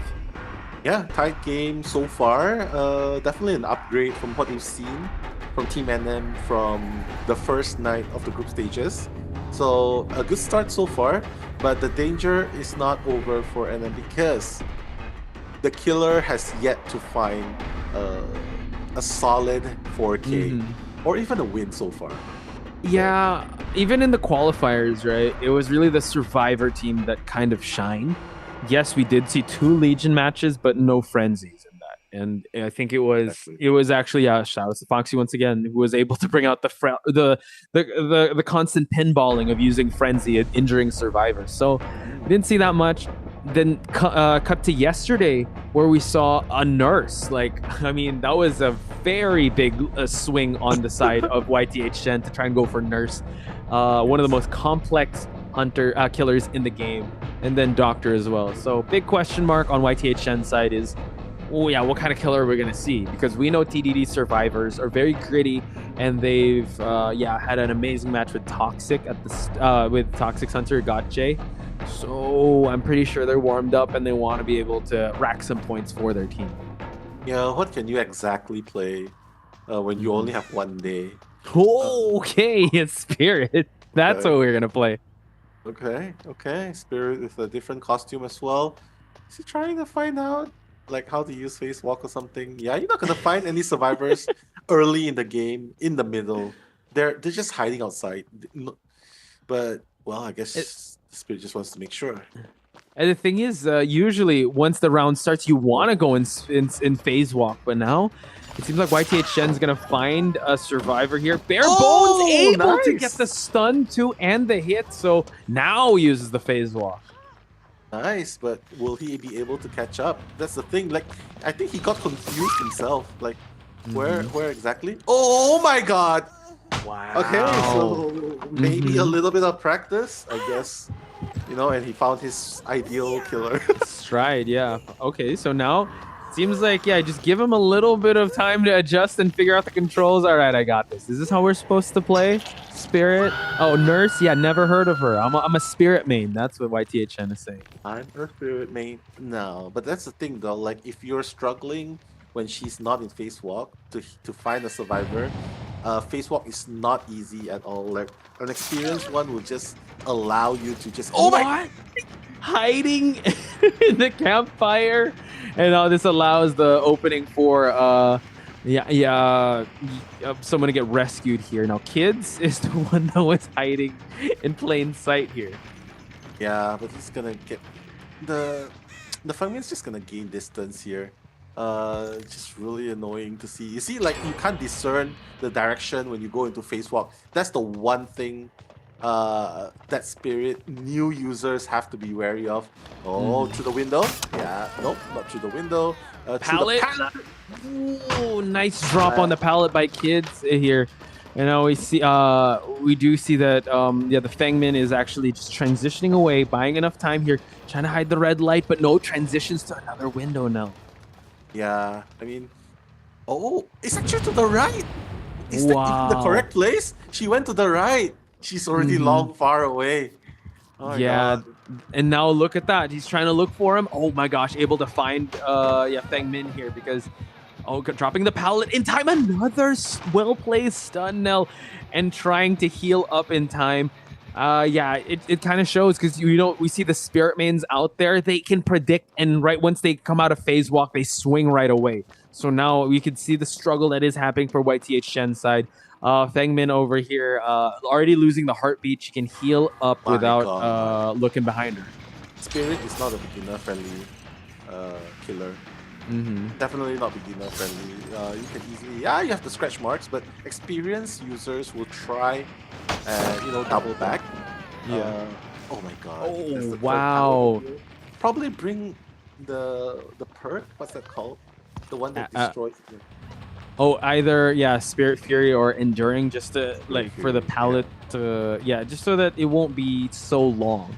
But yeah, barbecue chili. You also have Devour Hope, as well as Ruin and Corrupt Intervention. Yes, that is a stalling perk, but you need something to help you with your spirit walks and also like through the palettes because I'm sure TDD has faced countless of spirits, right? So you have to bring something new to the table to pull one over them. Now he's gonna be caught out here in the open, but is there gonna be a dead heart that is gonna be used? No, he's just gonna transition away. Yeah, you can see that the spirit's chasing off foot. Pretty awkward to see because Mm-hmm. he no longer trusts his face walk, and he's Yeah. just swinging wildly now. Mm-hmm. You hate Yeah. to see it happen, but oh Oh, wow, catching. okay. Okay, catching a little break there, so that's good. Now he's gonna he can't kick that gen, but It's now he done. will. Yeah, he will be going for a hook now. Yeah, but look at the gen progress. Posh, 3 gens have been done. The remainings are already at the halfway mark. I hate to say it, but I think he should just probably try and settle Camp. for a draw. Yeah, just try and camp it out. But what's tough here is that now he's gonna go to phase walk. He's gonna try and open up. Oh, trying to look for a survivor here, but oh, gets pallet stunned in the process. This team is actually doing really well up against the Spirit, and now the Fengmin is gonna take this kite. While this does leave that opening for Cheetos to be saved, so this can leave an opening for them to Ooh. actually push for more survivors out of the gate here. Exactly. Not to mention that's the broken status onto Cheetos, so no Oh, you heals think available deliverance? so far. Mm-hmm. Yo, Oh, tried to go for a long lunging hit there, but now Fengmin going through, but eating a hit in the process, breaking that line of sight. Let's see, phase walk, unable to see though where Fengmin went, so now he's just gonna try and rely on instinct here. Can't find where the scratch marks are, and I think Fengmin though running double straight back. into the killer. Yeah. No, she actually doubled back, and Mm-hmm. the killer realizes this, and so he doubled back as well. But it's too late because Fomin has gained distance. Window. Oh, not gonna reach Ooh. that time. Have to move on. Face walk again, but oh my Oh my god. god, someone's here to help body block. And Yeah, now we see exactly. that, yeah, still trying to look for the Fengmin, and that generator is moving. One is at 90%, the other one is at 41. This regen can actually eat one hit. It's totally fine because he has not seen a hook just yet. He has dead Exactly. heart too. He has that heart, exactly. And now Fomin is just mending herself in the killer shack. I feel like, yeah, again, another killer that requires a lot of precision and practice, and Mm-hmm. you're you're not gonna be able to pull this off if this is your first time playing it. Jen's already popped. Oof. It's powered. Yeah, exegates are powered. Fengmin is healed up. Cheetos also is he's actually the only one that is left injured.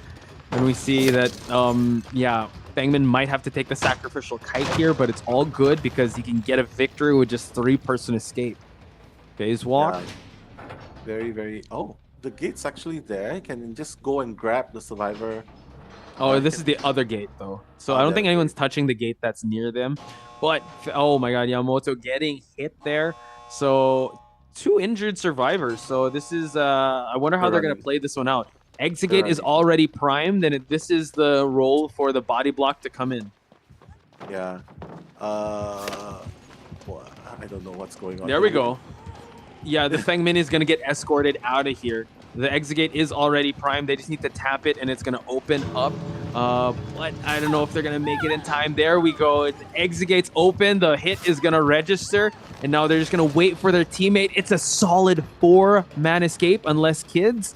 Does he have the hatch? Oh yeah, there we go. Yeah, for sure. Again, not a beginner-friendly killer, but Mm-hmm. I feel like the first hit, he got really. I think like the first hit was a gift from the heavens. I think you should probably just camp out. You should just Mm-hmm. probably camp out that first one day hook because Mm-hmm. you don't have the best chase ability. I mean, as a player, not the character itself. The character has great chase, but Mm-hmm. you haven't mastered it. So I feel like you should just camp it out and camp until she's past the second half. Yeah, 3 gens are gonna be done, but hey, you At least have you to secure. play this Yeah. way. Yeah. That's true. If you're gonna go with the spirit, so it's again, it's we're seeing like the constant back and forth with YTH Shen and picking a killer here. The Legion didn't work out. Unfortunately for the Legion, I would say is was most stable because that's what got him at least like I think a tie or a one-man kill. The Spirit, unfortunately, it demands a lot of time and effort, especially when you're on that phase walk, to predict where the survivors are at. So if this is going to be how YTH Shen plays, yeah, maybe play a more conservative hunter that can maybe play, yeah, Legion. Play Legion. Play, I mean, play Clown. Play, play, yeah. I'm just thinking that if he doesn't have to do with that busy mechanics, you can play something that kind of could be in his wheelhouse with Trickster too, if he can. Trapper. The best. Add the add-ons where the traps will reset. Trapper. Just go Trapper. You will definitely secure a 1k at the very least. Once you put the survivors. Once you put the survivors in the hook, plan 2 more traps around. I would say Trapper, yeah. Maybe get Trapper and put the get the perk or the add-on that like yes resets traps, and also have the add-on that like you don't get caught by your own traps too, because if it's hard. I've seen other trapper, even great trappers, accidentally step on their own traps. That's why they got to bring their own perk there, and in mobile also it's a little tough to see where you put the traps down. So yeah, that might be if YTH Shen is kind of still in that he needs to find his groove in this game. Yeah, maybe Trapper. Maybe I'll go with a basic type killer. Exactly. Trapper or Legion, take your pick.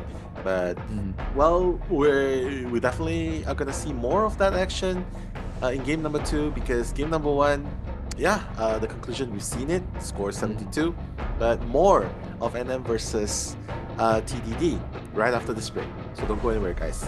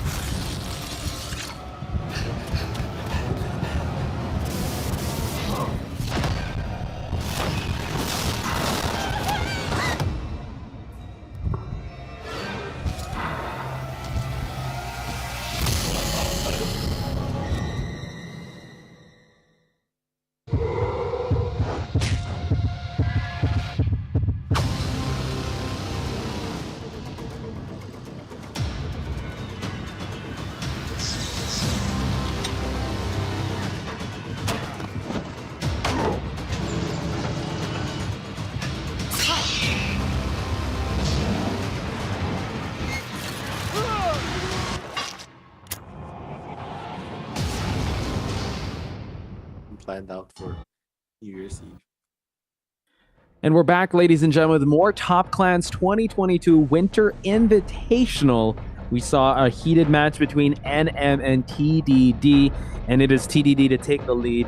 Again, a big question mark with YTH Shen on which killer he'll be picking. Survivor sided on Survivor side on NM side is kind of stable, but I think that's the big question mark coming into game number 2 now. Yeah, big question mark. What exactly can NM choose to get to get more than 1K? Or at least try to get some kills, because survivors now, it seems like they're sort of picking themselves up, you know, getting a draw, not too bad, but ultimately if only one faction is doing well, sort of well, but the other faction fails to keep up, it might be a really fast game for this game number 2. So well, what are your thoughts though? Like, should they pick a map that they are more familiar with? Go back to basic killers? I hope that they pick Lampkin Lane, because that's one of the maps that we saw them thrive well in the qualifiers. If that's their bread and butter, go there. And when we talk about killers, yeah, we made a case that maybe you should just pick a basic Trapper, just so that Trapper, even though we haven't seen it in tournament, ladies and gentlemen, Trapper is very basic in a sense that he's very setup based, he's very defensive, and it's going to be tough for the survivors to get rescues, especially if you just spam the place with traps. And I think that's might be the urgency that NM needs to play at this point, since we've already tried a bunch of hunters. The Doctor didn't work out, the Nurse didn't work out, the Legion sort of did, the Spirit as well. So maybe go with a Trapper, since that's like the first killer that you get in the game. Yeah, if you're gonna play basic chase and hit, you might as well play the Trapper. Place one trap. If the survivor is just spending time in this corner, looping around windows and pallets, place one to block their options. Then you go in and chase them, and hopefully they wouldn't notice that you placed the trap near the pallet or outside the window, and when they get caught, bam! That's a one-hit KO for you. Like 1 damage by the trap, 1 damage by your hit. So, good. Yeah, maybe not go too flashy, and yeah, just go with basic, just foundational and also steady and reliable tactics at this point, because that's what Trapper can offer. Yes, he's not the flashiest. He is the poster boy of the game though. But you might want to play a little more conservatively, especially if you can't go toe-to-toe with the survivors, because you saw TDD kind of knew there was a little lack of knowledge with how well they were kiting, and they knew that they could transition kills. It was safe because in the phase walk he lost sight of where the scratch marks are going to be. Again, that comes with practice and it comes with time, and you got to give it up to NM because they are trying their best, and they are known for a different game, but they wanted to try their merit here, and they're here in the top 8. So, you know what, they will be put through the fire and flames to see if they can, we'll see how far they can go. That is. Exactly. Maybe you're going to get your wish, Lampkin Lane. No! Even worse. Very dark map, and as you can see, you can't exactly run like, except for the main building, right? Like, but even then, the main building is also not the best kiting area, simply because once you break down the walls, well, Hunter can just catch you off guard, unless if the killer is just tunneling into you and just following where your footsteps are. Then, yeah, maybe the survivors will have a shot. But other than that, it's a pretty dark map. I would say it's a good map for a killer. In terms of finding and catching up, but for the survivors, well, hiding behind the tall bushes might be a thing. Yeah, but we'll see how it goes. Yeah, I'm thinking on TDD side, Rev Pokey, he brought out Onryo, right? So I'm just wondering, because NM did kind of struggle when it came to the match with Wraith. But when it comes to Onryo also, it's a very specific killer that you have to be careful of. The manifestations, the curses. I don't know if they've had enough matchup experience, because the Onryo was the one to get 5 points for his team. So It's another. I mean, I'm bringing another question mark in NM's team, NM strategy here because they usually have to get a slow-paced burn to start things off, and then they can get their juices flowing afterwards. So with an Onryo though, she takes no prisoners. So Exactly. we'll see how Ban on they'll Real. manage out here. Just ban on Real. Like face the Wraith again. I think they have possibility of winning. But on Real, it's a big no-no. They haven't figured her out yet, and I don't think they'll figure her out in this short period of time. So take out Onryo, maybe deal with the Hillbilly, or take out Hillbilly and deal with the Onryo. What would you rather deal with, an Onryo or a Hillbilly? Hillbilly. Really? On PC, Hillbilly. On mobile, Onryo. I knew it. I was gonna say, you sure about that? Yeah, because on mobile, he's status? crazy, man. Yeah, you saw how crazy. I mean, in Yamako Estate too. Like you could go coast to coast in this map with just the chainsaws. So, yeah, I would say Onryo at least. She's a hit move type killer, but man, Billy with a one hit KO. And I don't think yesterday they've experienced Billy enough, because yes, they did face Seven Seals Billy, and that's when they all got knocked out with that chainsaw hit. So Exactly. yeah, maybe ban Billy and face Onryo. That's kind of crazy. Well, I think they should take their chances, ban Onryo, because we haven't seen TDD's killer bring out Billy, right? He might not even be a Billy user. So just ban with what you know first.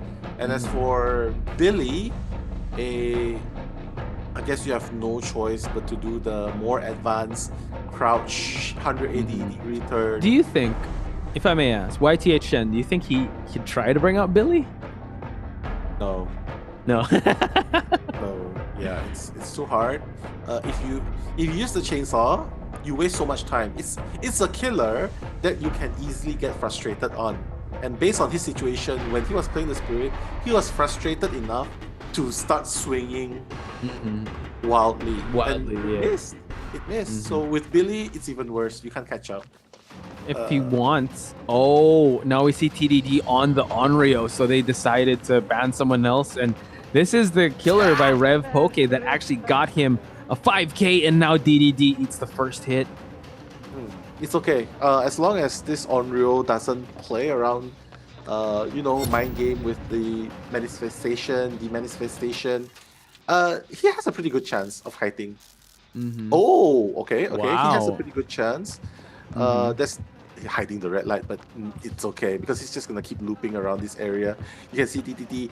Yeah, he's not gonna fall for the red light. If you're running this basic kind of runs, he's doing really great so far.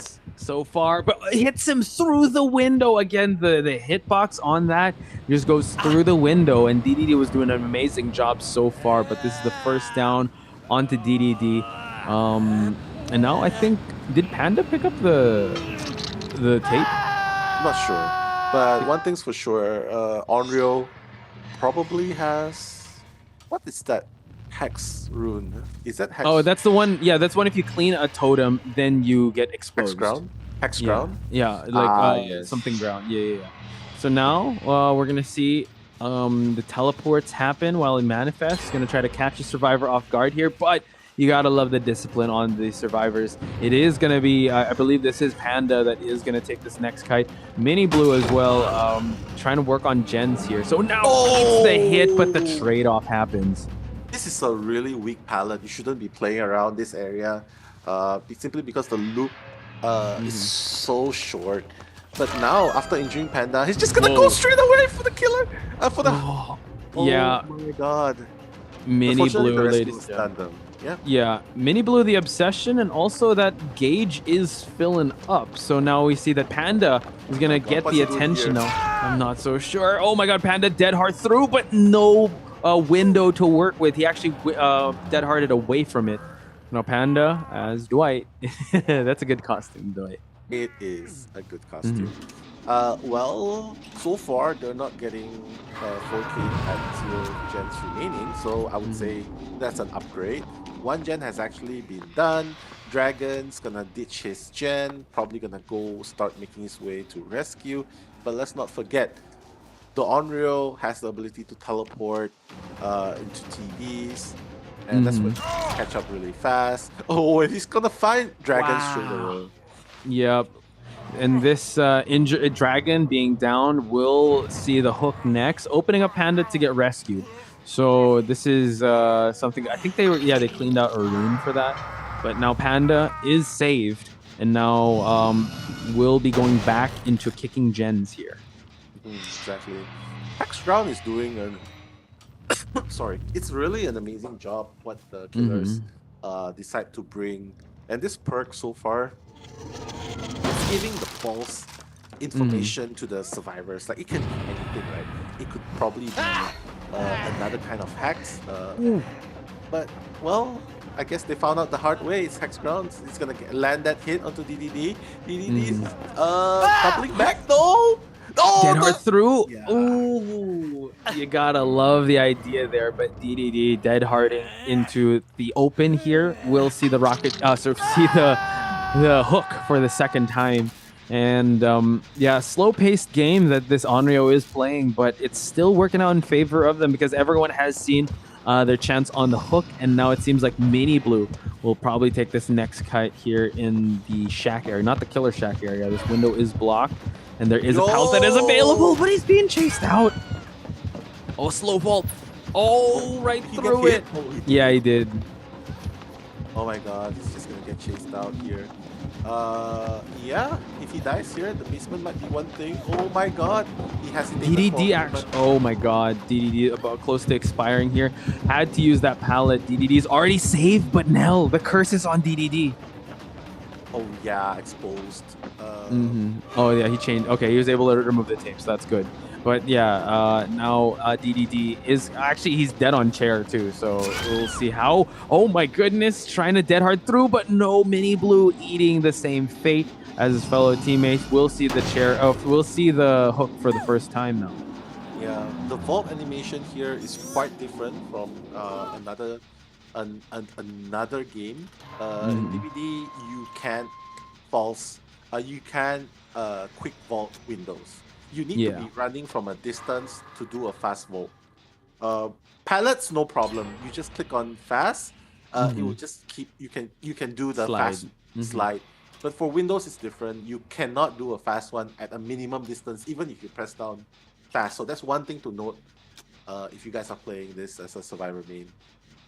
The 3 gens remain. Dragon is going to take this next kite. Still all healthy, but now just trying to transition away. But this is a tough spot to be at. There's not much to work with. He's going to have to rely on Dead Heart, but he's running out in the open here. And now Dragon is going to see the hook for the second time.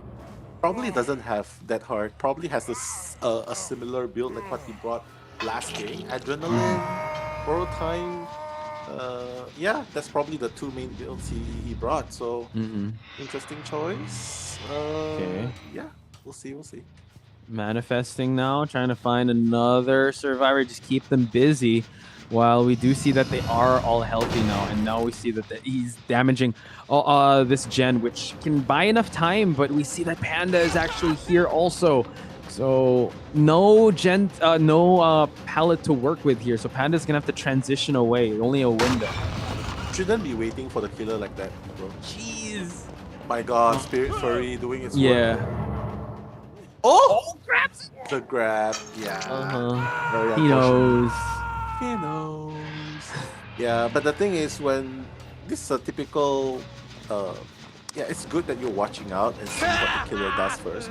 But typically when the killer is, not chasing you straight away, standing in the middle of the shack, he's damaging gens, and that's the cue for you to get the hell out of that place. Yeah. You shouldn't be waiting like that. Yeah, if you wait like that, yeah, the killer will be like, all right, thanks for waiting for me. I'm gonna get that hit in now. Exactly. No pallets and the thing there. is, he's focusing on the gen, but now you see that he is manifesting on a different spot, and DDD was right there in the pallet area. And DDD now on death hook. This will be the first survivor out of the game now. Yeah, very unfortunate. Definitely try to play, but again, this is an advice as well. Oh my god. That's so scary. It is, it is. Okay, he's trying to break the gens again. Yeah. And crawling out. So that was the time for him to transition, because this is not the best spot to be at since there's no more pallets. So this opens up Mini Blue to move on away. He only got a window to work with, but now he's just going to force him out here. And he's going to just continue to loop, but he could try and lunge here and goes for the hit. And Mini Blue is down hit once again. So he's going to have to kite for a little while longer since Dragon and DDD are in death hooks. Oh, Hash has spawned. Maybe they can do something with it. But again, the Oreo is around. Why? He's not even manifested yet. But okay, better be safe than sorry, eh? Yeah. Okay. Spine Chill, by the way. Spine Chill, very essential. We see that being brought now. Weak loop, by the way. This is a very weak area. Better not be staying here. Well, he's just going back to the shack. But again, they are already starting a new gen somewhere else. Yeah, they are. Yeah. So far, so good. But oh my god, Mini Blue! Oh, Mini Blue running straight towards the killer here. Mini Blue, luckily not on death hook yet. It is Panda and Dragon that have seen their rounds on this hook, but it's gonna be tough. They're gonna have to make a tough decision here. They're gonna have to go for the rescue while trying to prime that gen, which is regressing from 39, but one is moving from 40. So a very proactive end game here. Now TV's open. Oh my god. That's so freaky. It is very freaky. Bill should get the hell out of there. He's at his last. Yo, imagine if you get grabbed at that point. Yeah, he's playing a dangerous game there. But now we see, oh god, that's a pallet Dragon. Here. There's a pallet here. There is. Should be a pallet. Oh, he's wrong place. This is gonna be hard to, oh, he's going down, but then that's gonna slow them down since, he's gonna get staggered. So now Bill on his death hook. Seems like it might actually be at least a 3-person kill here. At least. Oh wait, exit gates are open now. It is? Okay, good. But she could just keep moving around. Oh wow, we just spot someone out here in the open. Panda trying to hug this pallet here. Gets the stun, which is actually good, and hopefully someone is opening up that exit gate so the tie can happen. Yeah, and she doesn't have I mean, she doesn't have a one-hit KO at this point. That's actually, okay, good. There's actually a place where you can vault here. I destroyed the pallet on the other side. Yo! Ooh, okay. This is gonna be a lot harder. The hash is there. He's going for the hatch. Let's see if he's gonna get cut off. He's gonna jump down. Oh my god, right in front of the hatch. And Mini Blue, he's not yet opening the gate, so the hatch is not gonna happen just yet. Well, if he chairs Panda, if he hooks Panda, then the hatch will open. But that's not what he's gonna. Yeah, he wants more points. He wants to secure the lead and give his survivors an easier time in the next game. But man, Onryo, ladies and gentlemen, the constant movements, the manifestations, and the excellent plays here is just put on display by Rev Pokey. Mini Blue can be the only one to pick him up, but okay, Rev Pokey, I think he's gonna just settle for at least 3 on 3-man elimination. Exactly, and you can always see Mini Blue making his way towards the hatch. He knows where it is. The aura has been revealed. So yeah, just waiting for it to open. It will take a little bit of time. Oh my god. He's being chased out. Not like this. Oh wow, can he get it open in time though? He's gonna have to kill himself. He's gonna be able to pick him up. Yeah, the hatch will takes considerably longer to open when it's not the last survivor leaving. Same logic. If it's because of the survivors dead, then the hatch is gonna open slower, much slower. So there you have it. Posh, okay. That was kind of intense. It made me think if Mini Blue waited a little or hid, because you know where the hatch was, right? Just maybe. But then I'm pretty sure Rev Pokey is going to close the hatch once it opens. So exactly. You could say it was a checkmate situation there. A good start. And towards the middle there, I think there were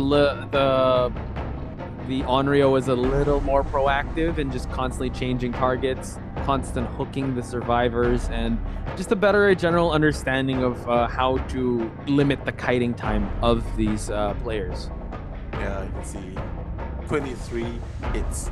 So that's way above average. You know that she's brutal, 12 knockdowns. Yeah, I would say GG well played. A very well played game. It's not one-sided.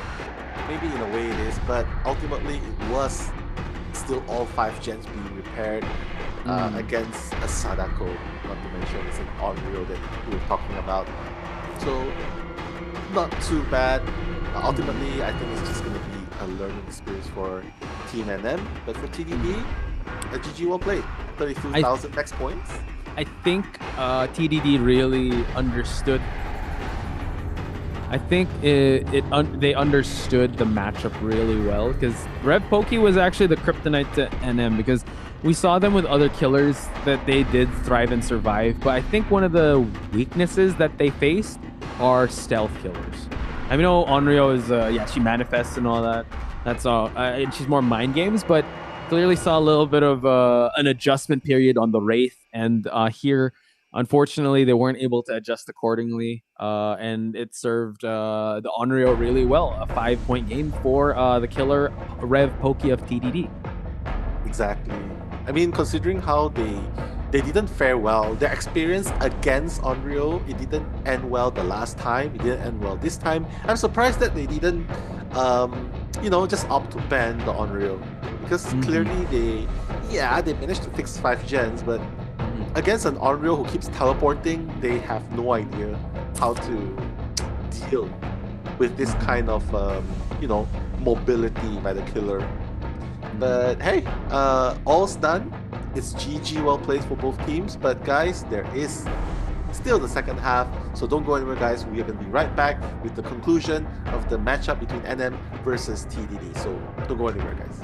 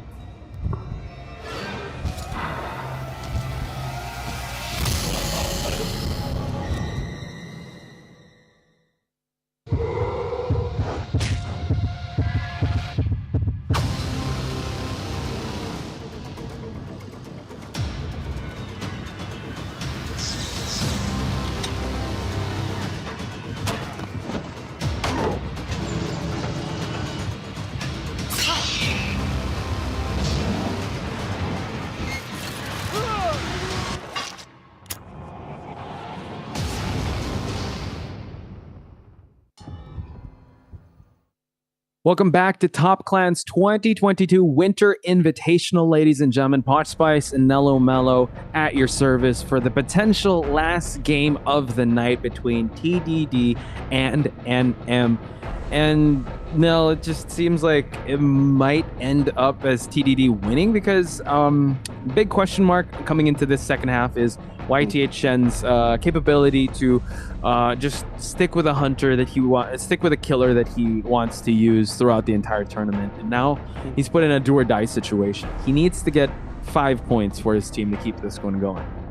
4K. Well, I don't know what to say about that because getting 4K, it's not something that we've seen happening very often throughout this tournament. Like even against very experienced teams or experienced killers, we constantly see 2Ks, 3Ks. I think 4K is not something that happens all the time. That's what I'm saying. So for someone who has never gotten more than a draw as a killer, I would say a 4K, you need to power up, like, you know, Ultra Instinct has to kick in. You meet your soulmate killer, you know, like, oh my god, you're my soulmate all this while. The Trapper. Yeah. You know, it's like the something Trapper. like that. Yeah, How poetic would that be, right? If YTH Shen has that kinship with that Trapper. And chances are quite slim, but there is still a chance, right? You can also have that moment of, yes, powering up, and also maybe the survivors of TDD kind of slip in and maybe a little overextension in their part. So there's a lot of variables, and we can't just dismiss this as like, yeah, you know what, TDD does move on. But we will have to call a spade and say that chances are kind of slim for this team since TDD, they've shown that they can survive with the best of them. Exactly. Well, we're gonna see the last. Oh, what is this? It's a Legion. Oh, a Legion? Is it? Yeah, it's Legion. Yeah, there we go. Going See, back different to skin. his roots. Yeah. This is what he wanted all this time. Oh my god! And oh my god, it's the costume. It's the David King outfit. It's the David King summer collection. It's winter, David. Put on some clothes. You're in Yamako Estate. Let's get some respect, man. Exactly. But yeah, Legion, pretty straightforward. Probably has his frenzy up already. Yeah. But I think he should just focus on, you know, like, okay, he's got his frenzy hit. Remove the frenzy and just go for the kill. And that's exactly what he's doing now. Yeah, watch out for the Dead Heart that David does have. Goes through the window, but nice patience there. Being brought, but unfortunate, unable to get the hit there. He's going to try and swing again. Yeah, this is this David like running out in the open here, still juking him, but now a lunge hit is going to do it for him. Exactly. Legion can be a 4K killer. We've seen Foxy played it. He got a 3K, but that was a different situation. He didn't need to get that 4K. But now you can see that the gen in the Killer Shack is actually almost completed, but not too bad of a start. David King out for the count on the first hook in the hands of Legion. So yeah, not too bad, not too bad, I would say. Yeah, Elbar is, he could just sit on the hook for a little bit, but now we see YTH Shen sees that there are blood marks here. It is going to be a rescue that does happen. The trade-off will commence here. So now that wasn't a safe rescue. Yeah, just go for the trade-off here. That's this play conservatively. Take another time on the hook. Doesn't matter. It's fine. Just secure those downs and outs of the survivors. Yeah. YT Shen is actually starting to play more like a proper DBD killer. Like not panicking, not tunneling on the survivor, and just leaving the rescuer rescue without repercussion. Because this is exactly what we want to see. Oh my god! But the Dead Heart, wow, just going through right there, and then try to. Oh my God, we have Dwight here trying to body block too, and now it's just gonna confuse the killer here. Let's see if he's gonna have his wits about him because David King is the mark that he's trying to go for, and Elbar does fall. No decisive strike for sure. It's definitely past the 50, the 1 minute mark, and yeah, it's just gonna pick him up. Wiggle, goes it. But two survivors are close by. Does he have Joel? If he has Jolt, this could be really huge. I don't think he has Jolt. I saw Devour Hope. I saw, what else did he bring? Yeah, Barbecue and Chili, no Ed. Oh, he does have Ruin though, but not Jolt. So now we see Feral Frenzy happening here. He can hits nice, him through nice. the window. Beautiful. Beautiful indeed. Now he's gonna look for his next target. Yeah, but he's gonna run out. He's gonna get exhausted really soon. Oh my god! But the thing is, no one will be able to rescue David King at this point, except for the one survivor that's not being injured. So, but she's pretty far, I think. She's running there. Oh, she's running. Yeah, Vendetta's already there. So gets the rescue. The trade-off does happen, but you have to admit that this pace is something that YTH Shen wants. So, you know what? Slowly but surely, he's definitely hooking these survivors, really playing to the pace that DBDM, especially a competitive DBDM for killers, are played by. So now we see him back in Feral Frenzy mode. Exactly. He just wants to injure survivors. Oh my god! He missed, and that's why when you hit a pallet, that's when your Feral Frenzy ends. So that's the thing that you have to watch out for, especially when you're playing as a Legion. But should be able to get this hit. Yeah, through the window. Kids does eat that hit, and now we see him trying to move on over here and just break the pallet. So looking at the gens here, we have 2 gens remaining. They're not really, one is at 68 and the rest haven't been touched yet. So it's looking pretty okay. And now we see some discipline being displayed, but the rescue attempt, he has to be careful here. Waiting for the hit. Oh wow, he hits the body! Uh-huh. My god, that's not what you want to see. And then there's the endurance. Yeah, picking up. It's gonna be the last chair, the last hook. But again, 4th Cypher about to be done really soon. The last gen is, well, it's not done quite yet, but a pretty good start for the Legion. Yeah, Feral Frenzy putting everyone in injured states. Now we see he's going to try to go for more injuries. So this is how you're supposed to play the Legion. Now everyone is injured. Everyone's, well, 3 people are off the gens. It's only Elf Bar that is actually can work on gens safely. But now Dwight is being monitored here. So he's going to have to try and kite for as long as he can. He's going to try to hug some the walls here and the windows. So let's see how this is going to pan out. Trying to play with a red light. Yeah, you can see the red light right on the survivor's point of view, as clear as day. Oh my god, nice lunge. He picked up the distance. He has finally picked up the distance of how far he can lunge, the capacity of the killer. So GG, pretty good growth in such a short time. But last gen is about to be popped. And this is the first share on Kids' side, so he's still got to put in more pressure, right? We know someone that's on death hook. Wow, they just go for the exit gates are powered because they know, all right, let's just sacrifice, or let's see if how they're gonna play this one out. David King here, just giving information to his teammates. He is ducking in front of the hill. It's still tough for YTH Shen to play. He's kind of overextending here. This can actually give them an opening to go for the rescue, but he does see scratch marks. So he's just waiting patiently. Let's see if anyone's going to go for it, but the pallet is here to stop him from coming in now. Exactly. He's going to go for the Feral mode, but I don't think it makes much of a difference here.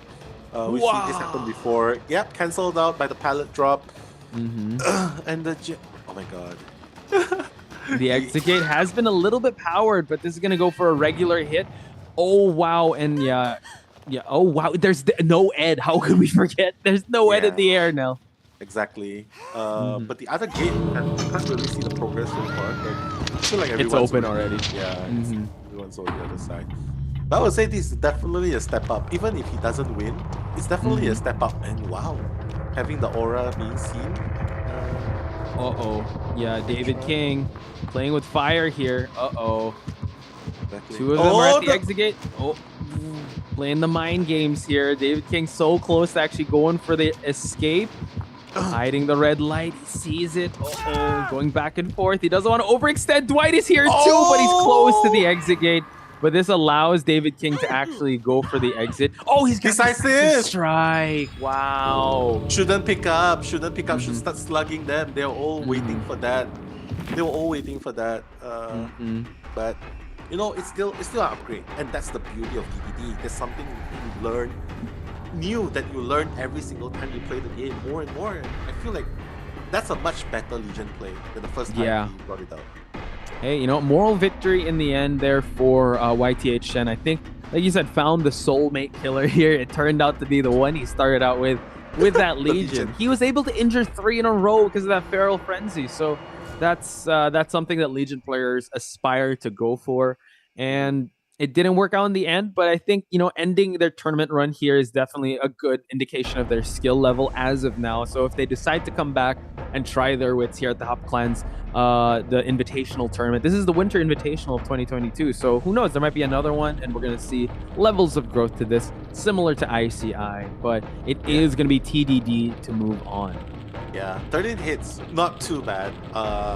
I guess we're starting to see like, oh well, yeah, from 0 hits to 7 hits now, 13 hits. Definitely a great growth in such a short time. But of course, GG, well played, and congratulations to Team TDD for making it through in the lower brackets. So they live to fight another day. But they do. NM also lives to fight another day, probably in another tournament. Again, they're really known for another game, so you got to give them kudos for showing up here and also trying their wits and also their skill in a game like this in Dead by Daylight. I think they've learned a lot, and we've also learned that you got to take risks to really put yourself out there, and that's what NM did. But shout outs to TDD. They made it this far, and considering that we have not seen them in the qualifiers, now we kind of get a good understanding of how they play, what their play style is like, how disciplined they are, and I can't wait to see them more tomorrow. Exactly, I can't wait to see them as well. Congratulations, Team TDD. Moving on in the lower brackets, a victory for you tonight. As for NM, they've definitely won something as well. They've won experience, they've won growth. So hope that they will find pleasure in exploring more in the world of Dead by Daylight and continue to play the game, and hopefully we will see them again, like what Posh said, in future events. So yeah, again, I view tournaments like this like an anime tournament arc. It's not really just the protagonist you watch to get to the championship. You have your favorite teams out there. Again, it's just chapters. It's not the end of the story of some of these teams. Similar to ICI, similar to NM. Continue to support them, continue to follow their journey, because this is just the start, and it's not the end all and be all. It's really just the journey of everything, and the hard work is still yet to come for those teams. But for now, we have ourselves an amazing bracket for tomorrow, because I think in the upper bracket, it's all Thai teams, while we do have 2 Southeast Asia teams in the lower bracket to try and fight their way to continue on to get to the top 4 spot. Exactly. Tomorrow is a match that you definitely do not want to miss, because it's the battle of champions in the winner brackets so far, and we've seen how crazy they've got. So more of that tomorrow. Yeah, I'm expecting a lot of highlights tomorrow as well. As for the teams that left tonight, ICI and NM, good luck in your future endeavor. You're not leaving empty-handed, but with experience, and of course, a chunk of the prize pool of $10,000. So yeah, GG, well played to both teams and all of the teams that made so far. And thank you as well to all the audience that have been supporting their journey. So you made this possible as well. Thank you. Yeah, we reached peak numbers today. We're at 600, 700 strong watching, and we're also live on TV, so really making history here. Glad to be sharing the mic with you, Mellow, because I'm honestly gracious enough to be in this position where we're learning the game and also gushing for the amazing plays. But let's gush over this bracket right now. Again, this is the start of the schedule tomorrow at 1 p.m. GMT +8. AKL versus Teletubbies to start things off. Afterwards, we got 7 Seal versus Toxic. And the loser of those teams will be going to the lower bracket to face off against ROV and TDD. Yeah, exactly. But it's not going to be a walk in the park. We have our top 6 now. All of these teams are really strong. Looking forward, especially batch 7, 8. The winners brawl out. Yeah, we're definitely gonna be expecting more. So guys, tomorrow is not gonna be at 3 o'clock, 3 p.m. GMT +8. It's gonna start at 1 p.m. GMT +8. So don't remember, to make a note of that. Yeah, set an alarm. Tell Alexa, Siri, just to set your Hey alarm Siri. at a one. Don't activate mine. I feel Oh my like god, it's activating mine. Oh my I'm god, kidding. it really is. It really is. It really is Okay. activating mine. Oh my god. Tell yeah, 1 p.m. guys, 1 p.m. tomorrow, GMT +8. Support your favorite teams. So that's about it on my end now. How about you? Well, shout outs to everyone who's made this possible. The prods behind the scenes, the viewers, the teams. We're just having a blast here. So hope to see you guys tomorrow, same time. Not exactly same time. Earlier, 1 p.m. GMT +8. And do follow Top Clans to get more updates and followings of the events. So yeah, with that, I will be saying my goodbyes. Any last words, Posh? For me, I will sign off there. I will echo everything Nell said. Thank you guys so much. We'll tune in again tomorrow, 1 p.m., same time, same place. Hope to see you guys there. More of Top Clans 2022 Winter Invitational tomorrow. So for now, good night. We're signing off.